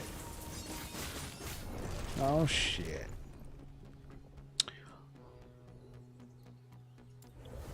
Subbed it up. Appreciate it, man. You have yourself a good night. 3 months.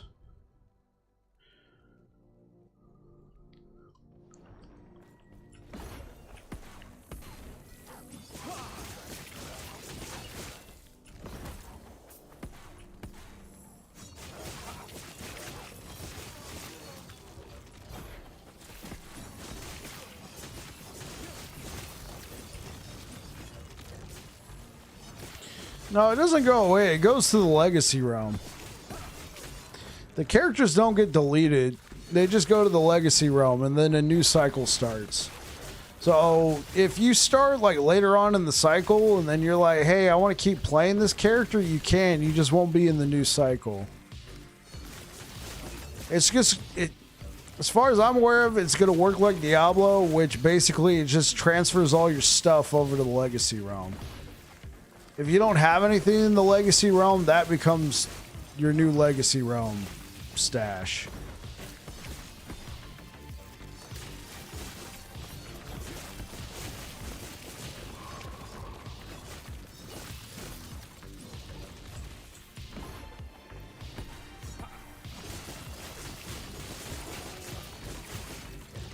Yeah, it'll go there. No, you're not going to lose everything.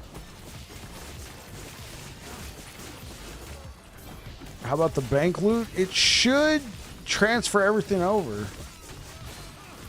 Yeah, you'll be able to share it with your beta characters because they're now in the legacy realm as well. So your cycle 1 characters will join your beta characters, as well as all the loot you found will go over there. Yeah.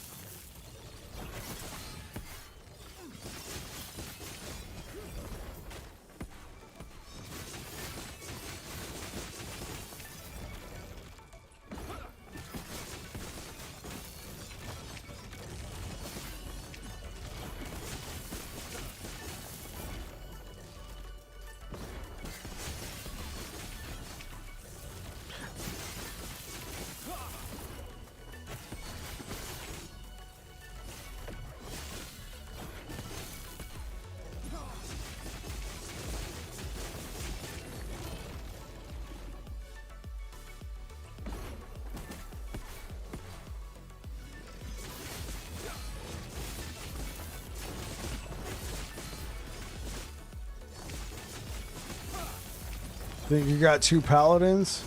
Yeah, I'm gonna have 2 paladins. It'll be cool for legacy to test out different builds. I can have one build set up on one paladin.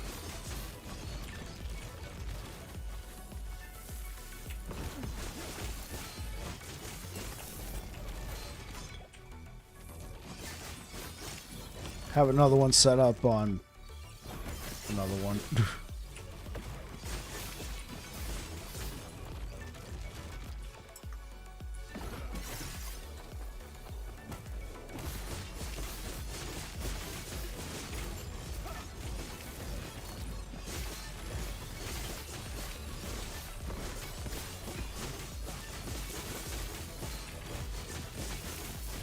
Yeah. You got Hulu? No read? Yeah, I think we got Hulu.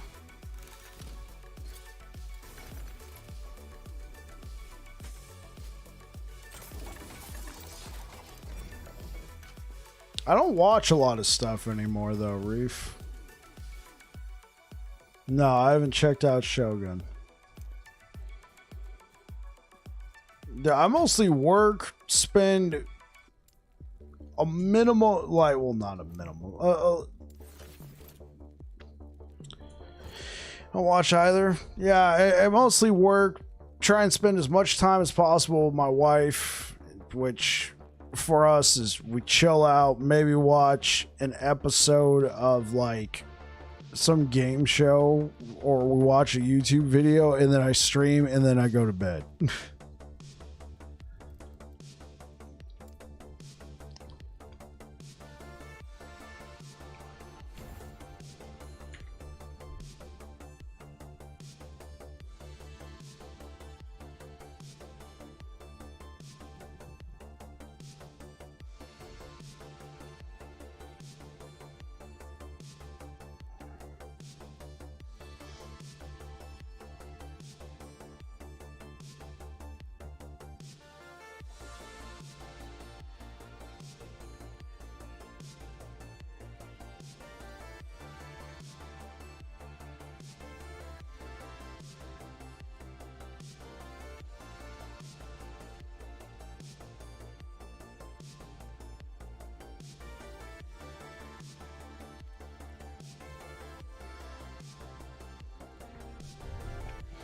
It's a limited series, so it shouldn't be dragged out for long.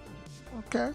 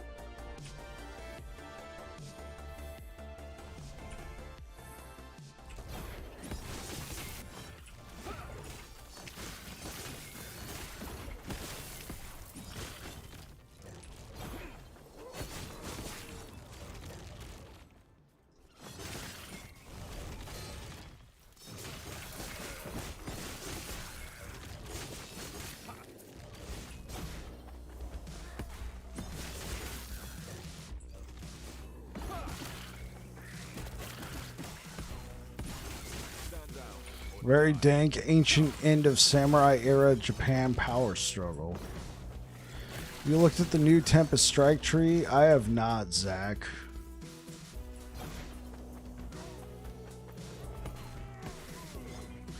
Oh, it's going pretty well. You know, I had a nice long day at work. We've been streaming for nearly 5 hours today. Holy, I haven't done a 5-hour stream since last week when I had time off.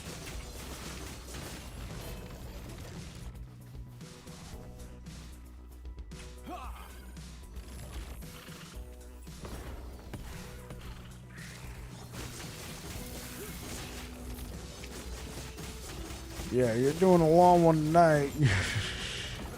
God shit, good shit.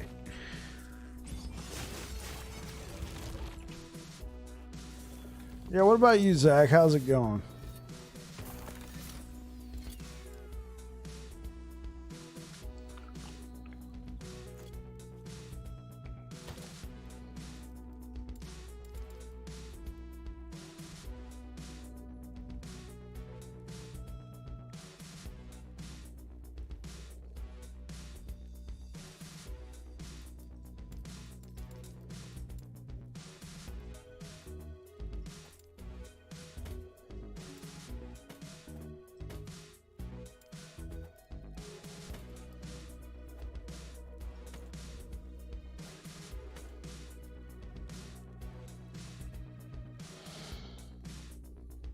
Pretty well. Went to the local comic convention today. It was pretty sweet. That's what I'm talking about, man.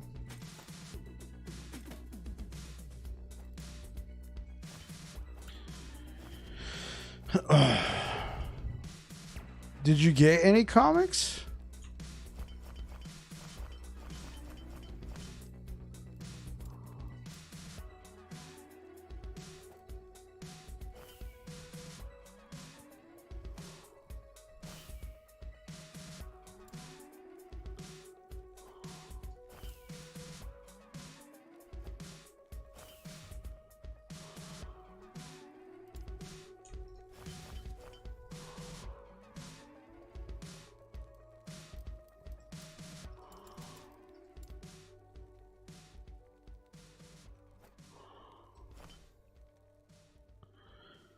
I got a New Mutants 98. Oh.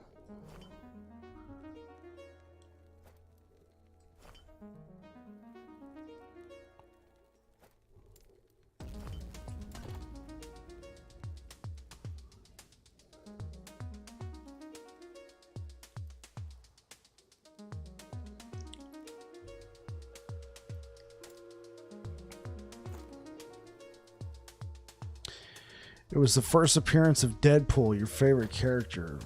Oh, okay. So was that like a reprint, Zach? Or is that like an original copy?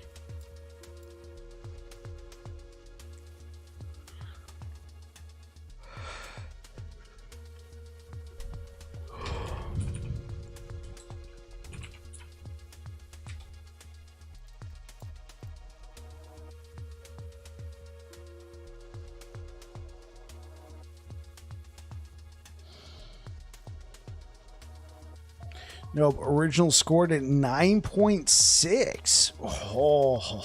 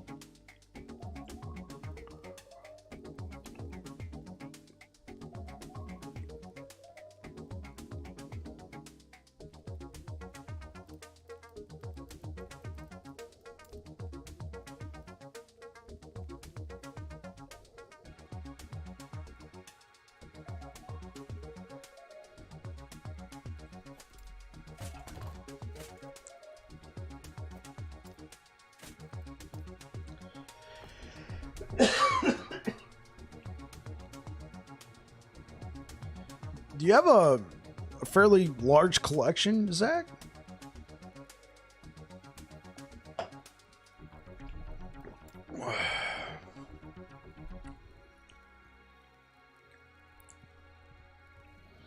Oh, for Perry the Pig's build contest? I saw that.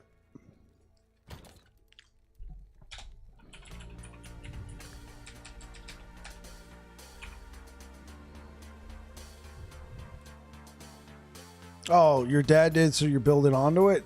Oh, right on.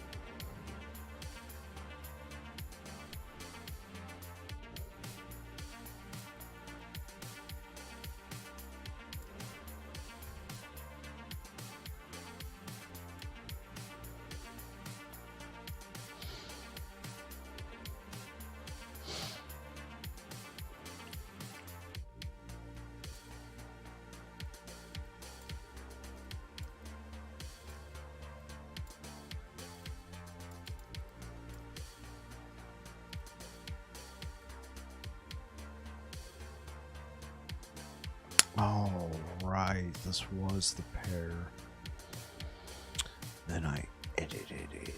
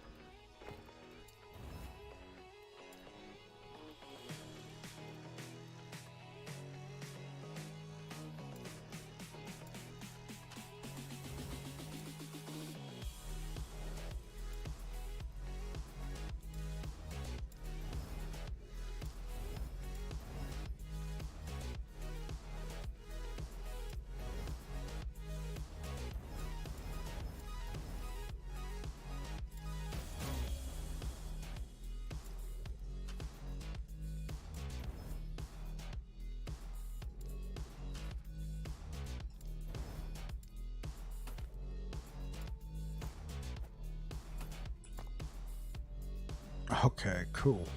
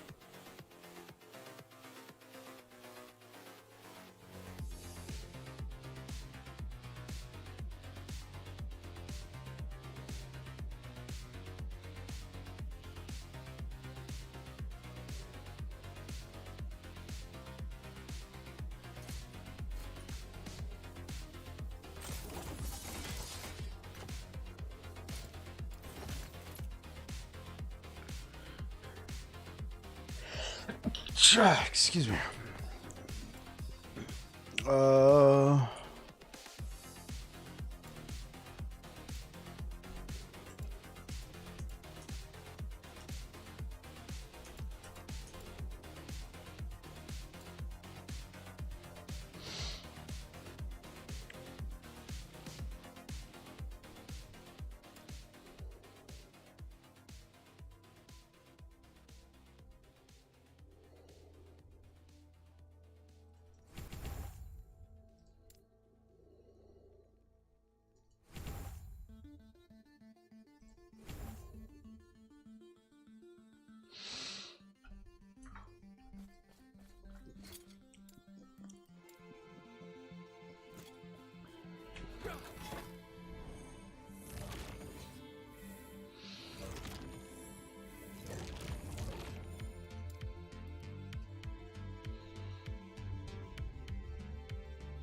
What are you working on right now?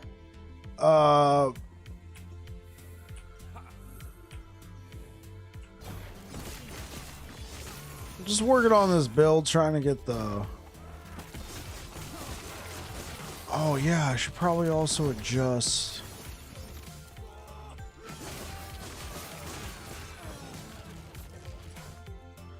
Right, okay. Yeah, I clearly don't need that much critical strike.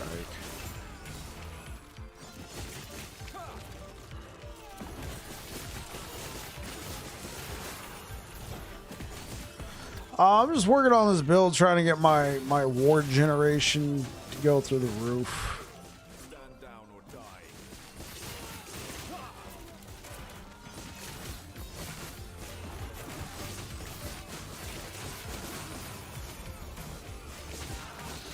It's a Rive Healing Hands build. What about you, Zach? What have you been playing lately?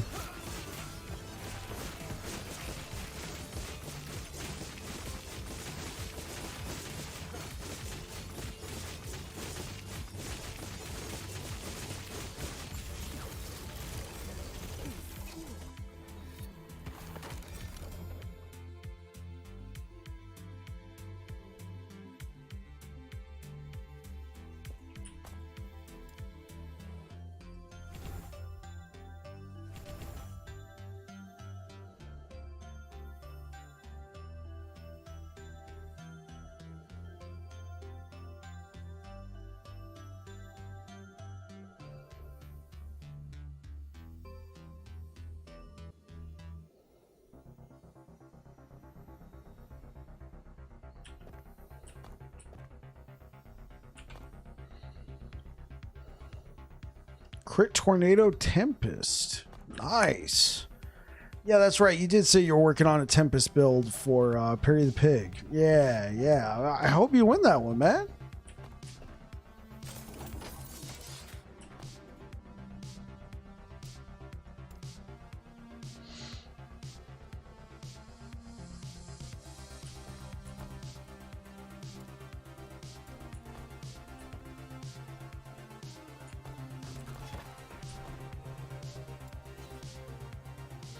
Basically trying to cast everything the shaman can do off one button. I got you.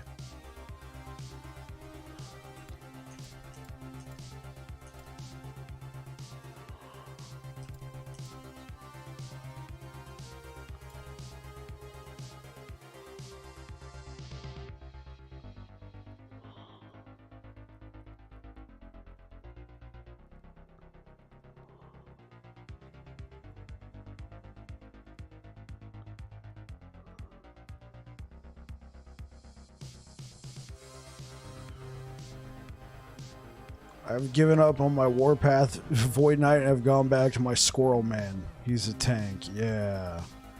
Ward Healing Hands, the left side of the tree up the channel node is what busted it for me. Oh, like going up here and make like Skyfall, turning it into a channeled skill.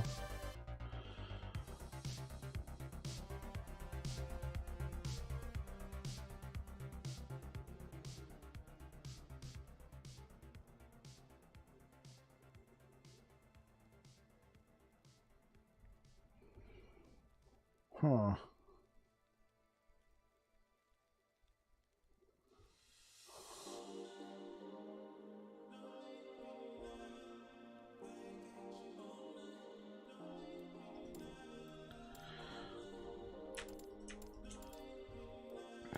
So what if we removed the synthesis of light?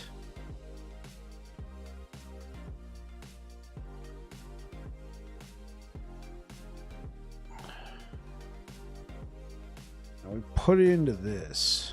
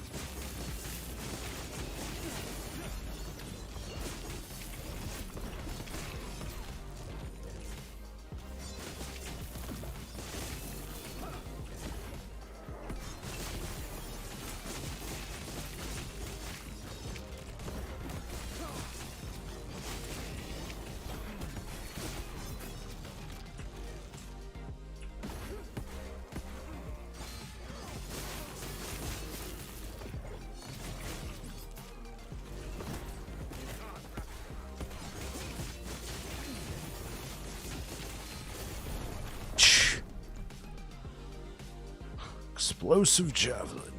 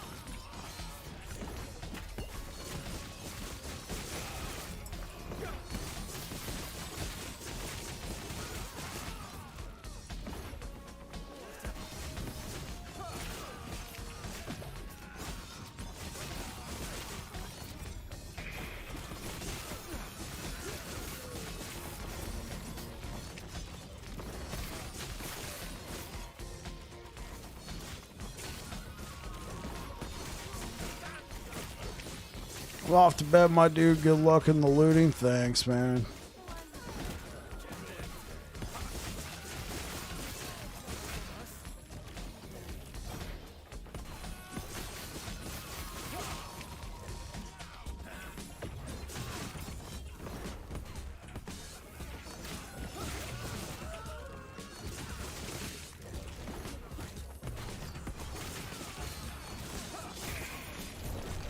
Jeez.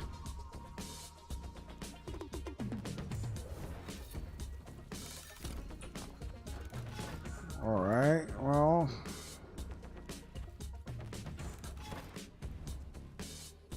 I haven't even worked on this timeline at all. Let's go back to Blood and Frost.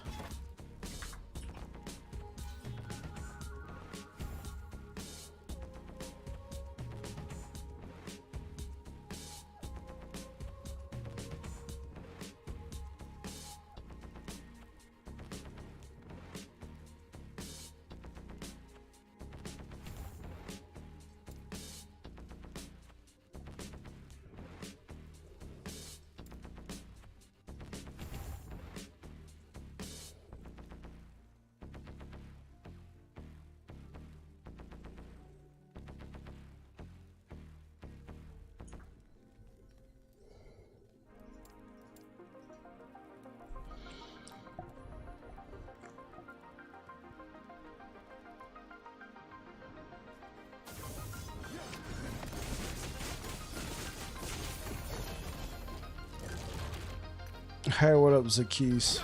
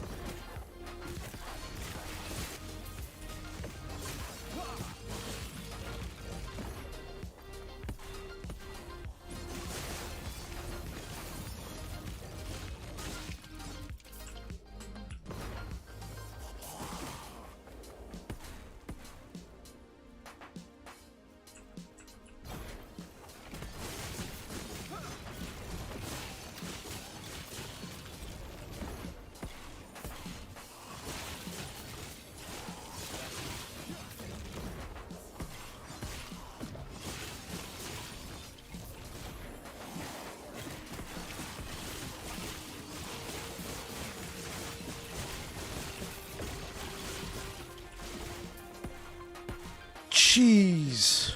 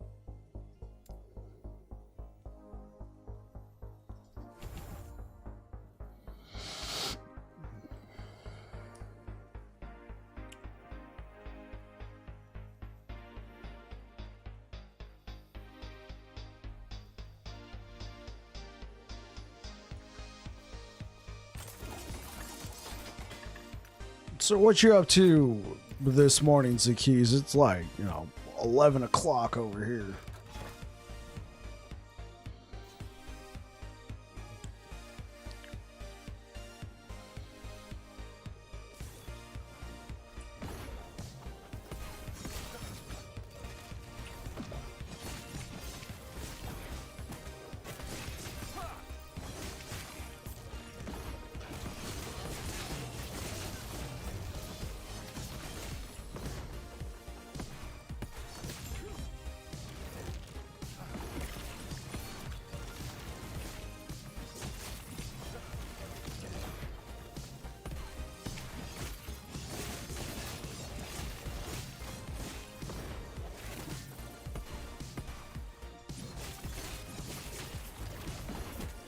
Well, yesterday still had problems getting, but it's still way better. Glad to see that the numbers are still good and people are enjoying what it is. Yeah.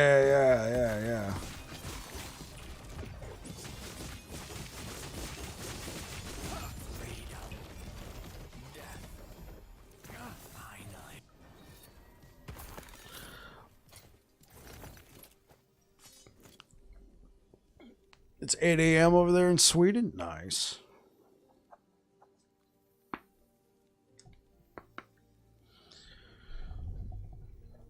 Okay.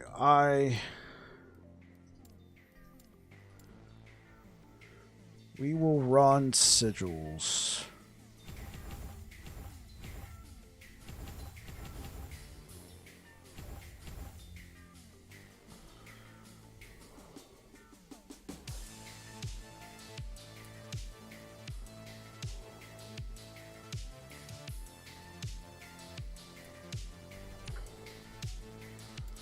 I have to just run unspec'd lunge.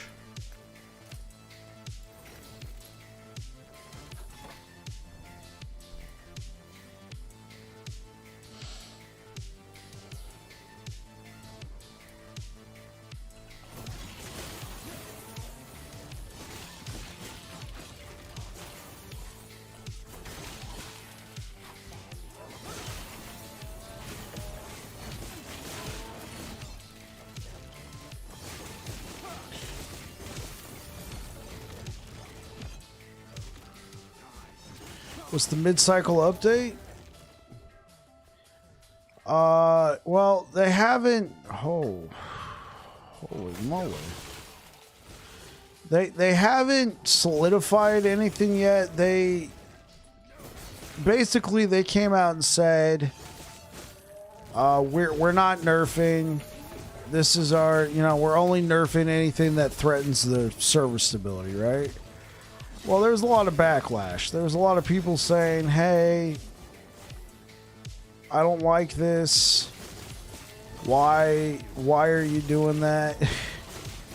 And so, and there's just more and more bugs like every day. And obviously like the bug with Profane Veil, it's currently dominating the leaderboards. And so they've now EHG's put out a survey where they're asking, would you like to basically see mid-cycle updates? Would you like to see the leaderboards reset? Would you like to, it's like 5 or 6 questions. So they're asking everybody to fill out the survey to get feedback, and they may change their stance on not doing mid-cycle nerfing or buffing updates.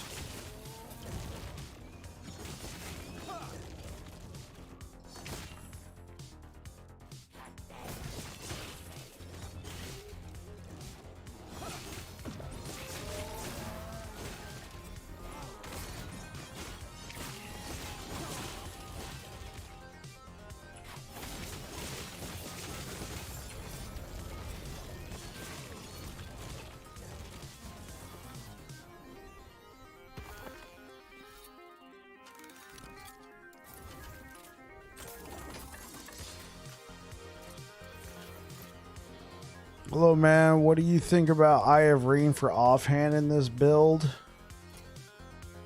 It could definitely work. It could definitely work for sure. I currently don't have an Eye of Reen, but yeah, Eye of Reen could be like Giga Chad. If I had an Eye of Reen, I might honestly, especially if it had like some LP and I got like melee attack speed on there, I could figure out the critical strike chance. For sure. I could figure out the critical strike chance. Eye of Reen could be nuts. They shouldn't touch balance mid-cycle. That's what new cycles are for. Guarantee that there are a lot of people who enjoy the game for what it is right now. Doing this. Have bitten PoE in the ass before. See, that's what I said.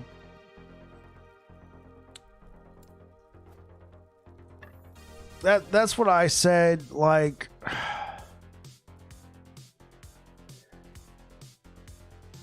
and the thing is, this is largely a self-contained game. The only thing this really affects is the leaderboards.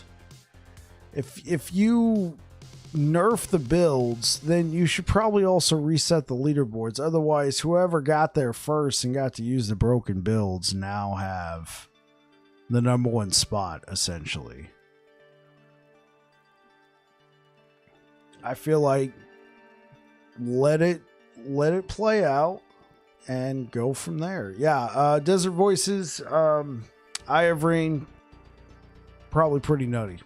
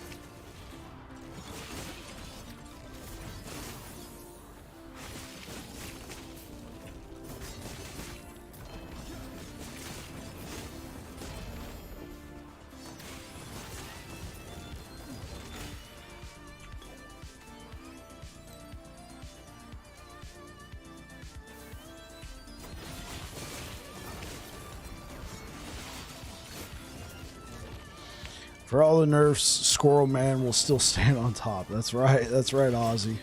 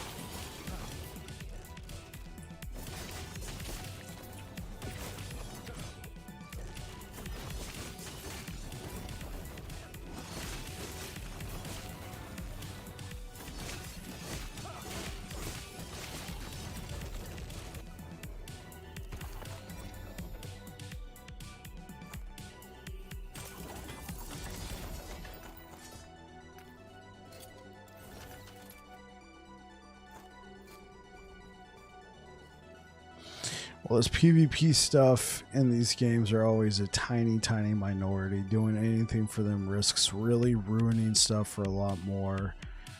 This having also bitten PoE in the ass before. Yeah. After all the nerfs, Squirrel Man will still reign supreme. Alright, let's see. So yesterday I killed T4 Jura, but I used the bug. If you guys aren't aware, you can essentially equip a two-handed weapon into your main hand slot and then still use something in your offhand. Looks janky as hell, but it's definitely feasible.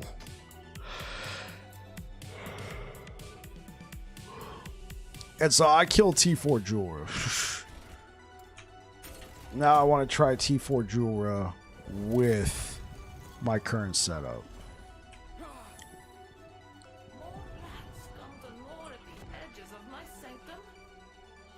Oh, Jura.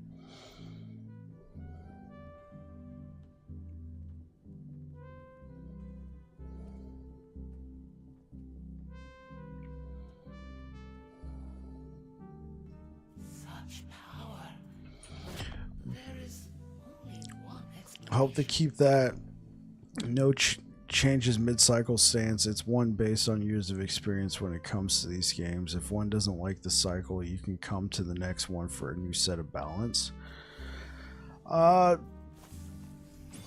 Take the survey. How fast? Dude, what's up, man? How are you doing, bro? Stand down or die. Good luck. I appreciate it, man. Man, it's been a hot minute, bro. Just threw this together, but here's an idea for better ward generation and retention. Alright, I'm listening, Zach. Over on YouTube.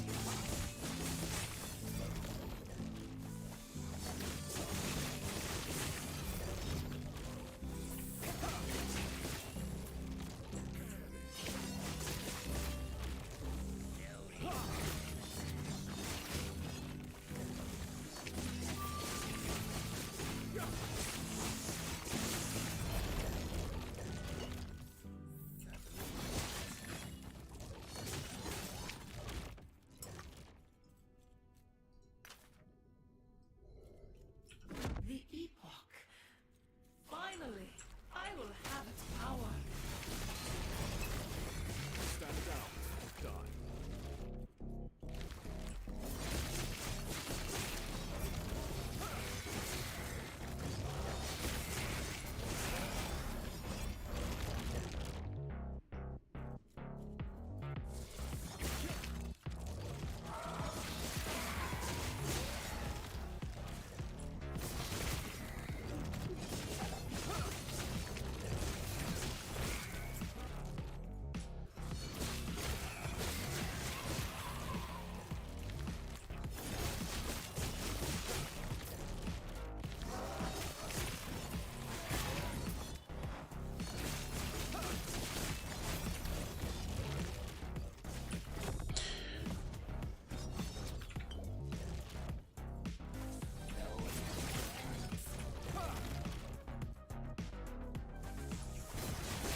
Stand down or die.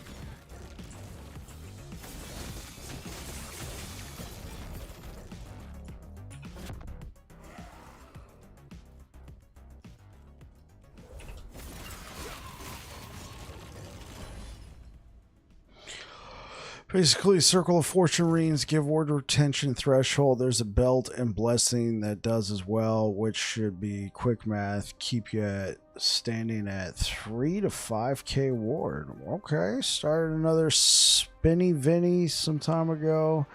Maybe I should get some levels on that one today. Okay, Zach, I will have to check that out.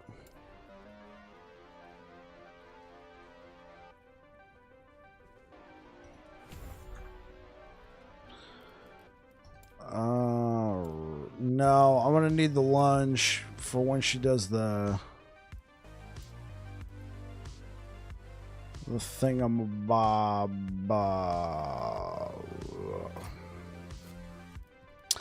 No, we'll do sigils.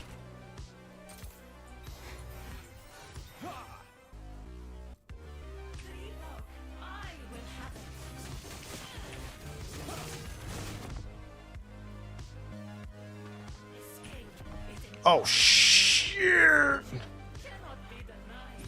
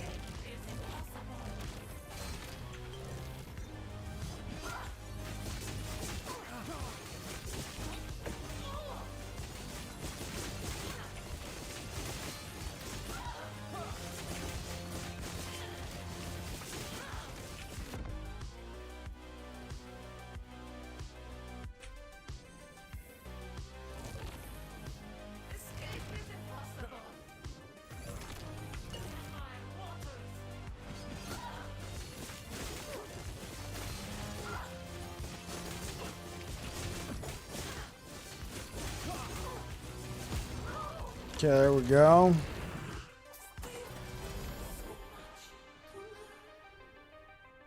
Okay, yeah, so the build as it stands smokes Jura. We got 2 1LP spines. Nice.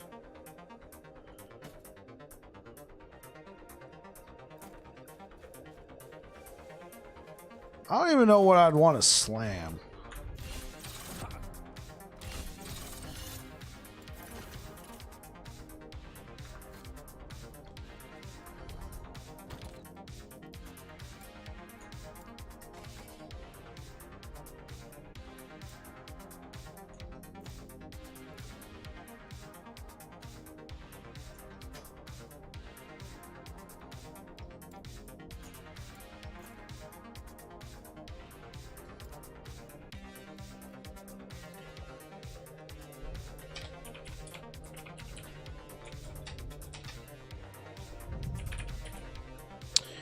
Do I have any Titan Hearts? Like 1LP Titan Hearts? Okay.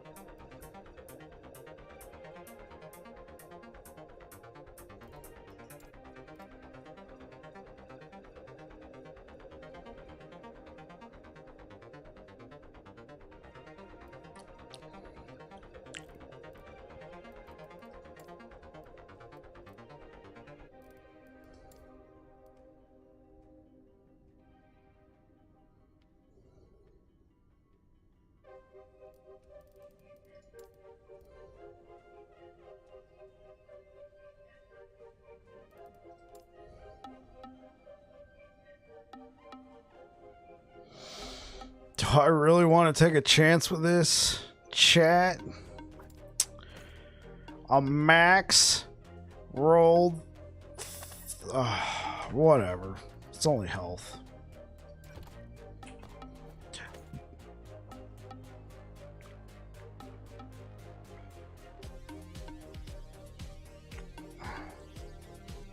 No, I don't think I am. This thing can get kind of nutty. Avoid damage. Whatever. Whatever. I'm not even going to invest in it. I'm just going to... It's done. Yeah. It's garbage. It's such garbage. I just left.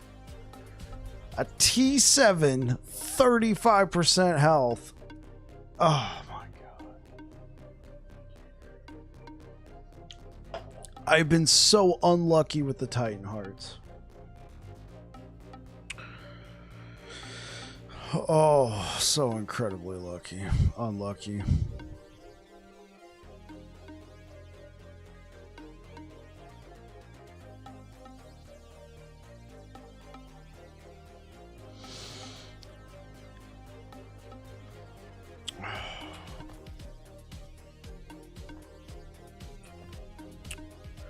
All right, guys. It's getting kind of late, so I'm gonna go ahead and end it right there. Thank you for everybody who made it out today. No sanguinous for the build. I guess I could use sanguinous, but I got other stuff I want to do.